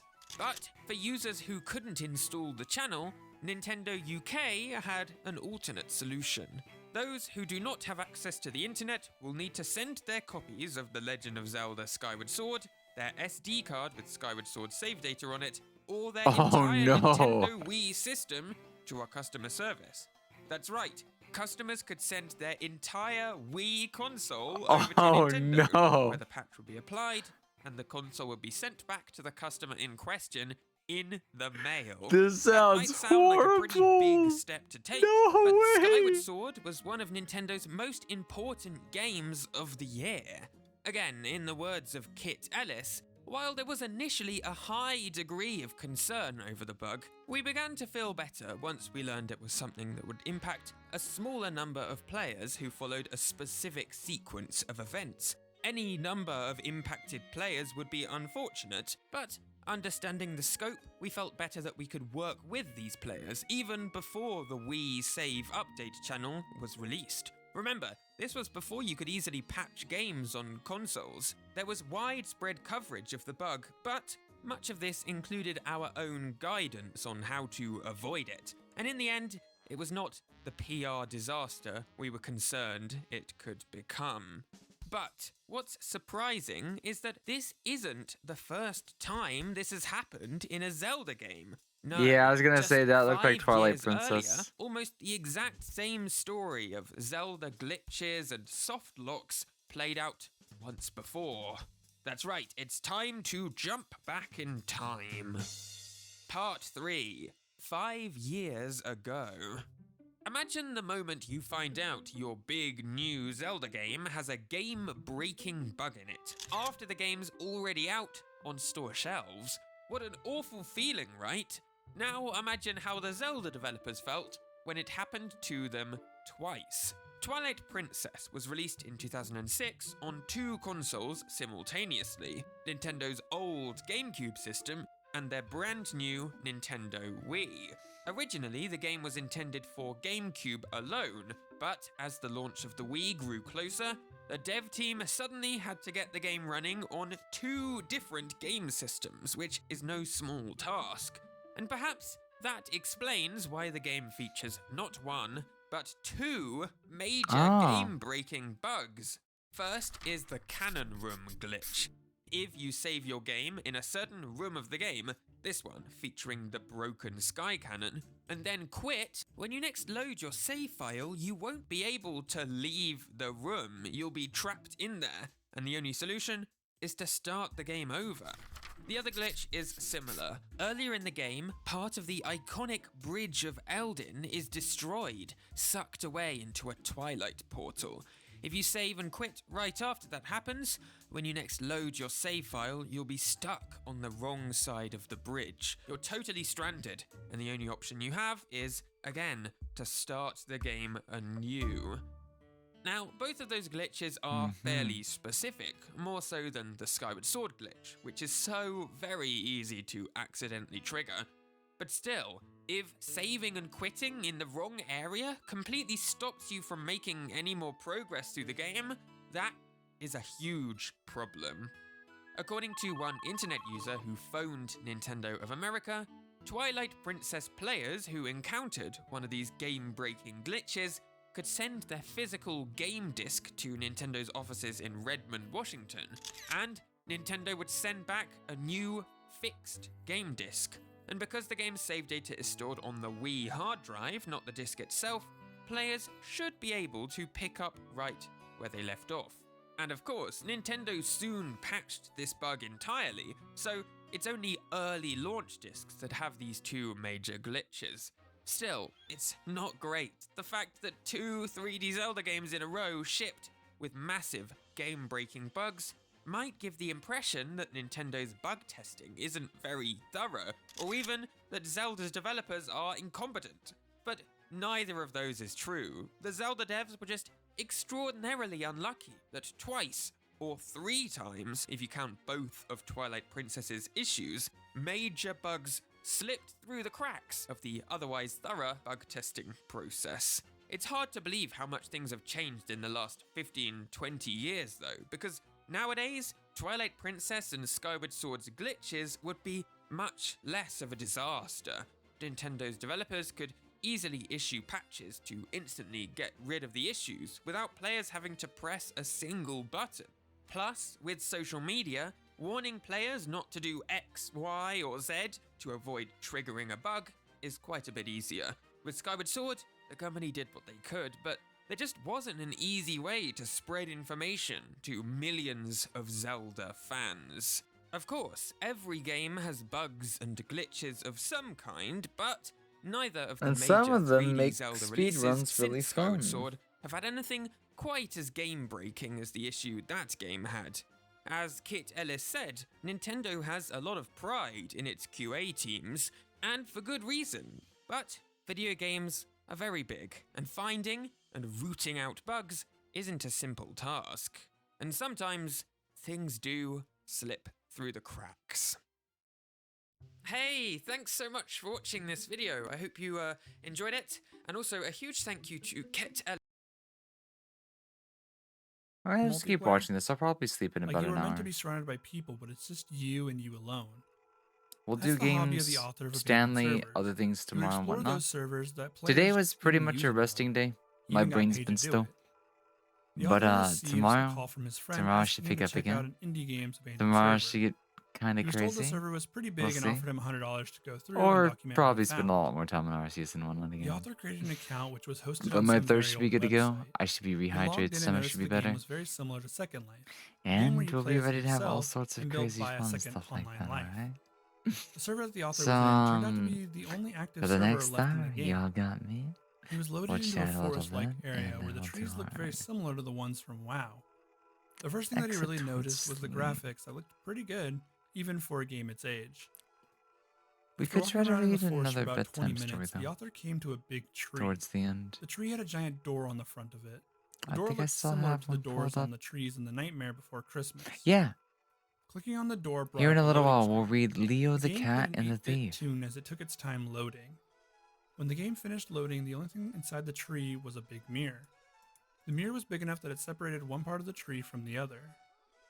The author's character walks up to the mirror and reaches his hand towards his reflection. After this, the game closes and shoots him back to the desktop. The game was gone from his desktop, and all its related folders disappeared too. Confused, the author shoots his friend a message. He asks if he already cut the servers, and the only reply he got was no. Later that night, he woke several times from dreams about the tree and the mirror. Every time he's about to touch it, he wakes up. The author decides to get up and browse Steam since he couldn't sleep. After looking through some trailers, he received an invite to play Counter-Strike Source. The name was someone on his friends list, but he didn't recognize it. It just sort of resembled his name. The author loaded into the map and couldn't buy any guns for some reason. Every time he tried, it would freeze for a second, then return to normal. Hello, He gave up and Kisaragi! just Thank you proceeded for with the his starting headbats. How are you The doing map this was morning? empty save for him and the person Welcome who on in, invited him. welcome on in. The author Ohio ran around the map for a gozaimasu. while, but never saw How the are you enemy doing? player. He was about ready to quit when he saw the other player out of the corner of his eye. The author chased him under a bridge, but We're couldn't watching a catch little him. bit of random When he emerged on YouTube the other stuff side of the tunnel, he while found we get himself ready back to inside wind the down tree. for the evening and sleep Someone was about reflecting in the about mirror. an hour from now. It was him, not his character in the game, but him at his desk wearing his headphones and everything. The reflection of the author Bit starts to tired? rip into its Aw, arm with you its alright? nails. The marks began to appear on the author's arm along with the pain. He screamed before shutting the computer off.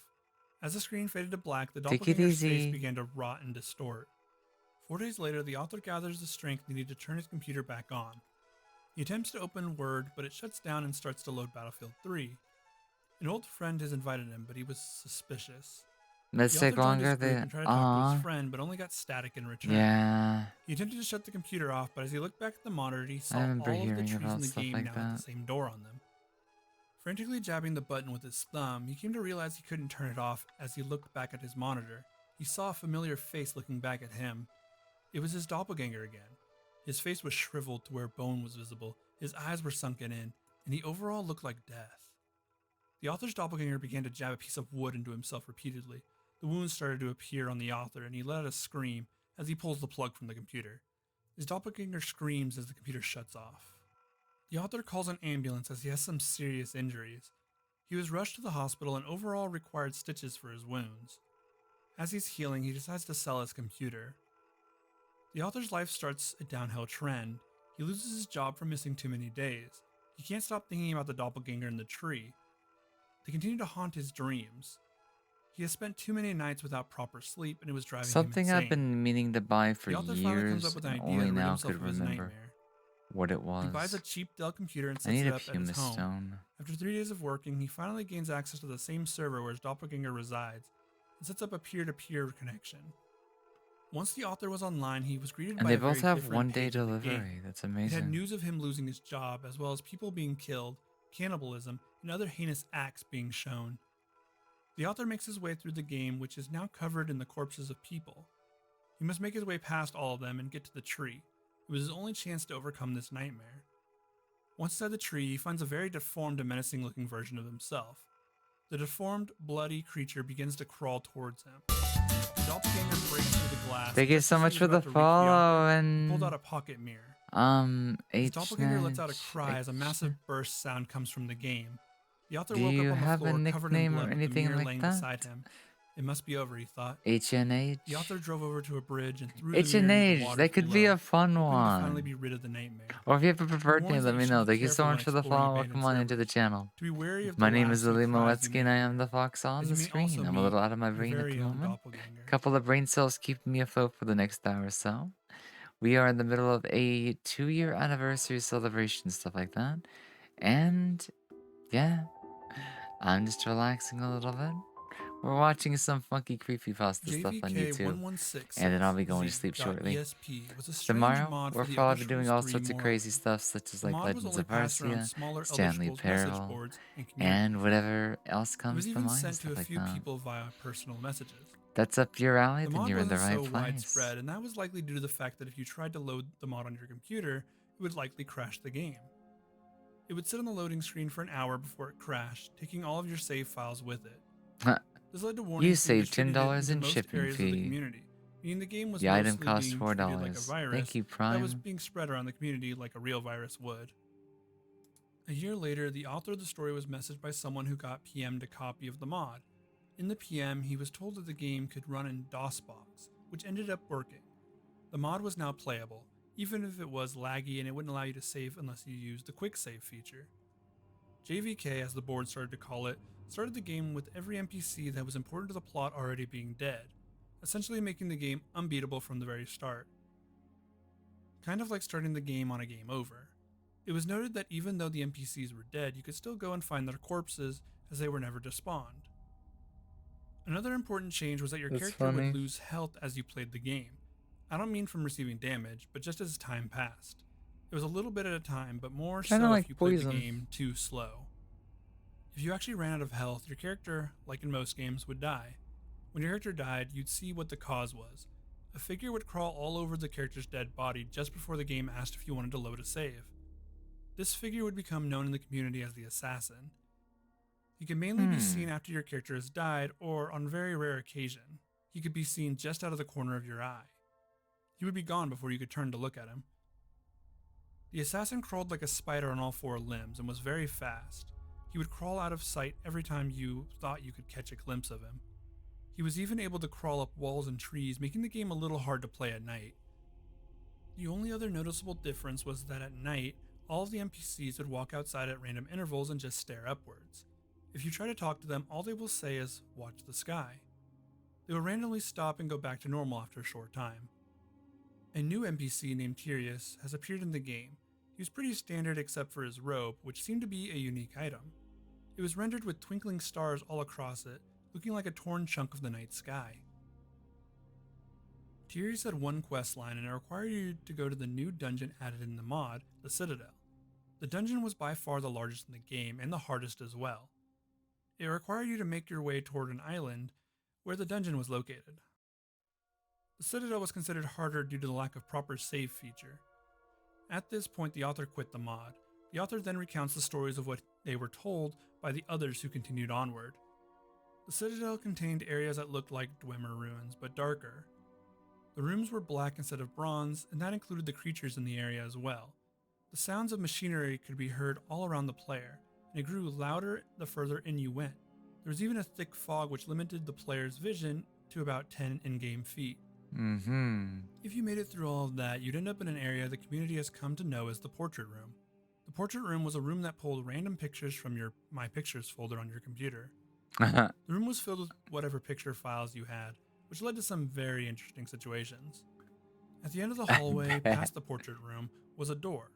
The door was locked, and none of the players could figure out how to get it open. Everyone returned to Tyrius to figure it out, but all he would say was, "Watch the sky." One player, a friend of the author, decided that it had something to do with the night sky. He figured that "Watch the Sky" was in reference to the way the sky now looked like a real sky. His friend had figured out that the sky seemed to correlate to real time that just moved at a faster pace. His friend had to keep the game on though, because if you restarted for any reason, then it would reset the time back to the starting date. The game had to be on, but he couldn't let it sit still for too long or the assassin would kill his character and he'd have to start over again. His friend decided that he needed to keep the game running for 3 in-game years, which was the equivalent to 3 real-life days. After a little bit of time goes by, his friend finds that the assassin has a new method of scaring the player. He now shrieks at them. The first time it happened, his friend wasn't paying attention and it nearly scared the life out of them. He persisted still until he got to day 3 and the assassin shrieked at him again. His friend looked around and saw that all the NPCs were outside now. The only thing they would say was watch the sky. After that, his friend took some time away from the game. This one's When really he did good. get What back the in contact with hell? the author, he talked about having suffered from sleep deprivation. His friend was once again trying to figure out the mod. His friend woke up from several nightmares. His first nightmare had the assassin looming over him in the real world. When he tried to push him away, his hands melted into him. After that, he woke to his character not being near where he'd left him. Instead, he was talking to an NPC, and he was telling him about how the door would open soon. His friend then awoke for a final time, actually being awake this time. He found his character swimming towards the Citadel Island, but he heard this tapping noise on the window to the left of him. This looks like which a was thief strange, game. since his laptop was on the table to the right of him. This was the last message that the author would receive from his friend. He has since considered re-downloading the mod and running through it again.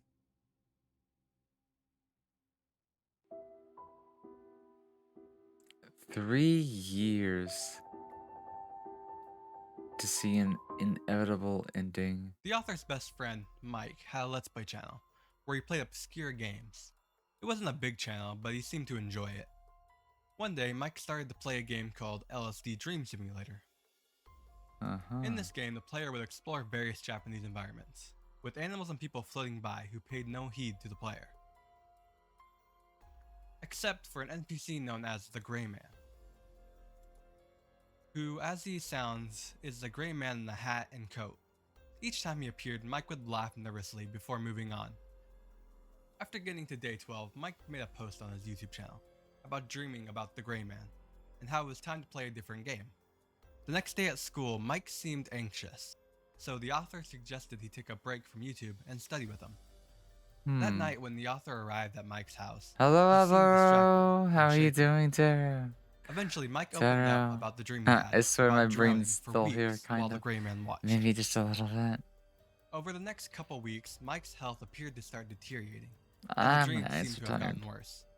Eventually, Mike was switched to private learning after too many outbreaks. Just getting comfy, I feel that. As time Bit passed, eepy, the just a author bit moved on eepy and made stuff new like that. friends. It was around this time that a Long new day graffiti last appeared, night. We like tagging walls not with just Japanese like words last and night, phrases. but the One before night I while went to coming home, sleep the author saw Mike in an alleyway that under a night. half-completed graffiti. We had fun. The We dreams did had a gotten even drinking worse VR for chat Mike, not even being session able to on escape stream. when he And was then awake. today I woke up, I was like my stomach was The author upset. woke up in the middle of the night to Mike And we standing in the vibed, corner we of his played room. Arceus, and we just Mike told watched him a to bunch delete of weird everything that YouTube linked him today. to the Gray So Man, which I'm he doing did, good, except but for I'm the actual sleepy. game. The I'm author doing decided good, to but play the I game am to see if sleepy. there was anything wrong with Be it. sleeping in about an Continuing hour or from so. Mike's file, So he it's noticed all strangely that Gucci, the it's Gray all Man had good. disappeared. I'm glad to hear you're getting That night, comfy the though. author had a dream, Maybe not extra about the Gray comfy. Man though, but of his friend Mike. Mike disappeared after that night. LSD is a weird game for the and the author PlayStation? even started his own file in the game. How's everybody where he doing though encountered the today? Gray Man, Like, but nothing any happened. plans for your A Wednesday few weeks morning? later, the police found Mike's body, with forensics determining that he had bludgeoned himself to death with a rock. Oh, the author yikes. still dreams about him sometimes.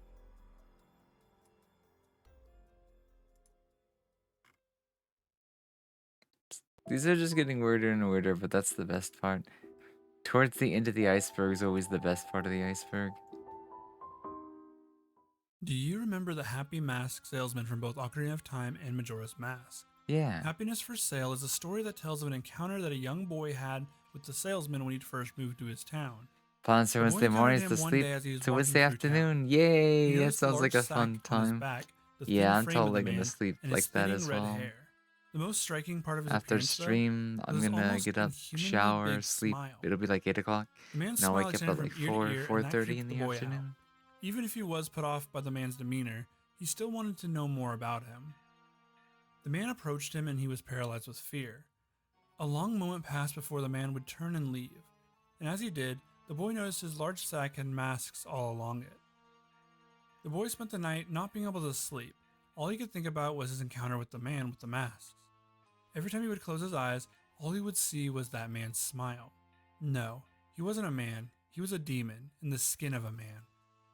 The next day, the boy decided he needed to confront the man and find out what he really was. After eating breakfast, he ran to the square where he first encountered the man and found that the empty building in town now had a crowd around it. At the center of the crowd is where he stood, the man with the smile that sent shivers down the boy's spine. The Happy Mask Salesman stood next to a sign and spoke of his new shop. The sign next to the demon said, "Happy Mask Shop. Happiness is just a mask away." The boy shuddered, but decided his curiosity must be sated. He went into the shop once the majority of the group had gone. Inside, he found the mask salesman giving his mask to two different people, a woman and a child. Both of them had glossy looks in their eyes, but took the mask before walking out of the shop. It was just the Happy Mask Salesman and the boy now. He stood and asked him a question, but got no response. The man stood like he was waiting for something else to be said. A few moments later, another child walked into the shop. He walked right up to the Happy Mask Salesman and put his hands out like he was waiting for a mask. The man looked down at the boy and then began to glare. There was a moment of fear from the boy before the Happy Mask Salesman grabbed him by the throat. He lifted the boy into the air and then opened his mouth. A crackling sound could be heard as his jaws unhinged and his mouth grew wide enough to swallow the boy. The Happy Mask Salesman began to put the boy in his mouth. The boy began What? kicking and screaming, but to no avail. The boy was entirely inside the mask salesman's mouth now. What the The man fuck? brought his hands to his mouth and started to form the flesh of the child. What A the moment fuck? later, he had turned the child into a mask. He pulled the mask from his mouth and outstretched his hand to the boy, who was now cowering in the corner. "Do you want a mask, my boy?" The boy was in tears, but he managed enough strength to run from the building. He ran and didn't stop until he got home. There he sat in his room, crying and rocking back and forth. The boy the next day went out into town and saw that the shop was now closed, like it had never existed in the first place. He then proceeds to warn everyone of this demon and to avoid him if you ever see him. Ah. The Happy Mask Salesman has been a popular recurring character in a lot of creepypastas. It's easy to see why when you can see how terrifying he can be, especially in Majora's Mask. Interesting. Dying happy. Two friends are talking about getting games for their 3DSs. The author asks his friend Owen if he picked up the new Smash game yet, and he replies no, that he got Tamagotchi Life instead. He was a little upset with Owen, as he wanted them to play games together, but got over it as he saw how fun the game looked and figured Smash would still be a fun game by himself. Later, Owen was telling the author about how the game lets you make funny songs sung by the characters on the island. They let you change the lyrics and they can be whatever you want them to be. Owen was worried about one thing though. When he started the game, instead of making his Mii the main character, the game already had someone as the main character. There was a Mii named Mr. Happy already on the island. Mr. Happy had his own song, one that Owen didn't make for him either. It was a morbid song about how everyone should die happy. The lyrics made them both laugh, even if it was a bit uncomfortable. A few days later, the author got a phone call from Jenny, Owen's wife. She was crying into the phone and he wasn't sure what was wrong. She told him how Owen had jumped off a bridge near their house. The author was shocked. His best friend was dead. Not only that, but he was at the best time of his life. He had beaten the drugs, the alcohol addiction, and came out a stronger person. To hear that, even in the happiest moments of his life, that he was now gone, it broke him. A strange email appeared in the author's inbox. It was from Owen, but that wouldn't be possible. The email included a video file. Playing it, he saw Mr. Happy dancing and singing his song, the one that Owen had told him about. The lyrics, which were funny when they first heard them together, now took on a creepy undertone. It made his whole body freeze up. The song trudged up all of the memories of Owen. Later, when the author was playing his own copy of Tamagotchi Life, a new islander had moved in. It was Mr. Happy, just as he was in Owen's game. Same face, same voice, and same creepy song available to him. Not long after, the author found himself playing the game to find out more about Mr. Happy. Some of his Miis had started to die. When he would visit their apartments, all it said is that they had committed suicide. After a while, the author started to see all of his Miis following the same fate, until it was his Mii's turn. He wasn't sad though. He had already accepted it. There was no reason for him to not die happy.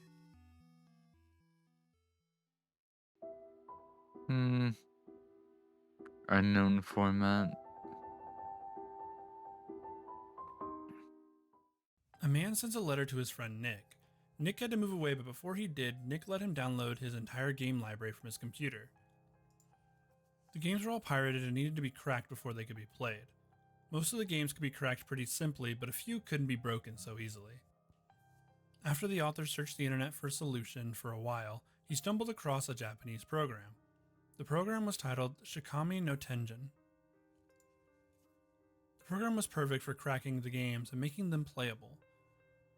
The program worked incredibly well but came with a weird warning. It read, "Files will be unknown format, rename.iso, and mount external. Do not try to run."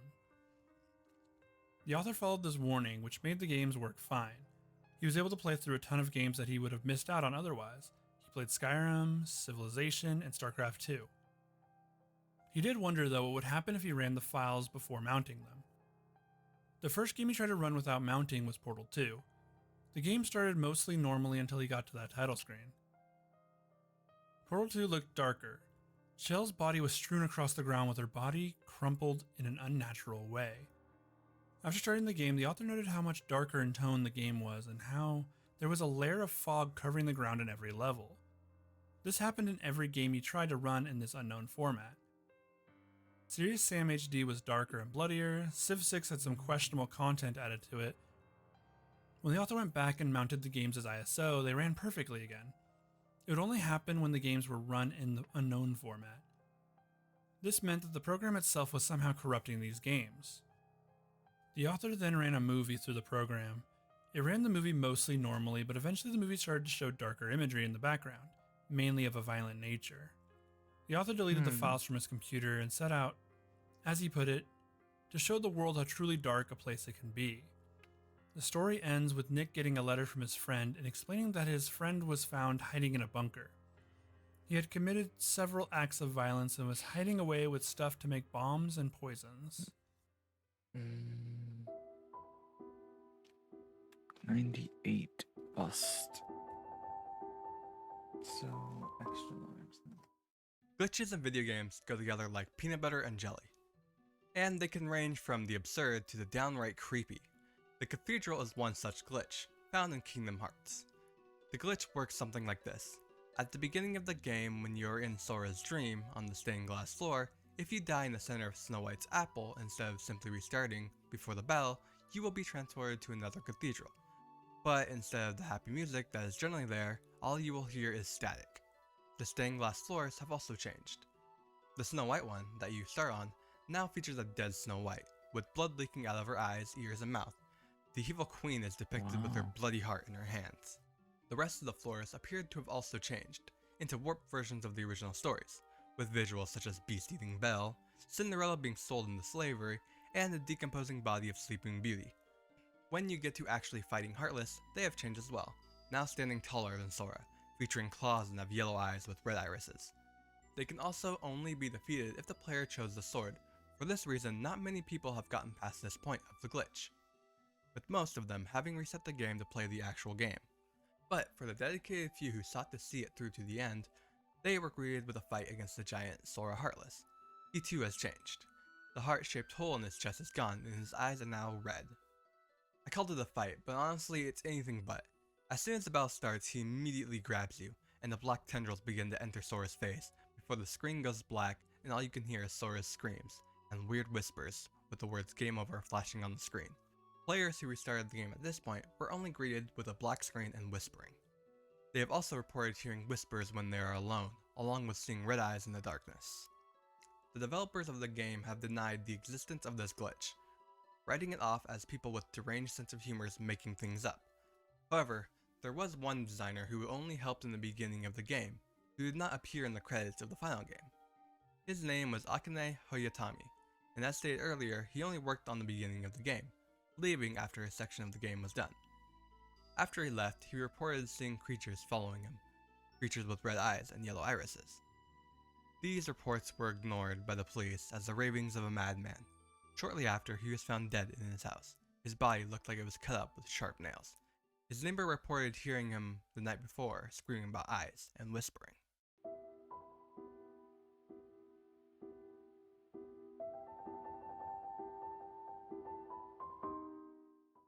Nintendo had a drought in Super Mario platform games. From the years of 1997 to 2005, there wasn't a single new Super Mario platformer released. The sales of the N64 and GameCube were both far behind Sony's PlayStation and its gritty, dark, and realistic games. Nintendo thought that this is where the medium was headed. The thought then became to take Mario, their flagship franchise, in a similar direction. The next Mario game would be darker, grittier, and more realistic.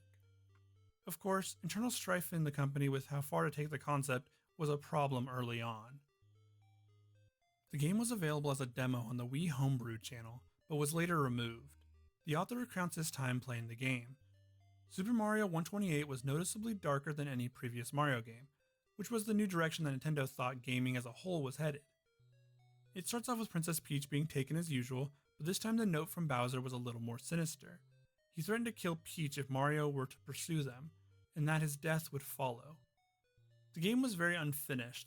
There were no enemies, just platforms that Mario could jump on. Mario's jumping ability was very limited in this game. He could jump from platform to platform, but he seemed to jump just a little lower and didn't make the same sounds as he did so. Finally, the author spotted a single Toad on a platform. When he talked to him, Toad just said that he hated Mario, and that everyone was better off without him. This was so striking, as the Toads seemed to love Mario before. After a while of jumping aimlessly from platform to platform, a city appeared beneath Mario. It looked like an actual city with actual people in it, not something seen in a Mario game before. The buildings looked neglected but realistic all the same. Once Mario was in the city, the author could see all the people looking at him with disgust and anger in their eyes, as if Mario had somehow ruined their lives. They all slowly started to leave the area where Mario stood until they were all gone and the city seemed empty. After some walking around, Mario came upon a lone house. It seemed to be a level, and after entering did the name appear, the House of Torn Memories. It was a level of sorts. Inside were normal objects you'd find in any house, but also had a broken lamp and old rotting food. There were a set of stairs leading downwards into a basement. The author took Mario in that direction. In the basement was a dilapidated couch with two skeletons of what looked to be children sitting on it. The couch sat in front of an old and broken TV. A creepy version of Bowser broke through the floor and stared at Mario. He said Hey that Mario Lily, could how save are the you princess if he doing? gave his own life for hers. Mario nodded and Bowser pierced his chest with his elongated claws. The story ends with Mario walking We're through a totally world getting into that the, seemed like the you know, He walked aimlessly the until he found a voidy single part of the gravestone. iceberg. The gravestone had a single It's word written funny. on it. Innocence. I'm also looking up outfits and stuff on Ally right real quickly.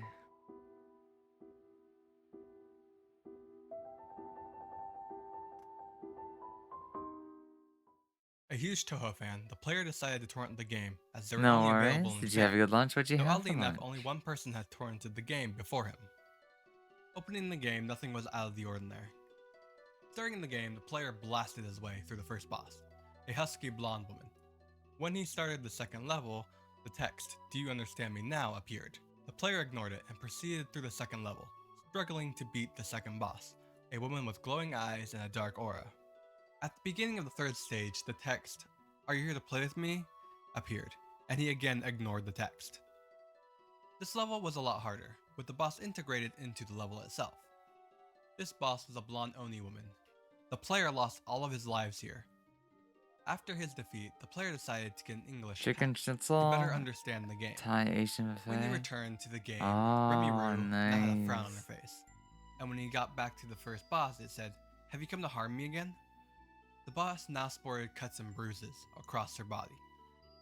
During the fight, she would simply try to run away from the player. Before he began the second level, the text, "I think she deserved it too," appeared from a person that introduced herself as Sealed Rose, who seemed to wait for a response, but none came from Remy-Roo. Defeating the second boss, the player moved to the third stage, and Sealed Rose spoke again. "Why won't you speak to me?" The player figured she wasn't talking to Remy-Roo. She was talking to them. Plugging in the headset, he said hello to Rose. Rose again asked why he hadn't responded until now. The player lied to her and told her he was unable to until now. She seemed to pick up on the lie and became hostile. Completing the third level, he continued to level 4. "Don't go just yet" appeared on the screen before he began the level, though it was unclear who said this. The boss to this level was a young girl, who told the players he must leave. The player assumed she was Sealed Rose and began asking questions, but all she said was, "You must leave now, she has suffered enough," before she introduced herself as Satoshi Komuji. Defeating Satoshi, he moved on to level 5, with the text "Suffer as I did" showing up. This level was a huge departure from the regular Touhou maps. The background was a dark red field with patches of fire, and the enemies were ghosts that screamed in pain when they were shot. Getting to the end, he was greeted by the horrifying boss, a cat.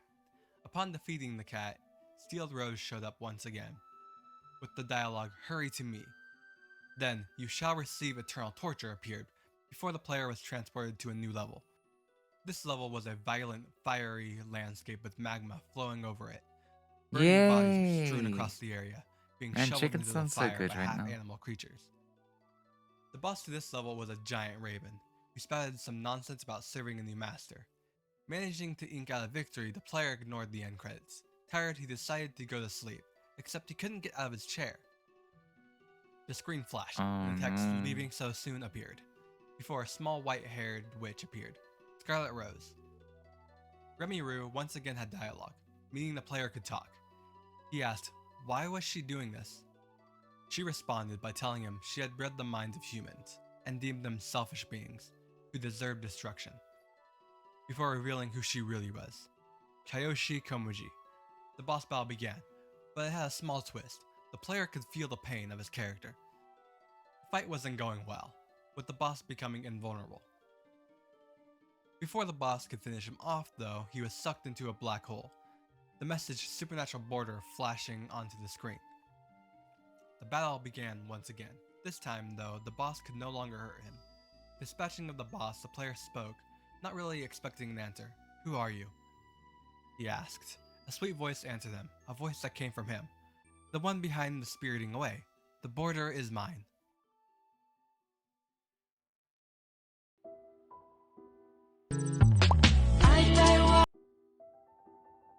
Sorry about that.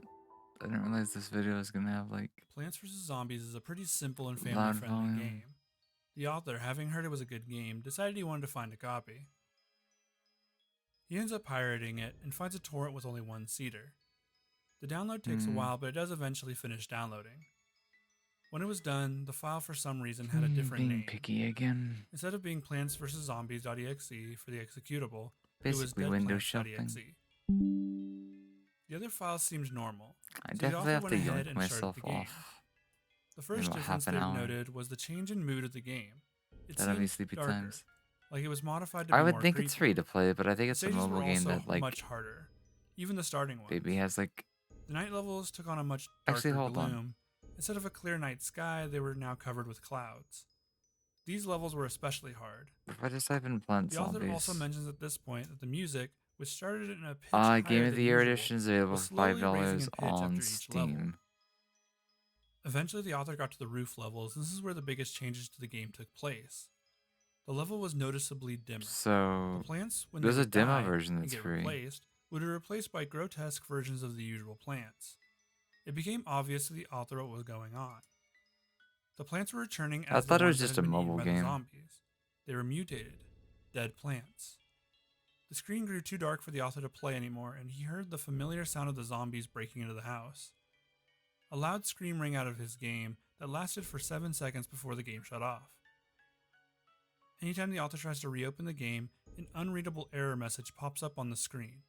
The author has vowed never to pirate a game again, as he can't get that scream out of his dreams. Mhm.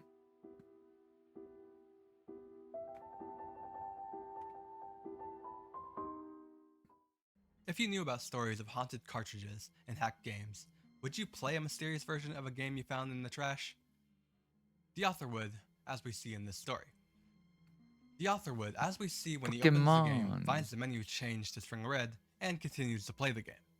The author finds when he tries to continue from the last save file, the game doesn't let him. All he gets is a voice saying no. So he starts a new game.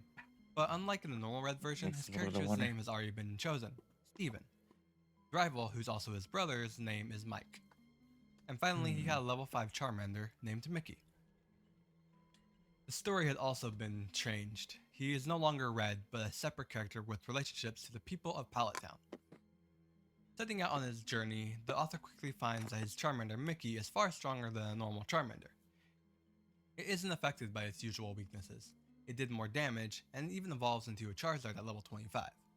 When the author arrives at Oh, Lavender that's Town, he notices awesome. that Team Rocket isn't there, and Steven refuses to Yeah, go it's to definitely one Pokemon of those Tower, series that's saying he has no reason to be shown there. up enough that it can have its Progressing through the reference. rest of the game with ease, the author gets to the champion fight with his brother and defeats him. Then the screen goes white.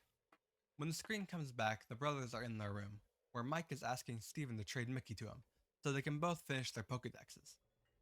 The author is reluctant, but eventually says yes. During the trade, though, the game freezes, and he's forced to restart it. When the menu popped back up, he noted that there was no longer a Charizard, and he could only continue. When he clicked to continue, the words 1 year later popped up on the screen, and the game opened with Steven standing in front of a tombstone in Pokemon Tower. His sprite had changed from a confident young boy to a depressed one. His hair splayed in front of his face. Music played, but it wasn't the Pokemon Tower theme, and Steven no longer had anything on him. It appears that Mickey had died in the trade, and Steven had given up on everything. Leaving the tower, he was greeted by NPCs offering up their condolences. Heading back to Pallet Town, it seemed to be the same thing with the people he grew up with. Them offering up condolences, and their brother even apologizing for what happened. That night, Steven talks about doing it, which confuses the author, having no idea what it is. Going out into the water, the author encounters Missing Number, and catches it. But Missing strangely enough, No. it isn't a Pokemon, it is an item. He then proceeds to go back to Pokemon Tower, and stands above Mickey's grave. Uses the item and receives the Pokemon. The game then took away the author's control, leaving him unable to check what the Pokemon was. The music getting more and more distorted with each town he passed through, before eventually just sounding like demonic rumbling. When he made it to Pallet Town, he went directly to his room, and just stood in front of his brother's bed, making no more moves. It was so still that the author thought the game froze. Then the author proceeded to check his Pokemon trainer card again. He found that his name had been changed to some deformed version of Steven, and the sprite now bore a wide white grin. Trying to save the game, the words "nothing can be saved now" appeared, where a snap occurred, and the game shut itself off. Turning it back on, he was greeted by the same sight as when he originally opened the game. A trainer with a Charizard, and an overview of Pallet Town with Steven's house surrounded by grass. Clicking continue, the game just said, no.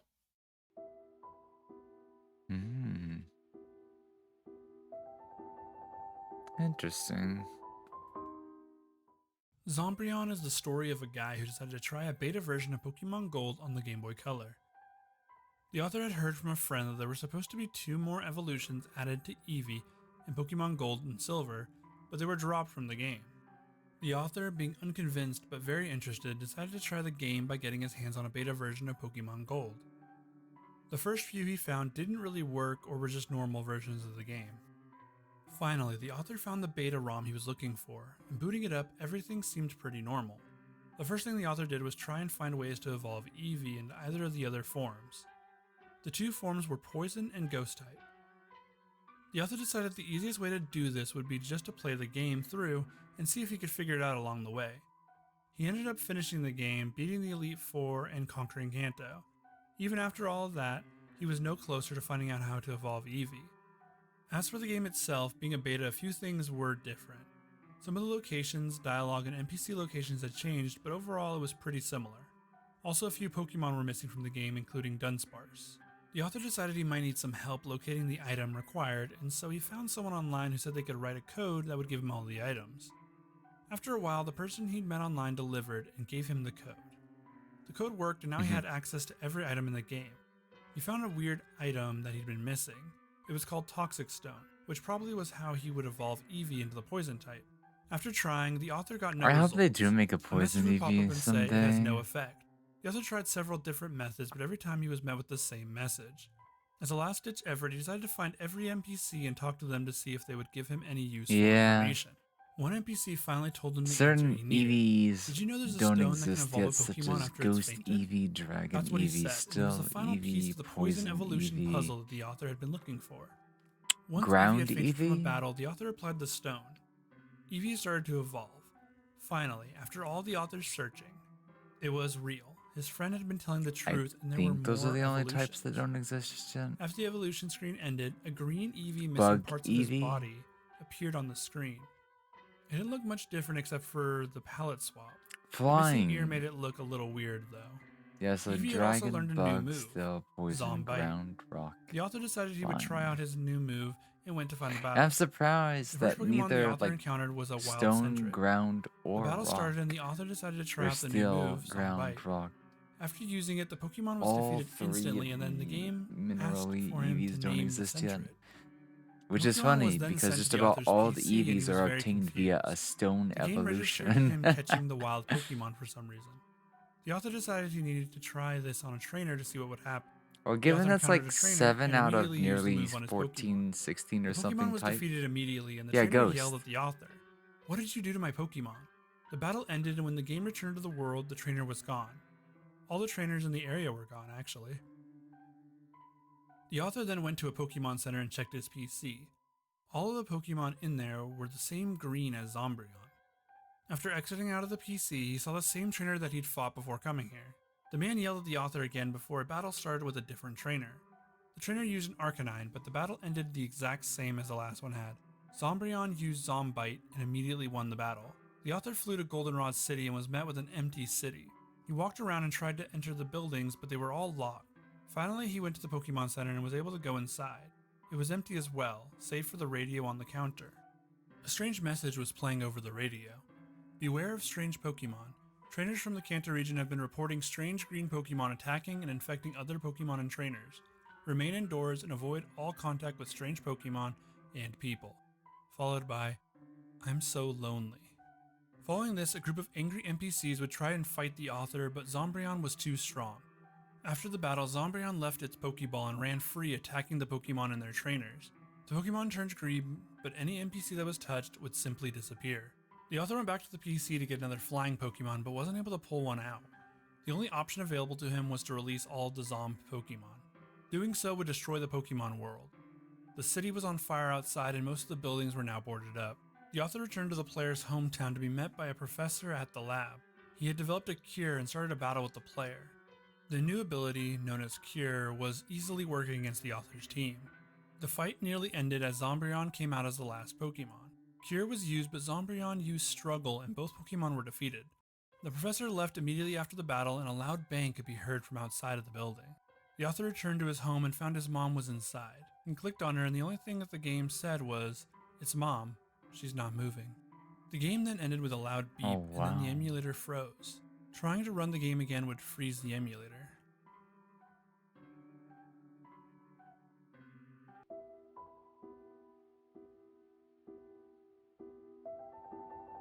Halo Beta.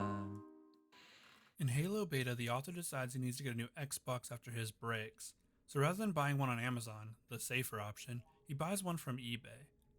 Mhm. The seller claims to be an ex-member of Bungie just looking to sell an old unit they were given for free by Microsoft. Of course, the author buys it and anxiously awaits his new console. It arrives and he is excited to play whatever gems might have been left on the console. The author searched through the save files but didn't find anything unusual. That was until he got to a file titled Halo Beta. It was exactly what he was looking for, an unreleased beta for one of his favorite games. It was even ready to be played and everything.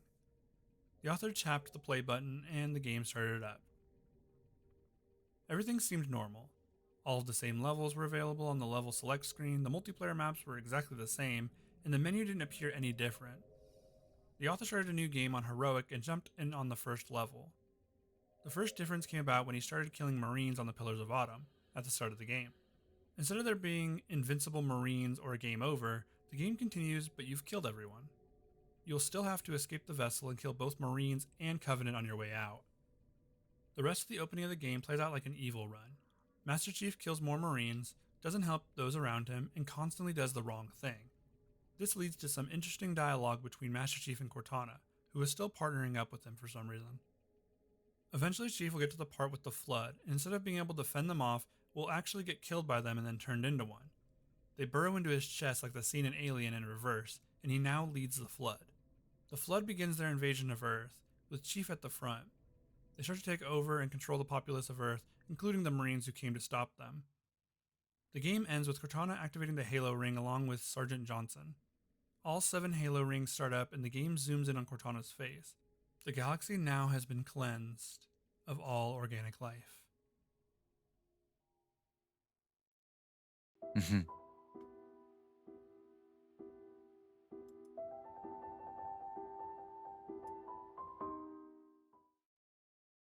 The internet has really made sharing video games a lot easier. With just a simple button press, you can share what you are playing with the world. 20 But minutes things were left, not huh? always so easy a generation ago. People would have to meet face to face to trade games with other like-minded people. During such meetings, would-be programmers would trade games that they had made, themselves, to get their game around. The good ones would find themselves in the collection of aficionados across the country. Pale Luna was not amongst these games, never making it out of the San Francisco area. All known copies have been long disposed of. All computers that ever ran the game now detritus, buried under layers of Philoth and polystyrene. The reason for this being its rather abstruse design. A text-based adventure, Pale Luna would open up on a blank screen, except for the text, "You are in a dark room. Moonlight shines through the window. There is gold in the corner, along with a shovel and rope. There is a door to the east, command." The game was described as unplayable, with the game only accepting a few commands, after which the player would be presented with the following: reap your rewards. Pale Luna smiles at you. Then the game would give you the option of going in one of 3 directions, with only one of the directions being the correct one. If you went in the wrong direction, the game would freeze, forcing you to hard reset your computer. But even if you did go in the right direction, the game would just give you the same text with different directions to go in. Most people only got a couple screens in before deciding it wasn't worth the time, and threw it away. That was until a man named Michael Nevins decided that there was probably more to Pale Luna than met the eye, and after a lot of resetting his computer, he finally got new text. Pale Luna smiles wide. There are no paths. Pale Luna smiles wide. The ground is soft. Pale Luna smiles wide. Here, command. After more trial and error, he got the final screen, which read, "Congratulations, 40.24248-121.4434. Figuring that the numbers were coordinates, Michael armed himself with a map, compass, and a shovel, and set out. The coordinates led him to a forest near Lassen Volcanic Park. Following a path, noting that each turn corresponded with a turn from the game, at the end of the trail he found some uneven dirt. Excited, Nevels began digging, though what he would find shook Nevins to his core, as he unearthed not treasure but the badly decomposed skull of a blonde-haired girl. Reporting it to the authorities, the skull was identified as Karen Paulinson, an 11-year-old who went missing a year and a half prior. They tried to track down the original programmer, but only met dead ends. The rest of Karen's body was never found. True story of Animal Crossing. This will be a good one. Summer camps, those horrible places that your parents force you to go because they don't want to deal with you for the summer. Usually these camps just consist of stupid campfire games and getting bitten by bugs. What if the camp you got sent to ended up being a hellhole? The Terrible Secret of Animal Crossing is a tale of one such occurrence. Billy was an 8-year-old child who was sent to a summer camp by the name of Animal Crossing. A camp he's never heard of, but it was cheap and they were broke. The camp even sent them their own cabbie, so after tossing his suitcase in the back, he was on his way. The ride over was mostly uneventful, with the only thing keeping him awake the occasional small talk from the driver, which usually consisted of some sarcastic remarks about the camp. When he arrived, the cabbie drove off before he could grab his suitcase. So now here he was, at a strange camp with nothing but the clothes on his back. Heading into the check-in station, Billy was greeted by the strange sight of a giant pelican behind the counter. Billy figured that was some weird gimmick that the camp did. Talking to the pelican, he was informed that Tom Nook had a special interest in setting up his cabin. Throughout her little speech, Billy noted how rehearsed it sounded. When he arrived at his home, he was shocked at what he was given. There was nothing in it aside from some cardboard and a radio that barely worked. Furious, he made for the admissions office, but before he could really get anywhere, he was chased down by a man in a raccoon costume, Tom Nook. Nook informed him of his purchase of the shack and how he owes him money, then forces him into a part-time job at his shop. After his first forced work day, Billy notices that he's the only camper. Starting to panic, Billy runs for the gates of the camps, but finds they are blocked by human-sized guard dogs. Begging the guard on the right to let him out, the guard doesn't budge, just telling him that he should be working his part-time job. Billy comes to the conclusion that everybody here is a part of this. He realizes that he is trapped. Throughout the next week, Billy is forced to work from sun-up to sundown for Nook, with only a promise to be paid. With only a few oranges to eat, he begins to starve. Then finally he is given the chance to send for help when Tom has him send a letter to a resident. Instead, Billy tries to send a letter to his mother, telling her what is going on. It unfortunately doesn't work out how Billy wants it, as when he gets the letter back from his mother, it's clearly not from her. More days go by without being paid, and with no pay means no way to pay off his debt. One day, a new resident shows up. His name is Pate. Billy winds up befriending this new resident, as unlike the other residents, he doesn't act like a zombie, and isn't an asshole to him. Feeling like he can confide in Pate, he secretly sends him a letter at night explaining everything. Unfortunately, the next day it seems Pate has changed, acting the same as other residents. After this interaction, he is waved over by the mayor, who tells him that the mayor is always watching. Billy comes to the realization that all of this is being coordinated by Nook, and that he can only rely on himself. Confronting Nook the next day, he is laid off as Nook no longer has work for him. Forced to find a way to escape, Billy comes up with a list of things he needs to do to escape. While biding his time, he starts to dig up fossils to sell to Nook. With the money, or should I say bells, he buys a costume to secretly fish, to stock up on food for his escape. While he's digging up fossil, he winds up finding some weird statue, which he finds himself unnaturally curious about. After a few months, Billy manages to pay off his debt to Nook, which he uses to upgrade his shop. While at the shop, Tom forces Billy to upgrade his house, forcing him back into debt, so he goes back to digging up fossils and G-Roids, which he has become obsessed with. Residents come and go for no reason.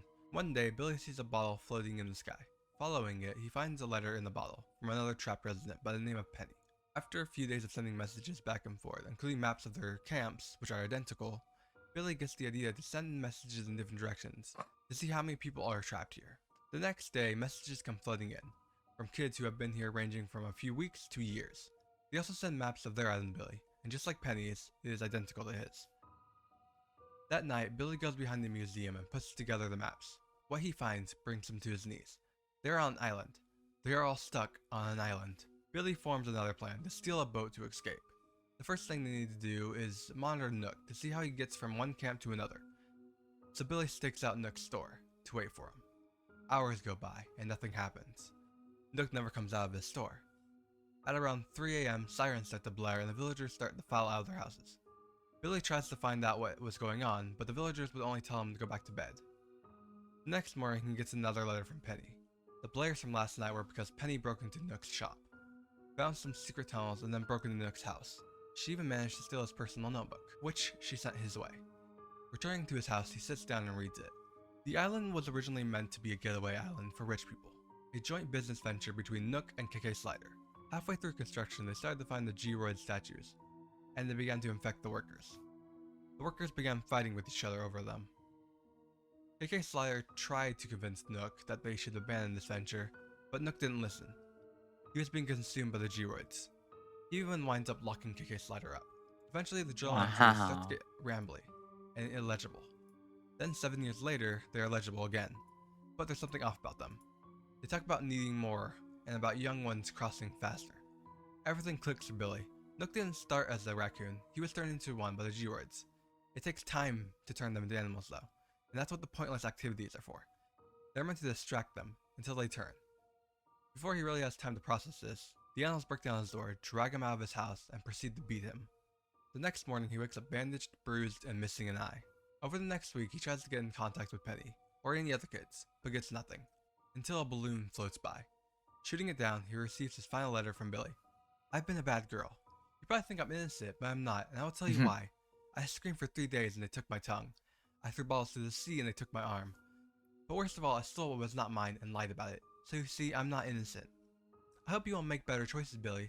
I sent you my final gift. I don't need it anymore. Inside the box, he found a key. Nook's key. Heading to Nook's shop, which was suspiciously locked during the day, entering the shop, he quickly found a secret passage. Armed with a lantern and an axe, he made his way through the tunnel. Not too far into the passage, he came across Nook. Enraged, he demanded to know where Penny was before charging Nook with the axe, who just let it happen.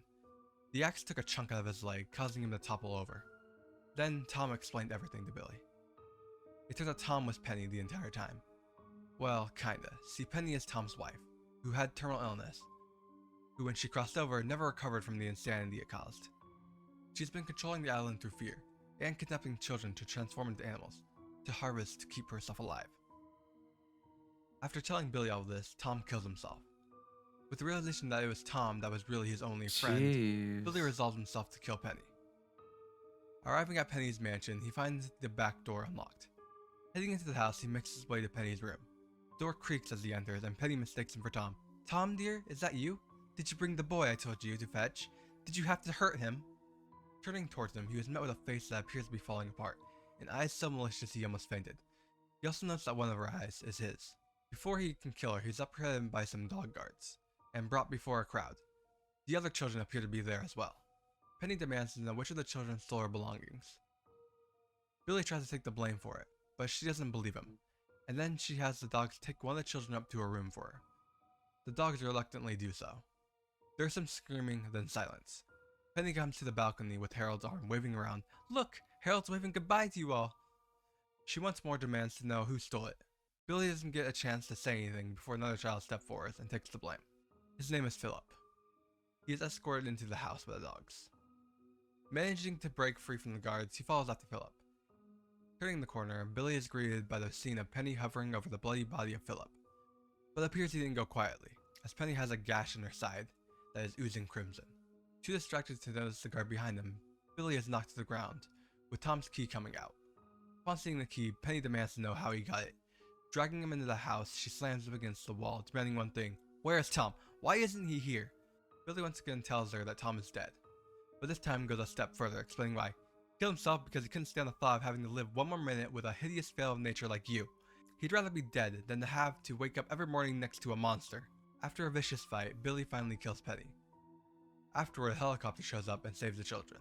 The story ends with a 30-year-old Billy explaining that he was immune to whatever caused the turning, and that his blood was used to develop a cure to help the other infected children. There's also a much darker alternate ending, but we'll save that for another time.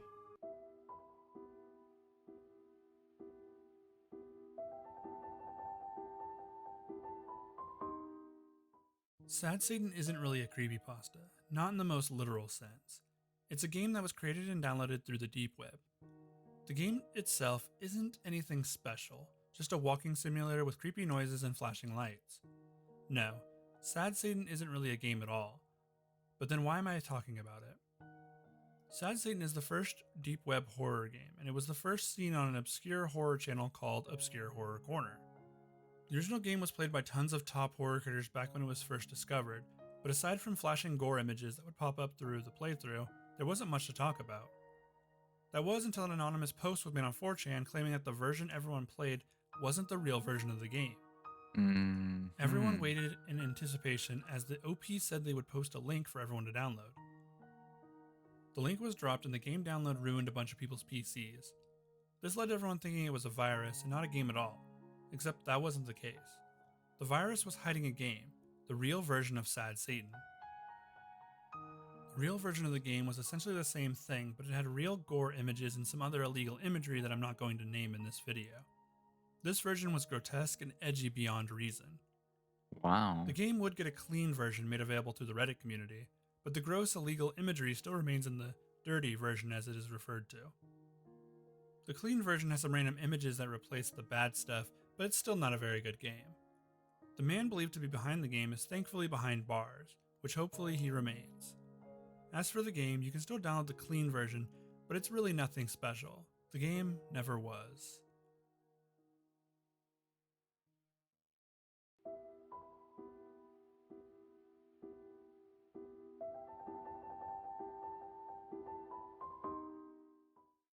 Being a child of the 90s, there were a lot of vague PC games that hardly anyone knew about. The author describes his time playing PC games in his parents' basement as a child. He would wake up early and jump on his parents' PC to play all sorts of games as the PC was strong enough to play most anything that was available at the time. The author does recall a game that he just can't remember the name of.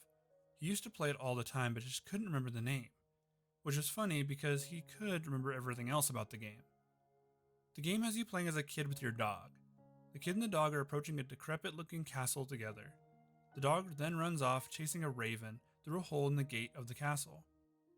The boy then chases after the dog, and the game begins. The game had tank control, so you moved like Lara Croft in the original Tomb Raider. The game was fully 3D and even had pre-rendered cutscenes. The author does note that even for the 90s, the pre-rendered cutscenes looked janky and unusual. The boy makes his way into the castle eventually, following a dark stone path. The grass around the stones looks dead, and the gates to the castle are rusted and decaying. There was no music, just the sound of the wind blowing in the boy's footsteps. As the boy entered the castle through the garden, he was met with his first enemy, A giant stone statue loomed in front of the entrance. The author moved the boy trying to get past him, but was treated to one of the game's many death animations. The boy was hit so hard by the hand of the stone statue that his neck snapped. The sound was very real sounding, and was made even more disturbing by the lack of music. The game had several more death scenes like this one involving a gargoyle that breathes fire, and another by a suit of armor with a lance impaling the boy. These scenes were so dark, but there was never any blood involved, just the gruesome death of this boy. The interior of the castle was very dark and musty. Once again, the lack of music gave the castle a far eerier feeling.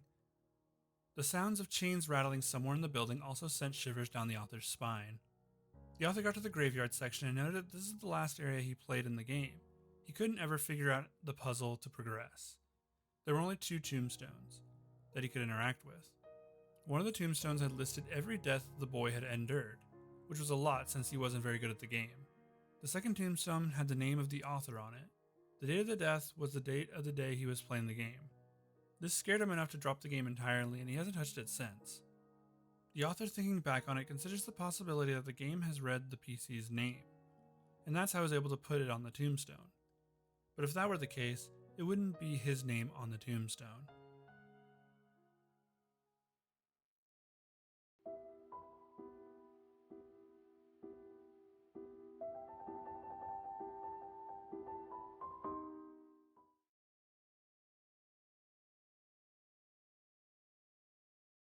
One day, the author decided he wanted to play Pokemon Blue again, but not an emulated version, so he went out and bought a copy.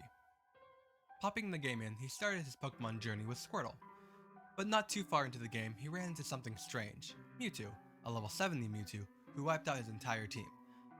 Blacking out, he spawned back at the Pokemon Center, but without his Pokemon, except Squirtle. They had been wiped out.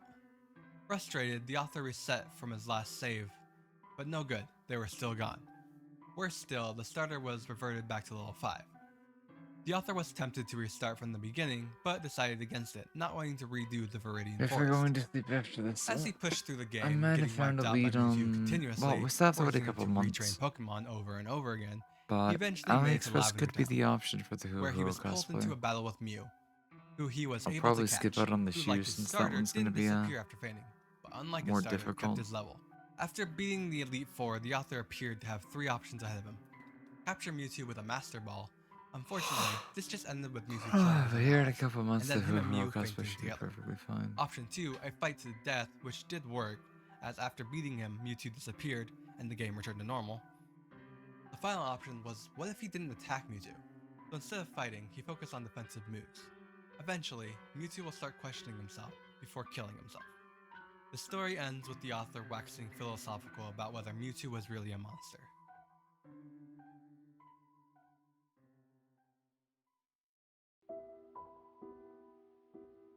Pac-Man insert soul.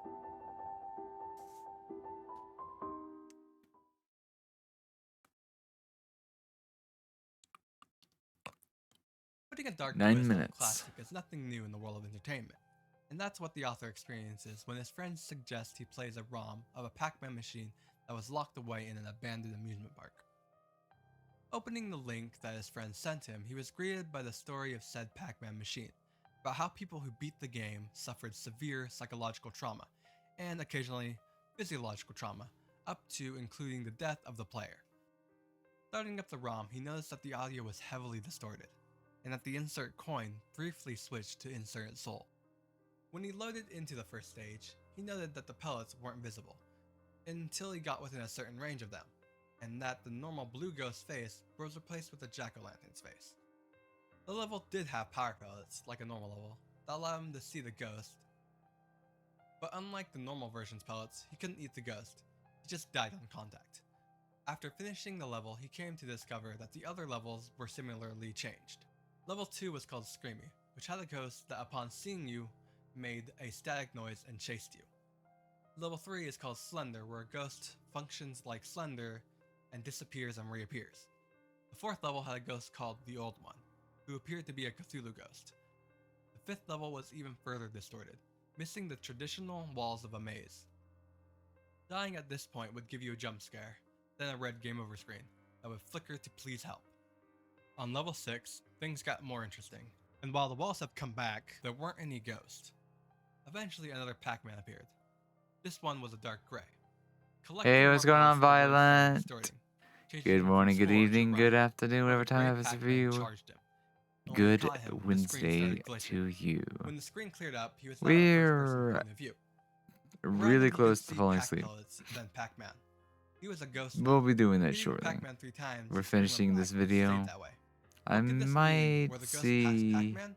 Or maybe even what this worse, Google past Pac-Man players? is, just for a little bit. Get a hug, I get that a hug, yeah, hold on. Let me find the emote. Yeah, I'll be sleeping soon, no worries. No worries, I'm at my limit. The author was an There it amateur is. Wii hacker. Getting into it after his friend showed him a tutorial on how to rip GameCube games from his Wii to the So, Dolphin I emulator. think it's like just Which he was two grateful for, as more his Wii's Player 1 port had creepypastas been here. broken. Ripping Sonic Adventure 2, he began playing it. After playing for hours, the author decided he wanted to try to unlock all the hidden secrets. You're welcome. One of which was Maria's theme. After he unlocked the theme, something strange happened. Dolphin crashed. Reloading the game, the opening was now the story, with Maria's Oh. character model tearing the graphics. I have an idea. Heading into the child garden, the author found a strange egg. Frustrated, the author decided to throw the egg at the wall. It Actually, I cracked need like to go and normal, disable but the the child that came out throws. frightened him. It had Maria's Yeah. hair on its head. The author decided to Oh, see I've if been he found having anything a- else wrong with the game. So he started the dark story. I love and went Sonic to Adventure Shadow's 2. past stage. Rolling The cutscene around before at the the stage played like speed normal. of sound. That is until Maria's part came up, and the audio was messed up. They have What she was randomizers. saying How didn't does make that no work? sense. Once the What's stage there to actually started, the randomize about objective, the which is to break through the game? besieging I'm military, curious. had all but a few letters grayed out. Maria was present throughout the stage. About halfway through the stage, the Gerald prison cutscene started, but it kind of just sat there, distorting the graphics. About halfway through the cutscene, images of Maria in, let's say, inappropriate positions for her age started showing. After beating this stage, the game skipped all the way to the White Jungle cutscene, except the dialogue didn't match the subtitles, which appears to be broken up bits of a story. Using the screenshots, the author decodes what Maria seems to be trying to tell him, and uncovers the heinous acts of the scientist. The story ends with the author killing Gerald with Shadow, and a black screen saying, "Thank you." Set me free. Just The author receives a message from a friend that is going to college in Europe soon and really wants to do something before he goes. The friend really wanted to experience a game that he wasn't able to due to his family being really strict and religious. A weekend was decided upon, the game was selected. It would be Sonic 3 and Knuckles. Weird. The game that But the friend interesting. wanted to play above all the others. With the weekend decided, all they had to do was wait. The week leading up to the gaming session wasn't great. The author's window was cracked by a crow, and the author's copy of Sonic 3 was thrown in the bathtub by her little brothers. Wow. This meant that she would have to go out and find another copy. After a whole morning of searching, she finally found a copy at a local game shop. She even had to trade in a coupon for a free coffee at her favorite coffee shop for it. Overall, $10 in the coupon wasn't that big of a deal, but it did eat up most of her day. The author hurries home, and as soon as she's through her door, she hears a knock. Without even a We're moment at to the sit 3D down, now she because I'm opens going the to be door sleeping to soon. her very I don't excited want to set friend. the one thing either. His excitement Why was did I set immense this as they run? settled in That to way I play might Sonic see me 3 and during the day, Knuckles. during the night. Starting the game up, the author noticed immediately that this wasn't the regular Sonic 3 and Knuckles. The way the game started was different, and Tails was nowhere to be Thank found. you for the head pat, This game had Silly. to be hacked. The author was so irritated as she really wanted her friend to have a true Sonic experience before he left, and now she had to explain to him that this wasn't the actual game. She decided not to tell him and continued with the game for now. Eventually they would find Knuckles, Tails, and for some reason Sally, but a blonde version of the character.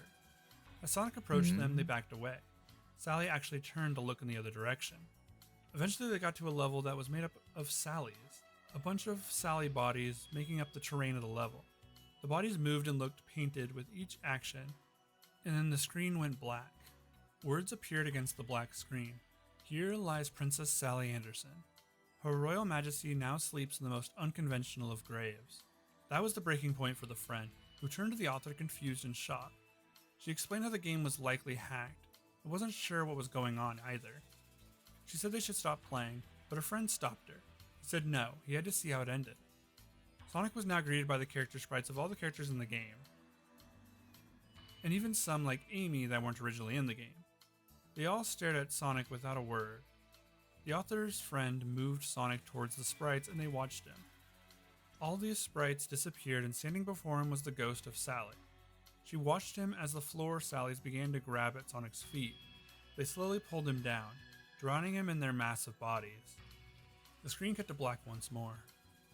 Following that day, the author tried to forget about all of it, but also really wanted answers. She posted on a Sonic forum she used to frequent asking around. She also did some research into Sally Anderson. Someone on the forum post messaged her with a very aggressive wording. You have my cartridges. You have my cartridges and I want them back. Give me your address and I can come pick them up. It's hilarious. After receiving these messages, the author decided to continue her research into Sally Anderson and found that she was a missing person in the area. The messages started sending rapid fire, but she wasn't going to respond to them. They kept coming and getting more aggressive. Many of the messages just continued the phrase of give them back and give me your address. Finally, the author responded with, who is Sally Anderson?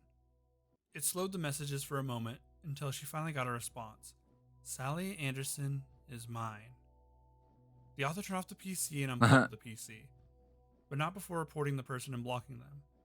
She couldn't see any more of this. She was too disturbed by it all. A week later, the author decided to plug her PC back in. She found an email from an unnamed email. It detailed everything in her life, from the year she graduated high school to her car, license plate, and even what coffee shop she frequented. After she called the cops, she locked the door and grabbed the biggest knife she could find, went into her bedroom, and locked the door, waiting for the police and hopefully not to end up like Sally Anderson.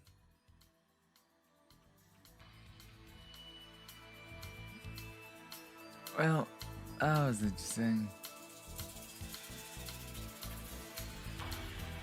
I bet we could play creepier stuff tomorrow. Okay. Oh, wait, no. You stay up. I need to find my,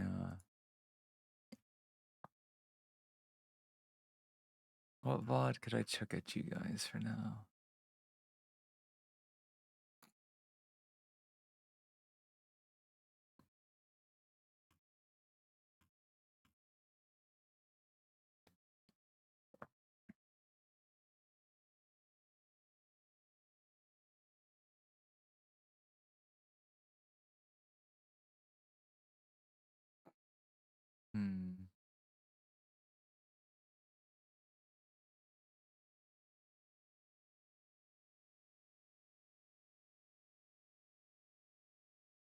Maybe this one? Delicious and unhinged. A dark back in college? So much like, you know, until 8:33. I'll give you about 3.5 minutes.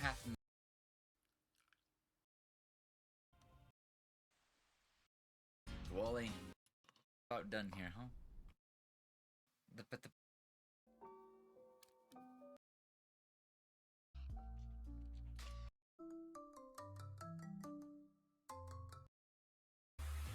Alright, I'll leave you guys to this one then.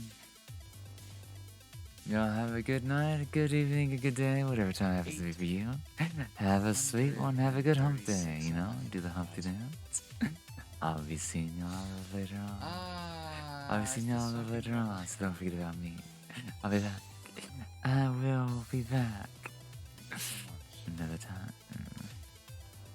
Signing off now, Billy. Where's my spreadsheet? I'm gonna call. Yeah, that's definitely the